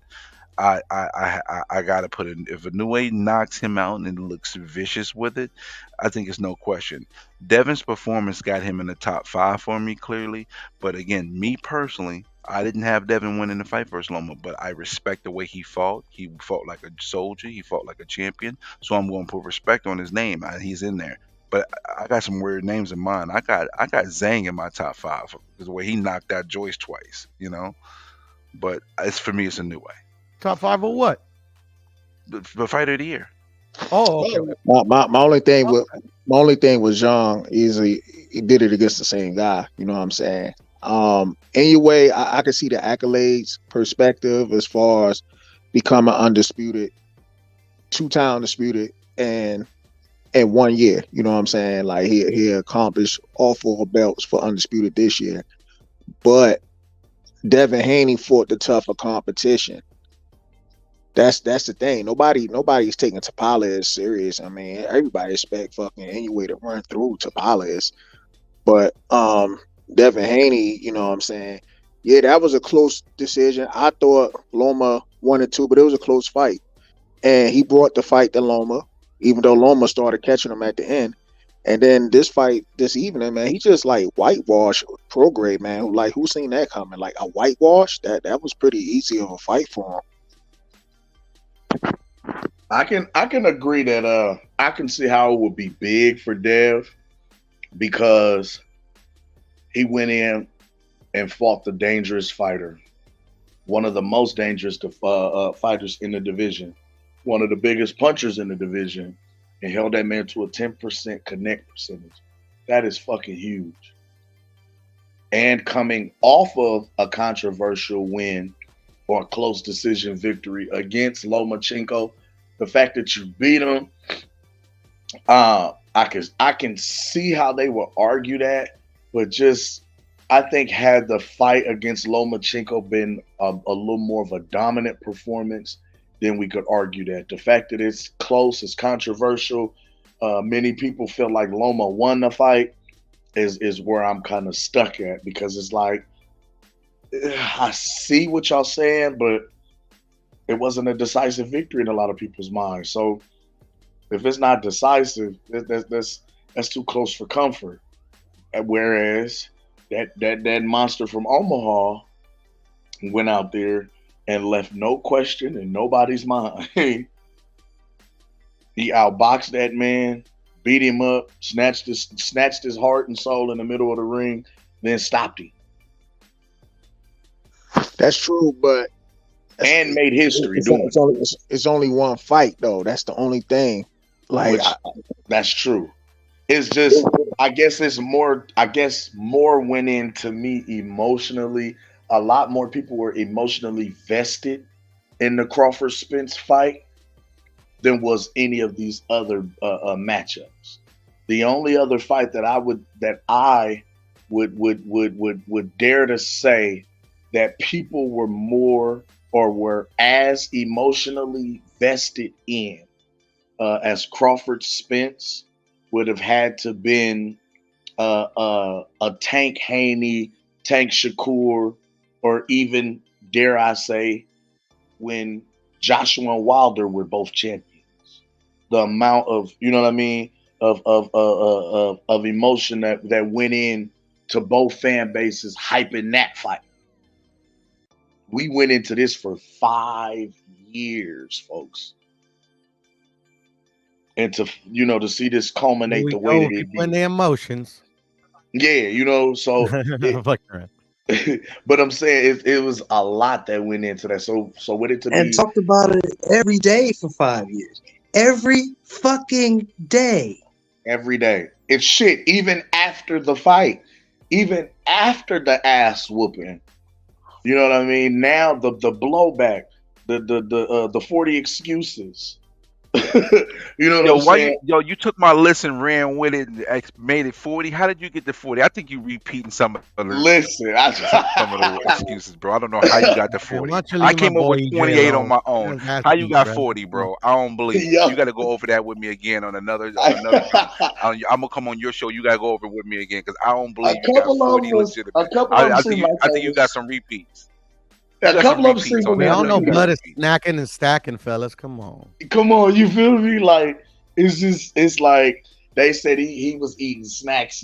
He like Boo Boo Scooby Andrade snack. is on snack. Yeah, he on snack too, but he got the low level. They gave Bud the secret stuff, the secret sauce. You know what? You know what I'm saying? But you know, Bud Yeah. said something that didn't help the case out though, where people was going to run with it when he said, I got the special stuff. I take some stuff that with the snack program, different people, different things. I got the stuff that no one else is. No I'm like, one why else would you get. say that? They said, "Oh, Yeah, when he he said got that, the Give I him was the like, exclusive." they special, was gonna bro. run with Give him the that. back of the back of the back of the back. Like the like he got the secret Chipotle menu. Like he got the he got the secret snack program. You go in Hell there, yeah, you order man. 2 snack waters and 1 scoop, and it's gonna be a whole different sauce. That is, I don't know, man. I don't get it. This But Scooby How is snacks, Snack even a man. valid company still, bro? They got like one dude that's like kind of I'm saying, No, their listen, supplements actually their supplements are legit supplements. When he first started back in the late 70s, he actually was given legit supplements. The legit supplements never stopped. It's just that he added the extra caveat on top of the legit supplements. fucking Bud Crawford got Yeah, the clear Puro, you version can still too, go to bruh. GNC and buy that shit. You can go to I GNC and buy know, that bruh. shit, Puro. Exactly. No, and when I took it, bro, I got my ass beat, bruh, by some little kids. But I think you need to look in the But that mirror, had bro. nothing to do I with guess this. you That might had nothing to do with the supplements, Puro. That just means you can't fight. yeah, you might just have to look in the mirror, Yeah, bro. Just have to face it. I keep trying not to tell myself that truth, but fuck, bro. All right, if you put it that That's listen, all you it got is, bro. if That's Snack all it was is. really that, Clarissa Shields would have a higher knockout percentage. Boo Boo Andrade would be undisputed.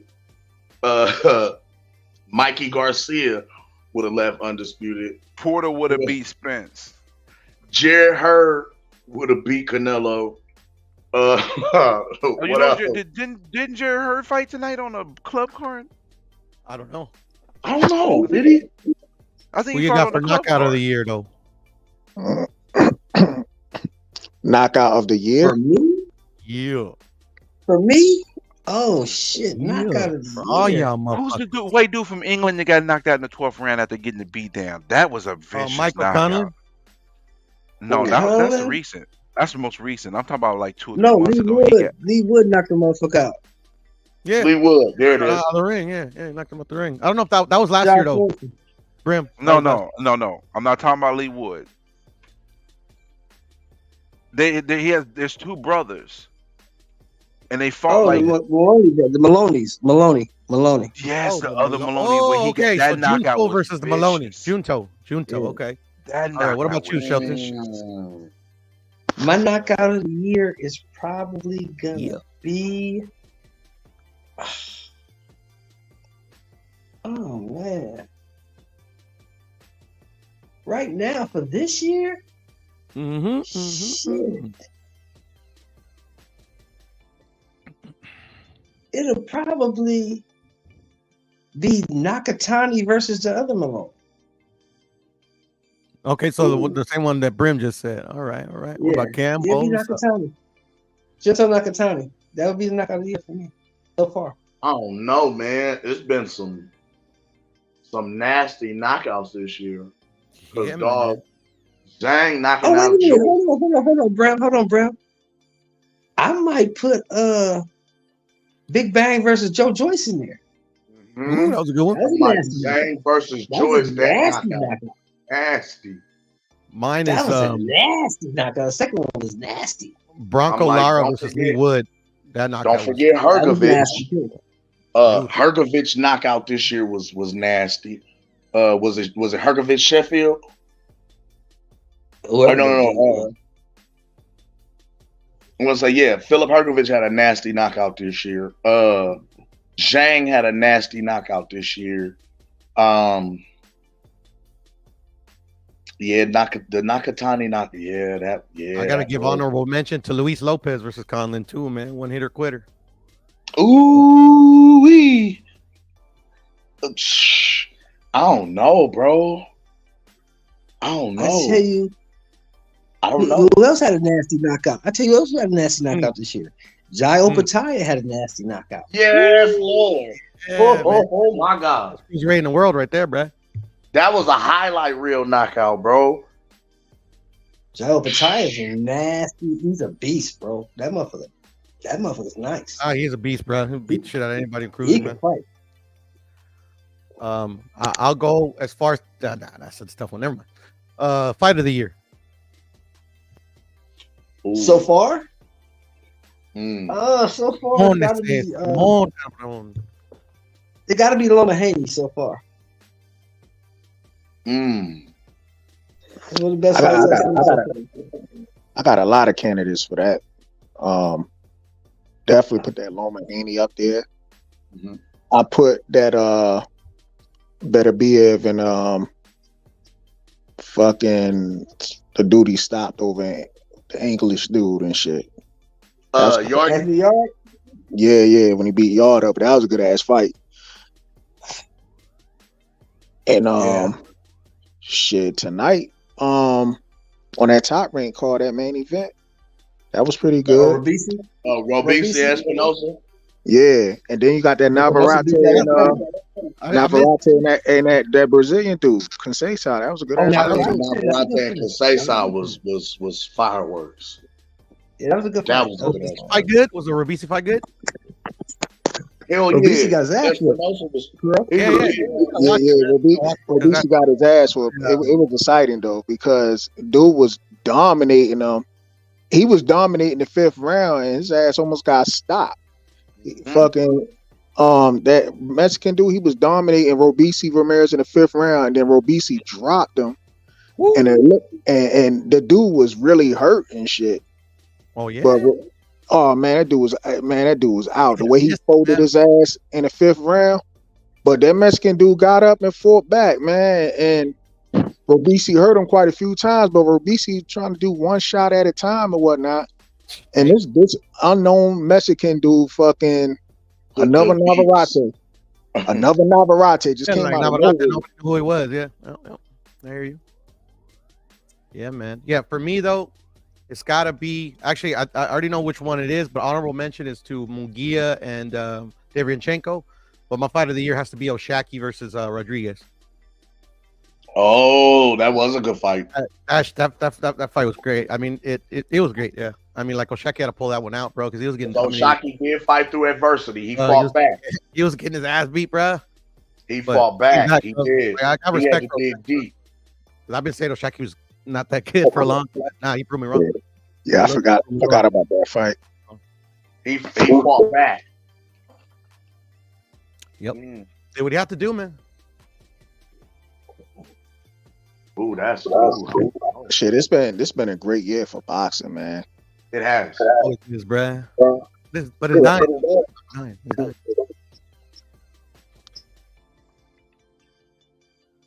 Dang, fight of the year. I don't know. Yeah, I think it might be Navarrete. That Navarrete fight. Navarrete Conceição.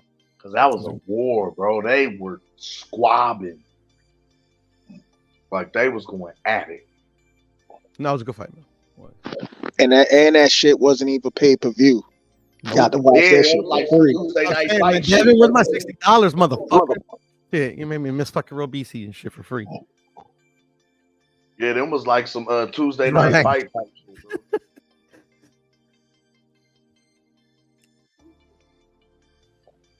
Damn. Yeah, man. That's crazy. That fight right there saved that Shakur card. Facts. Yep. The Shakur Snooze-a-Palooza. The Snooze-a-Palooza. Shakira Twitter That says was in full effect. he called him Shakira Twitterson. Fucked me up. Oh well, it is what it is, bro. I thought I would be actually happier that he kind of, fucking fought that way, but I wasn't. Like fucking, I wanted to be entertained. Right. Who you got, Puro, for trainer of the year? Trainer of the year goes to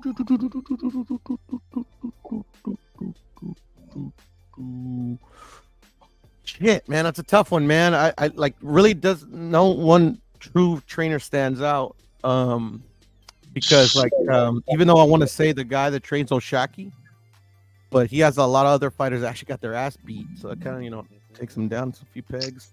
Shit, this is an easy one for me. Bomac went undefeated this year. Yeah, Bomac definitely training. Bomac definitely training the year. That's an easy one. He went undefeated this year. Roma though, I'm gonna say K Roma. Cause the reason I say Bomac is just, bro, he single-handedly resuscitated Chris Eubanks' career. This man had undefeated fighters, made history, resuscitated a fighter's career, then went and sat down in the Bing for 90 days and came home. Not guilty. Y'all got to feel me. I mean, this the only thing though. I can't say he resuscitated Eubanks' career because it was just that one fight, and Eubanks came off a loss to the guy.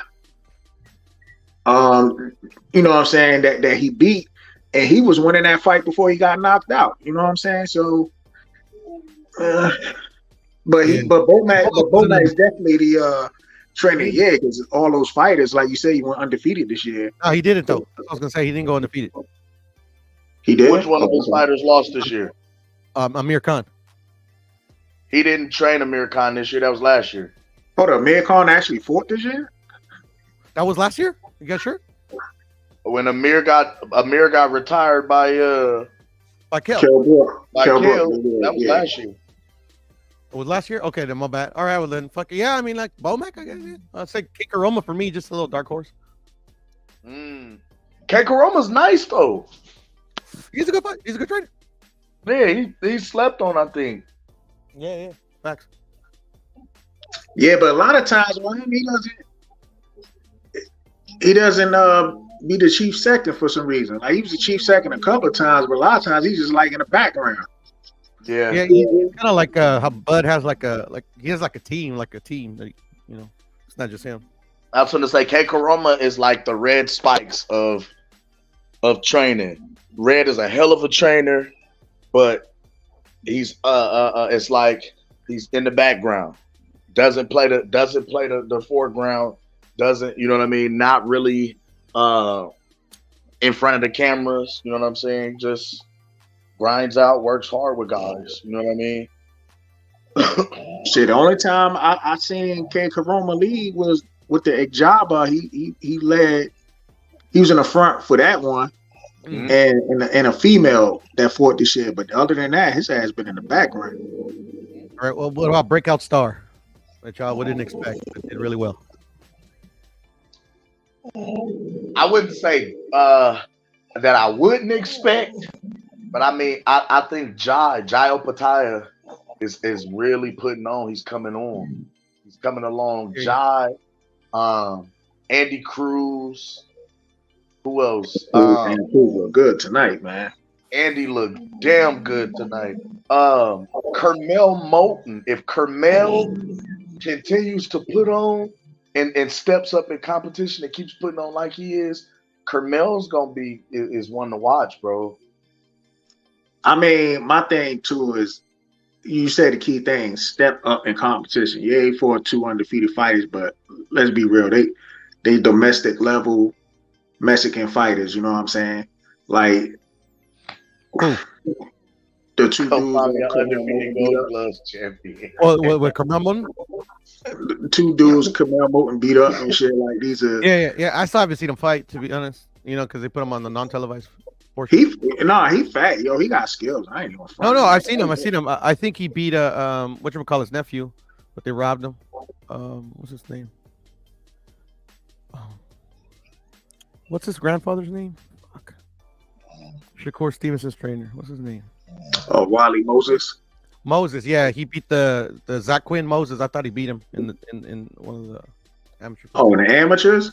Didn't Carmel lose to him? Yeah, but I thought Carmel won. Oh, okay. It was close though. It was close. Amateurs, bro. It's like fuck, bro. Actually, amateurs. Sometimes the scoring it's kind of hard to score those type of fights, man. Yeah, right. I don't know what the judges be looking for on those type of things, man. Because it'd be a slug match. They be in there throwing 150 miles an hour just trying to land right. Which one counts? Which one doesn't? Yeah, no, I hear you, man. Yeah, man. Yeah, that I don't know. Carmel's nice though, man. I just say, but when you say breakout star, it's like how are we? Who impressed you? Yeah, you know what I mean. Yeah. Like how are we judging this? How are we critiquing? I mean, who impressed you? Who impressed you? Out of like you just came out of left field. Who impressed you? I mean, John was already kind of on my radar, but it was like the way he looked was Andy Cruz. I think to me, because Andy was like, what is he gonna look like coming, into the professional ranks from the amateurs, being highly touted in the Olympics, et cetera, et cetera. You know what I'm saying? Like, what is it gonna be? See, I think he's saying like breakout stars as far as leaving the prospect to the contender. Didn't have to be didn't even have to be for a title. Just somebody that impressed you. Just like impressed. I'm gonna look. I'm gonna see what he's gonna do. Oh, okay. So who impressed me this year? Abdullah Mason. Woo, that's my guy right there. Okay, I like him. That really impressive. Young Bull did his shit this year. I like Abdullah, man. He's a whole package. He's everything they say Shakur is, bruh. But he actually is it. I like Abdullah. I do. But I shit out Shakur a lot, so I mean, take my opinion for face value. I think I can't lie though. Who surprised the shit out of me, even though we've been talking about him already, just for what he was doing. But bro, I can't lie. In a way, surprised the fuck out of me beating Cool Boy the way he did. See, hold up, I'm back. I was going for a little bit. I'm on some bullshit now. See, this is what I'm talking about. Nobody saw him beat Cool Boy that way. You surprised? You crazy. I predicted that actually. I predicted that. Nobody saw him because you're not a normal American boxing fan. There was only Roll goofy the American tape, Mark. boxing fans was on that.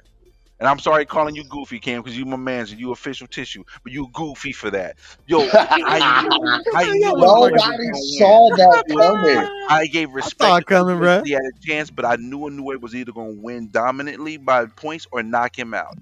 He was a slick black fighter. He's a slick black. No, Inoue is a slick black fighter, bro. With power. But I'm just saying, if we're gonna use a slick black fighter, let's use it right. Because let me say something. Sonny Edwards is a slick black fighter, bro. Tell me I'm wrong. Damn, the way he be dancing, bro. That shit. He's smooth. That boy too cool. He too cool. Yo, hold up. Be quiet 1 second. I think Shelton's snoring. He chewing them Z's up. Get his.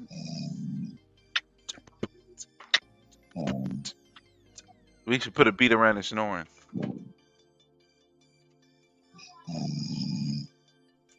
I thought that was Mark. That's Shelton. No, Mark, that's Shelton.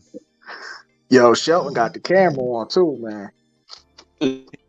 He knocked out with the camera on, boy. He didn't fade it on.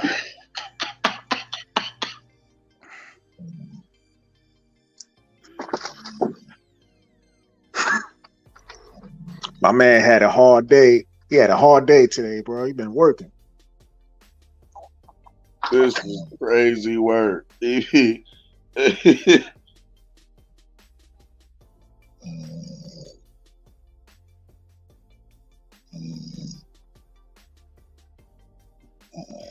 getting busy, man. Yeah. Hard day at work, man. He had to sleep it off good. Hey, you gotta shake back. You gotta recoup.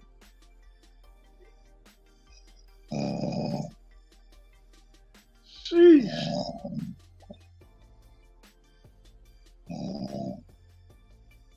I feel it. That's funny. Yeah, what was you saying though, Brim? That Sonny Edwards is a slick black fighter. That's a fact. In terms of what we consider a slick black fighter, Yes, he I would is. have to agree. Yeah, I would have And to it's going agree. to even be deeper because if he wins, he's going to get a date with Clarissa Shields, so he gonna really be a slick black fighter then with potentially a black girlfriend. I'm about to say he got a black girlfriend. Then what they gonna say? Shit, Clarissa got back with her ex. Oh, they got back Did she? together. Yeah, they I had video. don't follow her personal life. I'm just gonna keep it a thigh wow. I Cause I tell feel you like what, I feel like Clarissa's personality hurts her, man. Because sometimes she's annoying. I'm gonna be honest. I like her, lovely her in the ring, but I think her personality hurts her. I think her personality is what keeps her in the limelight. Because Sounds like a dual-edged sword to me. Then I mean, she's talking. Everybody talking about her when she says some crazy shit. So that shit keeps her in the limelight. that's true. But do you want to be T.O. limelight? I don't know. You don't want to be closer to the T.O. side of shit, right? Nah, but T.O. Well, as long as she winning. Exactly. And T.O. doing a good job too. He got everybody still talking about him. He needs to keep doing a good job. So he's trying to get his paydays and trying to get in that position. Right. See, the thing is, though, Clarissa, the problem is America is not giving Clarissa the respect. She should be on Wheaties boxes, bro. Should have been on the Wheaties box. Facts. But you know what it is. She ain't at home. She ain't selling out 15,000 in the arena, and that should not be the case. Well, that's She has because to most of the time go overseas to get her money. you know why that is though. Because they Because shit America on women's trash. boxing in America. Because They America shit on trash. women's boxing. Because women's boxing is much more exciting than they make it out. But they shit on women's boxing here. If it's not a knockout, they not hearing. They not feeling it. They not fucking with it. Even if it's a knockout, they sometimes ain't even showing no respect. You feel me? I mean, at the end of the day, too, she a sister. You know what I'm saying? That's cool. But I mean, they always give her the angry black girl image. Right, Anyway. they stereotype the shit out of them. Because it's like she's opinionated, and in a lot of people's minds, they like, oh, she's crash, she's tacky, she's ghetto. You know what I'm saying? Yeah, Oh, yes. See, I feel like the American fans love Amanda Serrano. You know what I'm saying? They love her because she has an exciting style to watch. Amanda Serrano will She go knocks out there, people out, or she gets people knocks close people to out, the or she blocks a lot of punches with her face. So it's like she looks like she fights adversity a lot of times. That's true. Very action. The American fans love Rock'em Katie fucking Taylor. robot. Katie Taylor. They love her. The American Taylor blocks a lot of No, they punches don't. with her face. No, they don't. Why you talking about the American fans love Katie Taylor, man? Half of the American fans don't even know the We hell like she is. knockouts and Man, she had more fans at that Amanda Serrano fight than Serrano anything. did. No, that's because the UK. But remember, travel well. y'all got to remember, Americans love knockouts and the underdog story. Okay, anytime a fighter looks like they come back and fight through adversity and pull off a victory, we love that comeback story. We love that comeback tale. A knockout, even more.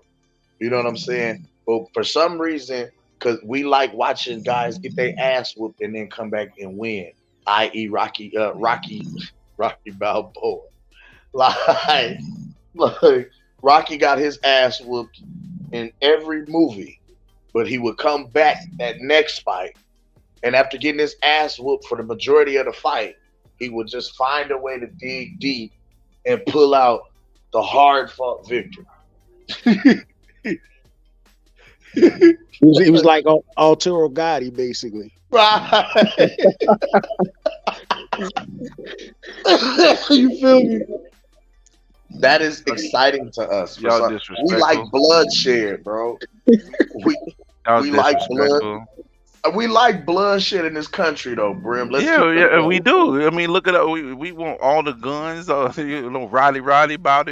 I mean, I You feel what I'm understand. saying? We like bloodshed here. If you not bleeding for your cause, We ain't fucking with you. Like, Wait, bleed for not yo. Yo, I'm done with you if I'm not bleeding. if you're for not you. willing to bleed for your cause, we can't stand with you. Like, listen, Amanda Serrano will go out there and block punches with her face to get this knockout, and it's exciting. She shed blood. She went through the fire. She knocked her out. Oh, huge. You know what I'm saying? Like Clarissa Shields from America. Get her out of here. She's angry black woman. She doesn't want to fight. She's not exciting to watch. Doesn't have a high knockout rate. I put it like this: even if Clarissa was knocking cats out, they wouldn't be cheering on like that. Not in America. No. Listen, we can fathom. Okay, listen, we are willing to deal with a level of whatever as long as they're winning. We can stomach ignorance. We'll tolerate it. We'll stomach it. We'll even become fans of it and begin to emulate it as long as you're winning. When you lose, we throw you to the wayside, because how many people was riding the AB train when AB was at the height of his career, stopping and dropping shit, knocking motherfuckers out? Yo, I never was an AB fan, bro. I thought he was funny, but I never was an AB fan. They was calling AB Floyd 2.0. I know, but why was the main reason why everybody was an AB fan? Because he was top number one. He was marketed by Floyd Mayweather. That's it right there. That's all you got to say right there. That's all you got to say right there. He was associated with Floyd Mayweather. That was the main reason why. Now, don't get me wrong. AB he could sell the hell out of a fight, but him being associated with Floyd Mayweather. But the selling points of both Floyd and AB was that mouth. People hated them because they was flashy. They talk shit, and mind you, Floyd wasn't the kind of guy to bash his opponent. Floyd always big up and showed his opponents respect. Well, he bashed him before the fight. Exactly. But you feel what I'm saying? Same thing with AB. AB just talked shit. Period. Man, fuck him, weak ass nigga. He ain't fought nobody. I beat his motherfucking ass. I'm gonna whoop his ass. Listen, I do it for the hood. I do it for. They hated it when he lost, but when he was winning, it was something about it. It was great for TV ratings, and that's what I mean. We thrive in ignorance here in America. Like, we will tolerate bullshit if it's selling. If you winning, you undefeated, are we gonna get behind your shit? It's like Hollywood over here. Yes. I mean, come on. How long did we ride this manufactured wave of Errol Spencer's doing all the heavy lifting, Terrence Crawford ain't fought nobody? Come on.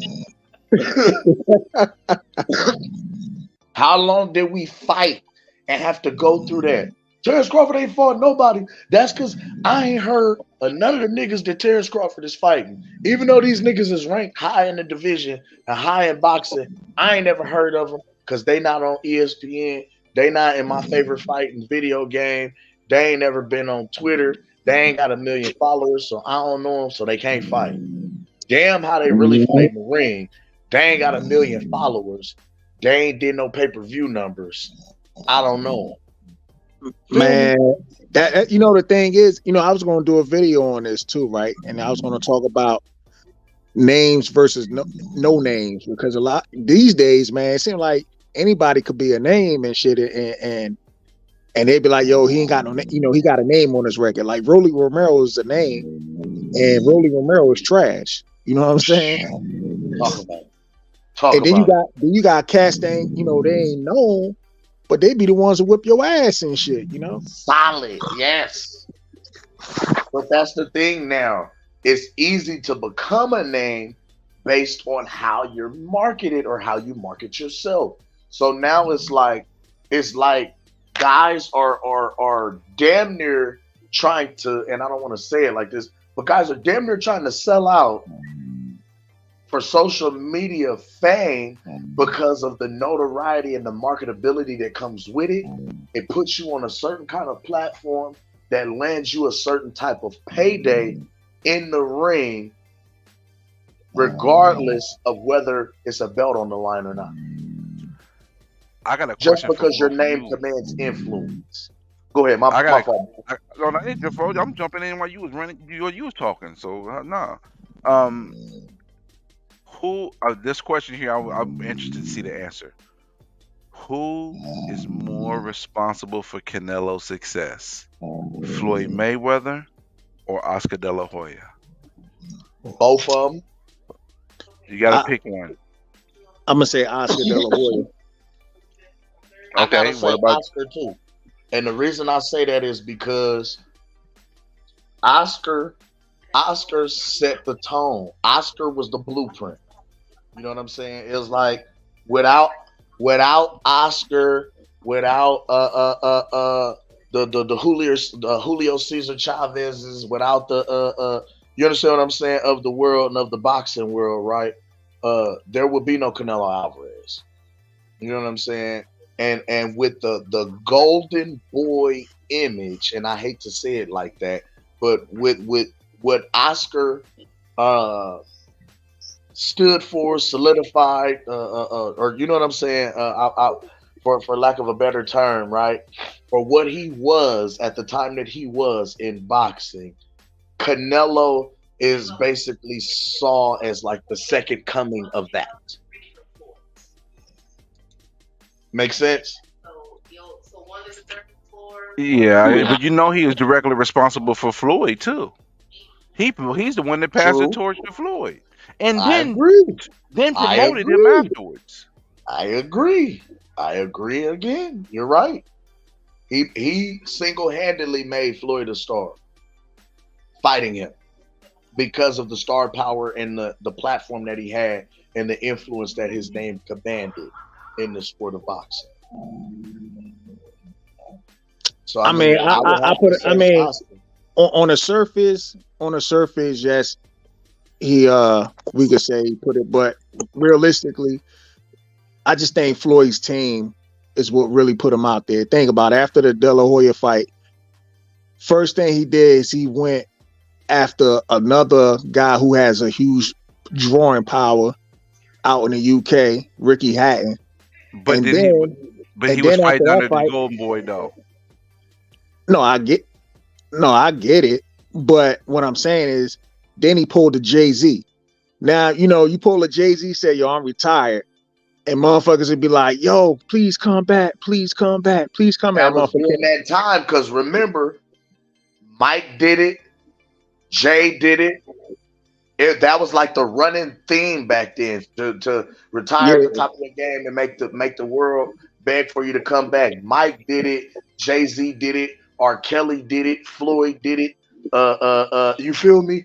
Barry Bonds. Who else? You know what I'm saying? It was a lot of cats that retire. I mean, not Barry Bonds. Ken Griffey. You know what I'm saying? Like, it was cats that like retired and then decided to come back. So that was like a running theme at that time back then. Like, you know what I mean?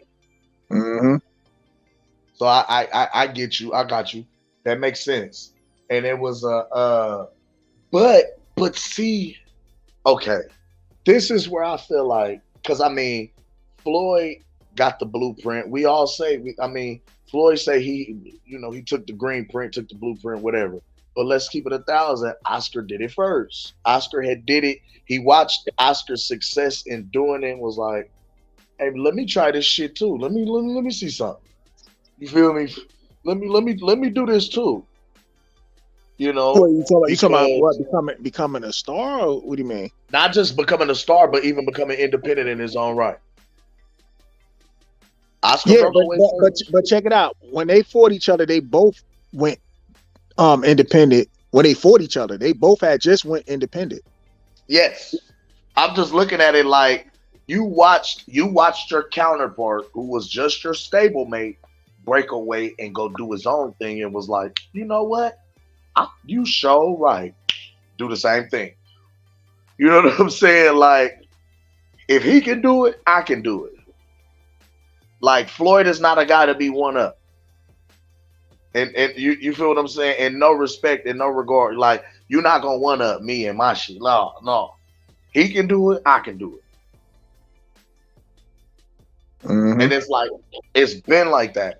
But I feel as though Floyd beating Canelo, he did the same thing beating Canelo basically as he would do any other young bull coming up. You know what I'm saying? That's like if Bud goes out and beats up Boots. Me beating this young bull at this point in his career, the higher his success is in his career, the better off I look because I beat him. No matter where he goes, my name is mentioned in there. It's attached to it. Yeah. Nah, but this is the one thing I don't like when people say is they try to say Canelo was too young. If you 23 years old fighting a 36-year-old guy, naturally the 23-year-old is expected to win the fight. I mean, not to mention they said Canelo was too inexperienced, but Canelo had the same amount of fight as Floyd going into that fight. I was going to say Canelo had 40 fights. Yeah, but they try to say he's too young, right? Now remember when championship level though. Remember championship level though makes a difference. I mean, he fought. I get it. Floyd had fought 20 champions. Canelo had fought 20 bartenders, security guards, school teachers. But check this out. Sharecrop farmers. I got it. Oscar De La Hoya was 23 years old when he first beat Chavez. Facts. So that's what I'm saying. Talk about Talk your shit, please. I was gonna say, talk about it. Sugar Ray was how old when he won his title? Ali was how old when he won his title? Talk about it. Come on.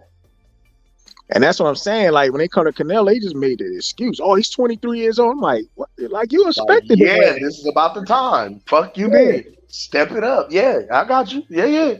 Not to mention he was boxing since he was 15. He should have been it's more. Time to take the training wheels off at some point. You done had 8 years worth of squash matches and showcase fights. It's time to take the training wheels off. It's time to leave the house and it's time to fly. You a peacock. You got to fly now. It's time to leave the nest. Gotcha. Damn. That's true, because I did say that shit. Man, Canelo was young. Man, Canelo wasn't fucking young. Canelo was right on time. For real. I mean, shit. When Floyd won his first title, he was 21. You know what I'm saying? That's what I'm saying. Like, how was Floyd? Floyd was 21. How was Mike? You feel me? Mike. How was Mike? How was Floyd? How was Ali? Sugar Ray? Yeah, these guys was young 20-year-olds when they first. Yeah. Damn. Cue the Onyx. Shut him down. Shut him down. No, because right now Canelo got me a little tight right now. And I never really had an issue with Canelo like that. When people was complaining about Canelo, the lower days, I didn't have no complaints about Canelo. I'm like, he don't get to these fights anyway, so I ain't tripping. But right now, the way he acting towards the Benavidez fight, I don't like that shit. I told you, man. I told you when we was on here last time. I said Canelo ain't gonna fight that dude, man. He gonna fight him, bro. I just don't like the way he acting. The thing is, this gets us all riled up. So when the fight happens, we're gonna be really ready to spend money. You know why? You know why I don't think he's gonna fight him? Because Canelo swore up and down he's gonna give a rematch to Bivol, and he didn't. And then you gotta know the history. You know what happened with that though. Come on, man. What happened? He got his ass whooped. He might have lost, but he got his ass whooped, but he's still the ace at the end of the day. And Bivol wanted to fight at 168, and Canelo was like, no, I want to fight at 175. Canelo ain't want to fight him at once. Canelo wasn't going to fight him at 175. Yes, he wasn't going to fight him with them belts. He wasn't going to fight him at 168. No, Bivol said he wanted to fight Canelo at 168. But that's Canelo why I know, but Bivol called his bluff, right? Because think about it.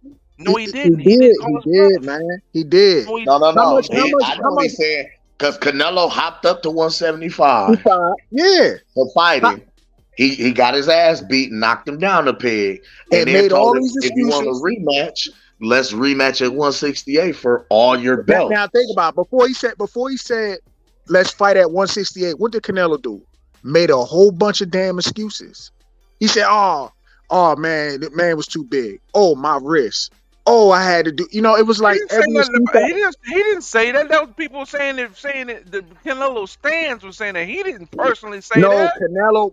It's an article out there. Canelo even said it. Even when, even leading up to the Charlo fight, he was saying that. And then right before the Charlo fight, he was like, "Man, Bivol ain't on my damn level, man. He can't mess with me. He can't blah blah blah this and that." And I'm like, "Well, why didn't you rematch it?" That's what I'm saying. Like I look, Canelo know English now. High risk, low reward. Like that's why I don't think he's gonna fight Benavidez because I don't think Bivol didn't call his bluff, because if Bivol called his bluff, he would have fought him in 175. Bivol no, man, Canelo wasn't gonna fight him. Y'all ain't, man. No. Canelo was not gonna go back to 175 to fight him. You're wrong. He just lost at 175. Canelo wasn't but he lost because. But you got to remember, he had fought his last two fights with a bad hand. Come okay, on. Canelo. Trust me, man. Trust me, Canelo. I don't want to cape for Canelo. I don't. Canelo was not going to go fight Bivol at 175. Bivol team already talked about it. That's why they called out the 168 because they said the first excuse Canelo used was he went up to 175 and he lost, and he made that was his first excuse before he started to talk about his hand. So Bivol came out and said, "Okay, well, I'll fight you at 168." Fight you at 168. But Canelo said no. We're going to do it again at 175. And if he was calling his bluff, he should have said, "Okay, we'll fight again at 175." He didn't. He tried to. No, he called his bluff because Canelo made his bluff by telling him. He didn't accept the 175 offer. So how can you call somebody bluff? No, he did not send him. He did not send him the offer. He never sent him the offer. Wait. Wasn't Canelo undisputed at 168 still? Yep. Yes. So him calling his bluff saying, "Hey, I just whooped your ass up here at 175. You know you ain't big enough to fight up here.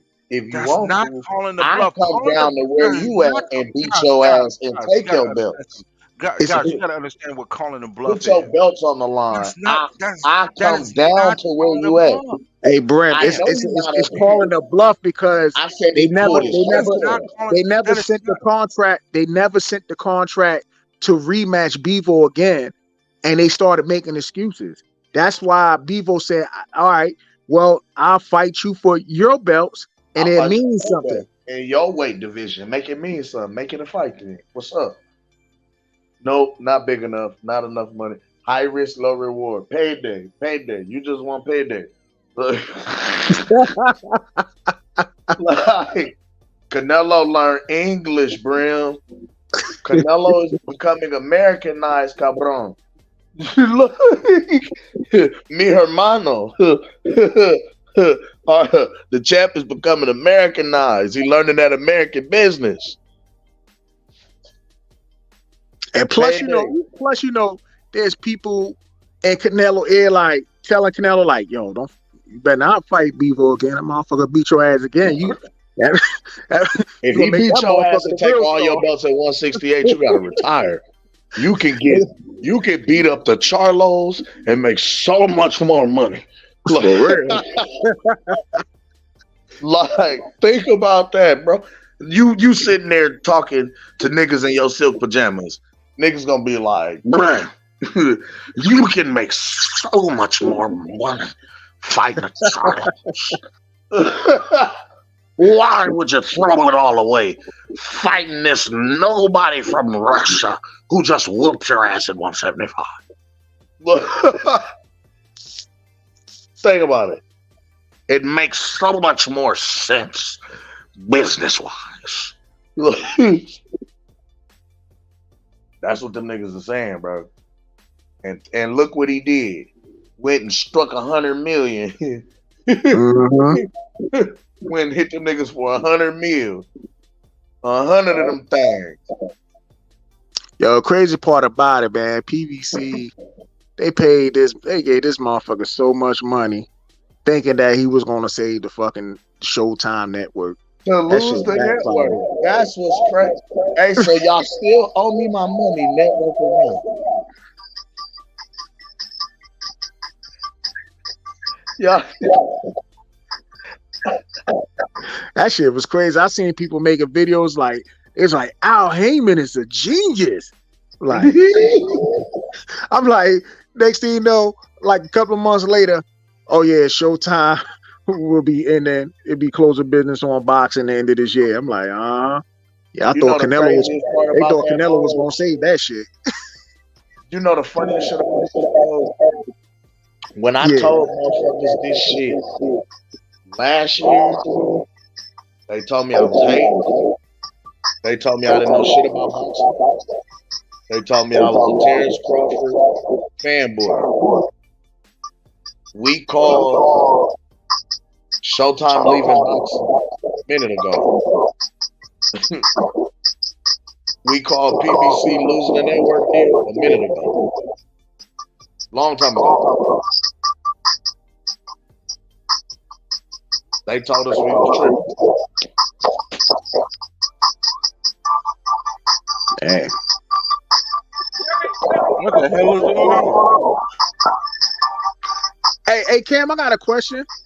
I thought the rematch clause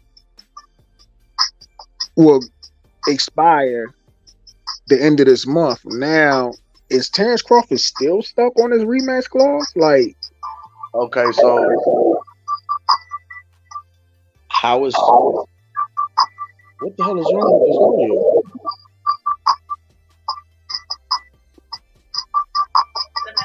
Bo, you got the background noise, bro. Who, me? Yeah, it sound like the episode's playing in the background. The music. There we go. Oh, okay. Hello? Yeah, okay. I'm like, what the hell? Sound like somebody? Okay. So what I got from the rematch clause, because it's crazy how they're throwing dates on everything, right? So initially, this was all based on what Errol Spence and Al Heyman them set up when Errol Spence was considered the A side in the negotiation. Now, since he got his ass whooped, that A side negotiation is now coming back to bite him in the ass. Now, what's crazy is because they were supposed to the rematch was supposed to happen by December based on their own contract that they put into place. But because Errol got his ass whooped in the manner that he did and got put on medical waivers in suspension, you know what I'm saying, which all fighters do after you come off of a knockout loss, and depending on the severity of said knockout loss or stoppage depends on how long that you're considered out of the gym and out of the sport and won't be able to participate or what have you, like basically to train, and the amount of time that Errol was suspended, he wasn't going to be any good to go into a rematch for December, and he was out of weight, out of shape again. So it would have been another fat camp. Sort of resulted in another ass whooping. Also, it was also stated that the fight was supposed to happen at 147 again, because in the event that either Terrence or Errol could not make 147 anymore, that they would have to submit in writing that they could no longer make said weight, and they would then have to negotiate for the fight to be at 54, or the fight would have to be at 54. But once those talks get to flying around, Bud hit their ass in the mouth by telling them, well, hey, if we going up to 154, that's you niggas changing the contract. And remember, if you change one thing in this contract, that's no longer everything that we agreed on. So we're going to have to go back to the board and renegotiate now, which is where you were hearing the talks of, if we going up in weight, we going up in money, because that's going up in risk for both fighters type shit, which he's at liberty to do, either fighter, right? And now, along with that comes the whole, they haven't decided on a date, a time, none of that shit, because the ass whooping was so severe the first fight, it took all the steam, the air, and the luster out of anybody wanting to see a rematch. It wasn't competitive. So now what we're pretty much facing is if the deadline or any deadline, okay, that's been given to Errol Spence's camp is reached, now we could potentially face litigation because motherfuckers is not fulfilling their contractual obligations. Because you have not fulfilled that which we agreed upon in the contract to the letter. And a lot of people is fucked up, but yeah, that will be swept under the rug.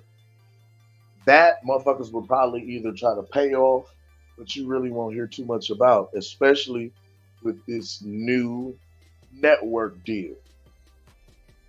The last thing that you're trying to go through and see is any type of a litigation, suit, or course of legal action where you or your fighter has to potentially pay back all of these millions of dollars for you not fulfilling your contractual obligations when when you just went into a new contract. You feel me? That's not showing your organization in a positive light. Yeah, my thing is I just don't know how like they extended it. I mean, I understand, switching networks and stuff, but I'm thinking this is what I'm thinking. I'm thinking if, let's just say, somehow later on this thing gets dragged out and then the Spence camp decided, oh, we don't want to do the rematch. And then Al Heyman pull a move like, oh, okay, well, let's see you fight such and such and catch Crawford off guard and shit because they're trying to rush Crawford to fight somebody else. Now that Spence called it off on the last minute, that's what I'm looking at. I'm like, I feel like there's about to be some manipulation. Litigation because Al and Team Spence did not fulfill the contract that they set in place and in motion in the first place. Right now, Bud has Al, PBC, and Team Spence by the short and curlies. And the thing of it is, not only does he have them by the short and curlies, they put this shit in motion themselves when they were the A side during contract negotiations. See, they wanted to set it to where they were the A side going into the fight. They were expecting Errol to beat Bud, and then they would come into the rematch the A side, no matter what, getting the bigger slice of the pie, the bigger share, etc. They never had any contingency in place set for if Errol lost. By Bud whooping that ass, he flipped everything on its head because now he's the A side. He gets the bigger split of the purse. And there's nobody else in the world that Errol Spence can fight, not named Terrence Crawford, without him and his team facing litigation because of their own contract. So my thing is too. What I notice is I'm starting to see Now he can Bud retire. I starting to see Bud Still around a might lot face of litigation. Got to pay the money back, type shit. You feel what I'm saying? Like restitution, still got to pay. So now, if we get a large, and not to cut you off, my bad, but now if we get a large, since we just lost our network, and now we're lobbying for a network deal, you know, now we can land a huge mogul and a giant. We just did in Google. I mean, not in Google, but in Amazon. You know what I'm saying? They got money kind of to burn. So depending on how large the network deal is, we still got Canelo we got to pay. But depending on how much we can land from this multi-billion-dollar giant, we can pay off any litigation fees that might come our way. Feel me? And still keep business going as normal.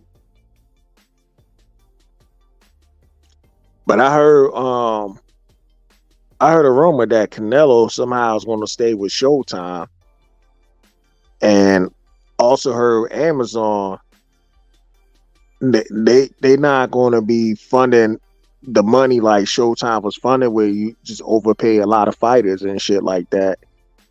They got to put on the best fighting the best.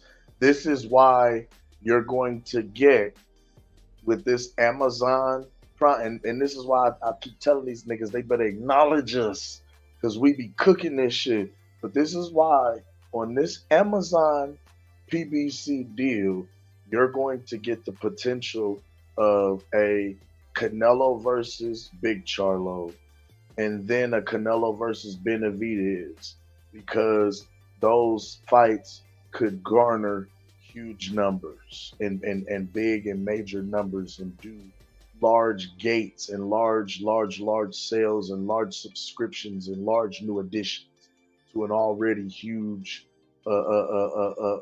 giant. You understand what I'm saying? Who is just now looking to, you know, set its footprint in the game of boxing. So how do you do that? You put on the best fight names that you could possibly think of.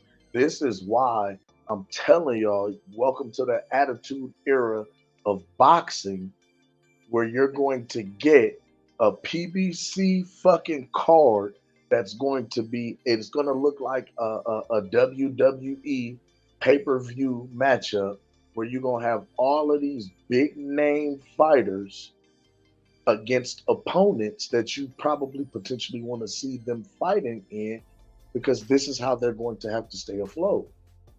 You're going to have to make the best fight the best. You're going to have to make the fights that the fans want to see.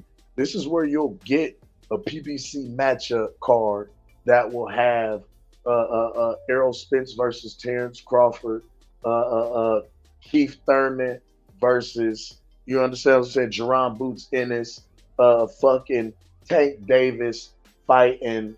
You feel what I'm saying? Like all on one fucking card and matchup, because these are the fights that fans want to see, and they're gonna tune in for a card like this. You know what I mean? If you got Canelo versus David Benavidez on the card, and then the co-main event is Errol Spence versus Terrence Crawford for the rematch, and then on the undercard you got Boots fighting Stanionis, and then you got Tank fighting. Like, these is all niggas that can headline a pay-per-view matchup themselves, but they all under one banner, all on one card. You gonna pay that. See, this is what I think. I think it's kind of going to be the opposite, and the reason why I say that is because they're not getting funded the way Showtime funded them. And a lot of these fighters that was fighting on Showtime and Fox, they were asking for too much money. And they were getting paid those over money. So a lot of times when it comes to another fight for them to get, they asking for way too much money, that now that Showtime was paying them all that money before, they couldn't afford it to keep paying them. That's why I think that's why a lot of these guys were fighting like once a year. But see, PBC was doing that too off of that back end method bullshit. When we look at the guarantees was 1, 1.5, 2, 2.5. Like, The back end, you know, they gonna set in motion however they do. You feel what I'm saying? But when we look at them guarantees wasn't like motherfuckers was out here claiming they really was for real. Them guarantees was coming out regular, degular, schmegular market value shit. Now, granted, the market is about to reset itself because the old guard is moving out, new guard coming in. New guard ain't sold shit, ain't marketed itself, so not really high enough, you know what I'm saying? Not really demanding anything that's, you know what I mean, gonna be high dollar value right now. Like they're gonna have to put on to make to stay afloat. This is my opinion. Because everything that we've kind of said about this particular organization has been coming to fruition and coming to pass. It's just been happening in a little longer stance. But the way we saw it was like these moves were being made more so out of desperation more than you trying to monopolize the industry or the market. It was a reason you went and snatched up the three biggest names in boxing in Tank Davis, Canelo Alvarez, and Terrence Bud Crawford. You was hemorrhaging. Y'all was hurting. Y'all, you know what I mean? Y'all wasn't just looking to throw money around because y'all only spent big money on big names that y'all felt would move the needle. Everybody else got 1.5 and 2.5 fucking guarantees. Even your other household names and household what you call it, your other company men, i.e. Keith Thurman, Errol Spence, Sean Porter, Danny Garcia. Them niggas was getting, you know what I mean, kind of shit. Like, so, I don't know, man. Yeah, that's the only thing. I think some of those numbers that was on Showtime, like some of these fighters that was on the PBT, and they had some of those pay-per-views. I think they was fluffing the numbers on some of these pay-per-views and whatnot for certain fighters that they were really pushing out there. I But agree.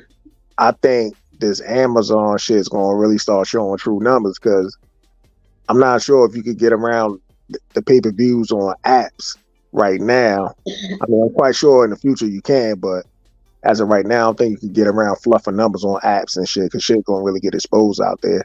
That's true. That's true. It's gonna show you exactly who does what, unless the company themselves choose to refuse to reveal, you know, whatever numbers that they doing because it's already kind of a subscription-based service in the first place. You know what I'm saying? Like, so now it's almost like demographic work. Like, you got 150 million Amazon subscribers. How many of these 150 million like boxing? You know what I mean? And let's try it out there and see what's up. Like, we worth 170 something billion. We got a huge imprint. You know what I mean? Like, we got a huge subscription service, a huge app service. Niggas is already jailbreaking our Fire Stick and getting free shit. Like, so let's figure out a way to monopolize on this shit. You know what I mean? Let's bring in this company who just grabbed three of the biggest names and figure out how to put on their product on our platform at a way to make all of our subscription or all of our subscribers tune in. You know what I mean? And let's see if we can bring some new ones in the process and get a foothold in this boxing shit. If we get a foothold in this boxing shit, it's on. We already doing this and this, like we just talked earlier. We already got, you know, these sports offering these subscription packages, which is bringing this market. Fuck it, let's get a foothold in this one too. And if we can make, you know, If we can kind of get on Al's neck and make one of these big name cards where we got all of these guys, you know what I mean, premiering and fighting on the same night, you know what I mean? Like, think of what that does for our bottom line. Think of what that does for our viewership. Like, the whole, like, it is, I just kind of see where they gonna try to make this shit. Now, whether it does or not, I just can see the play in it. It's like, look, yeah, you was getting $100 million from Showtime, but in order for you to get $100 million from us, you're gonna have to give us $100 million worth of fights. Now you got $100 million worth of fighters over there, but we're gonna have to put some shit together in order to make this pay-per-view jump like we need it to. Oh yeah, and we're cutting that budget by a third. Good luck. Yeah, they got a challenge on their hands. Watch what Al do. Watch. Like, even if you get, it might not be listen, and I can just see it. Because now you're going to have to start playing nice with some of these guys that you wasn't fucking with before. That's where we're going to start seeing a few more joint promotions. You know what I mean? You're going to see it. That's what I was trying to explain earlier, where it was like, hey, I could see Tank versus Devin happening in Saudi Arabia. And Mark was like, man, hell no. Like, Tank is signed to PBC. They just got this Amazon Prime deal. Why would they go fuck with DAZN, who just wasn't fucking with them? And I'm like, bro, think about it. Like, the Saudis the Prince got a bag. This man he has enough of a bag already to make this December 23rd matchup happen, where we're having multiple promotional companies have to come together, come to the table, and play nice. And we about to buy it on pay-per-view. What you think is going to happen with this one? And that's a bigger fight. You know what I mean? Like, that's a way bigger fight. But I think they only want the fights that's going to move the needle. Yeah, I hope so, man, because I'm telling you, until this year, I've been seeing like a lot of showcase fights on PBC, like mismatch fights and shit. Like this year, they went all out because they pretty much ain't really have any choice. But even then, I felt like the undercards didn't live up to really the hype of what you tried to make the event to be. And that's what I feel like is going to move the needle. You're going to have an entire, like a stacked fucking card of bomb-ass fights.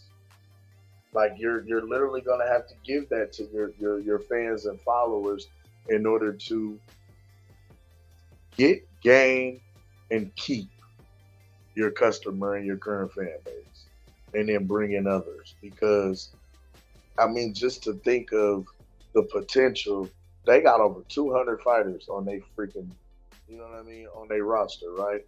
And then it's a lot of fighters with names, you know, or decent or some kind of a name or following or something, you know what I mean? Like, they're going to have to really, really, really match these up with some fights that people want to see to make this shit. But a lot of fighters gonna have to start taking pay cuts on that undercard, those stacked cards. Because I mean that's and including the main event as well. Because remember, who was bringing fights like that? That was Don King. Don King was bringing. They already make it if you kind of add it up. Like, listen, if I just do like remember that Showtime card that was supposed to be a squash matchup. But Rashidi got beaty. Yeah.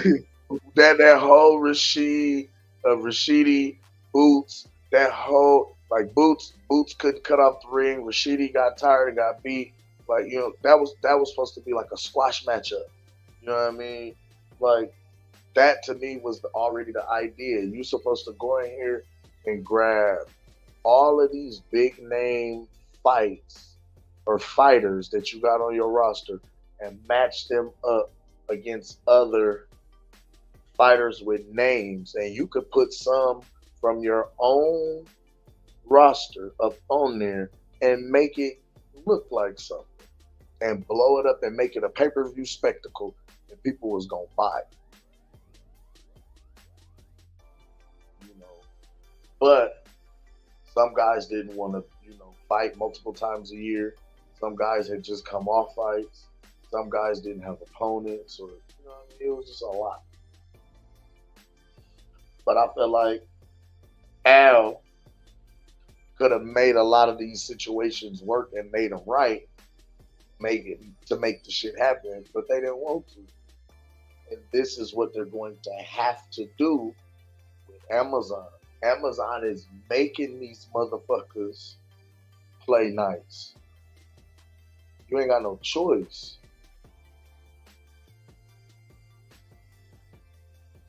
You ain't got a choice. Yeah, they gotta like I said, they gotta get those fighters to really commit. Like They got Amazon is doing it. The Saudi Prince is doing it. Like they got this kind of bag. We'll give you what you asked it for, but you're gonna have to really do this. You want to market and make this shit look like something. We're gonna have to make some bread off this shit, and we really want to see this fight. Okay, like they gonna do it, bro. Watch. You gonna see some shit that you ain't never seen before within the next few years of this boxing. It's going to look like a SummerSlam. Watch.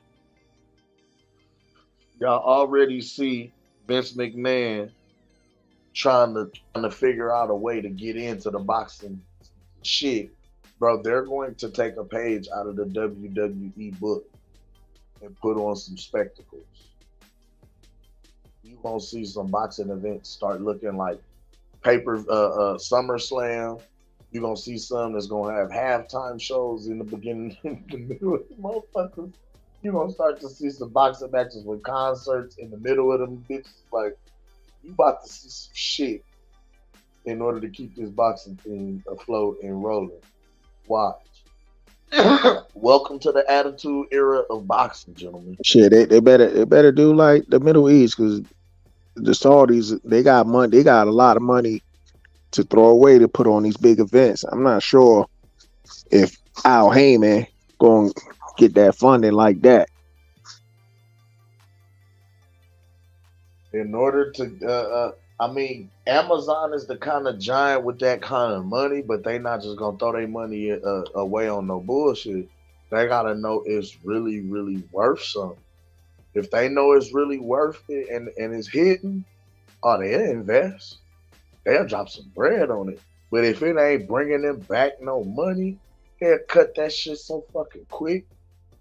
I mean, literally, you'll see one Amazon boxing event, and that motherfucker will go, and it'll do what it's gonna do. And if that shit don't hit, that shit will be cut the next day. Like, Bezos don't play with his bottom line, bro.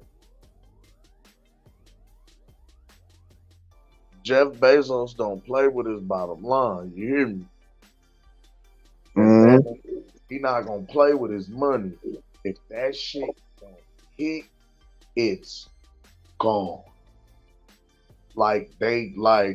That's how serious they is with shit.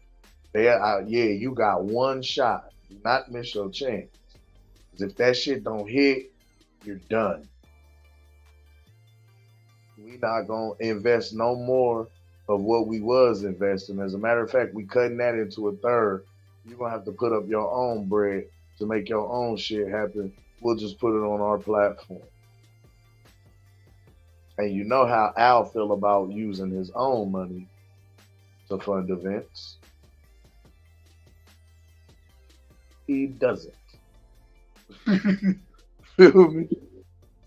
Always network and sponsor.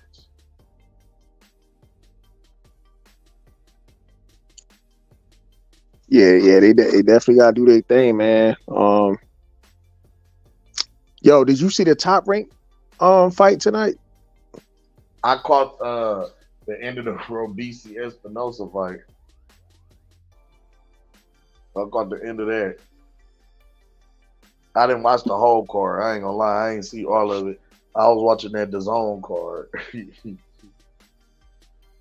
Last. Yeah, top rank. Hey, they be putting on some cards, man. That shit be for free for the most part, and they be putting on some good ass cards and shit, man. There's a zone. I mean, you know, I paid for the pay-per-view, and I went back to watch, you know, those fights on the zone.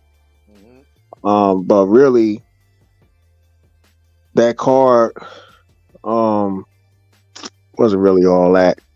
I mean, I like the performance from Andy Cruz, and I seen fucking what's his name gets fucking stopped and shit. Like that dude from Ohio, I forgot his name. He got stopped, man. Eddie about to kick his ass off, man. Oh, Montana Love, whatever his fucking name is. Love. Yeah, he had to kick his ass off, man. That's 2 fights in a row, back-to-back losses, and then he gets stopped. Listen, Eddie didn't look pleased. Montana's done, bro. He's gone. Yeah, he's going up on the show. I gotta tell. He's going up on the show. They about to make that motherfucker the gatekeeper. He looked like he looked like a draft bust tonight, bro. It's like, yo, what in the Greg Oden is going on right now? This is crazy.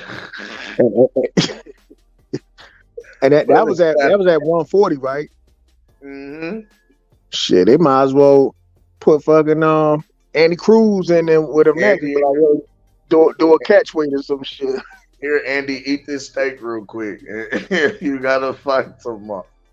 Like, it's crazy, man. I don't know. I don't get it. I don't get it. But yeah, Montana Love, man. That's a lot of talent that went to waste, man. All that talent went to waste. Talent don't work hard, bro. That is a prime example of when talent don't work hard. When talent don't work hard and do what talent needs to do, you know what I mean, to, you know, grow on what they got already, you'll watch it every time.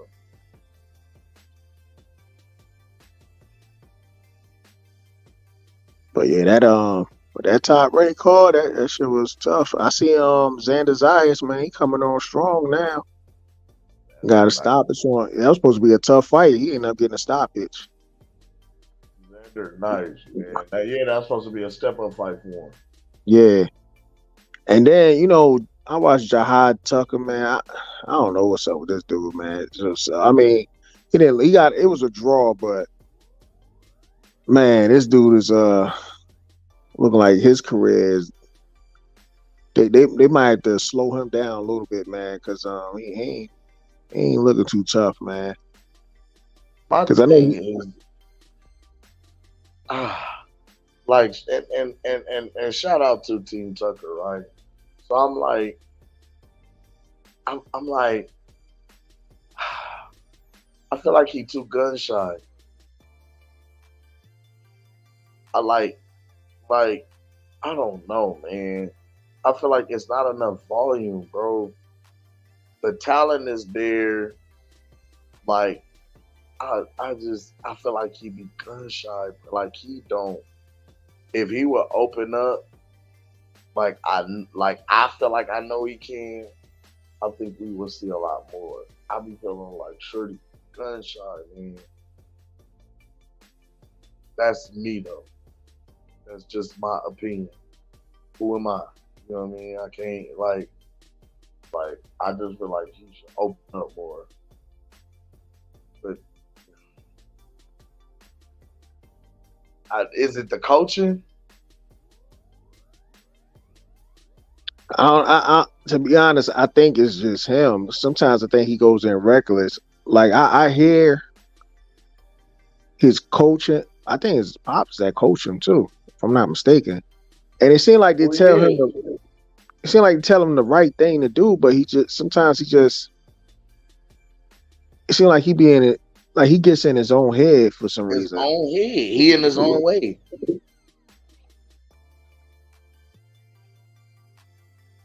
But okay, now, and this is where I feel like,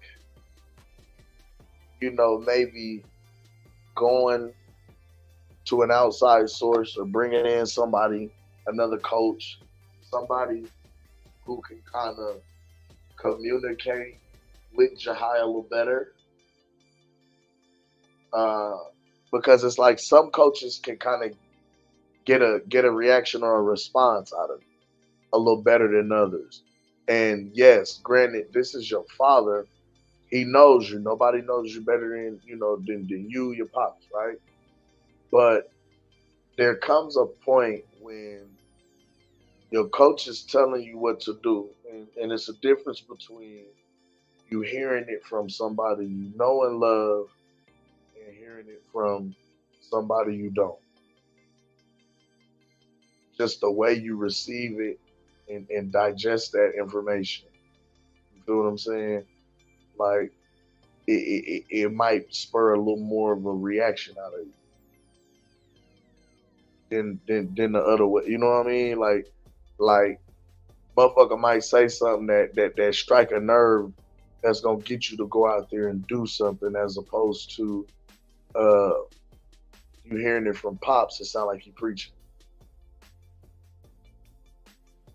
You know, I don't know.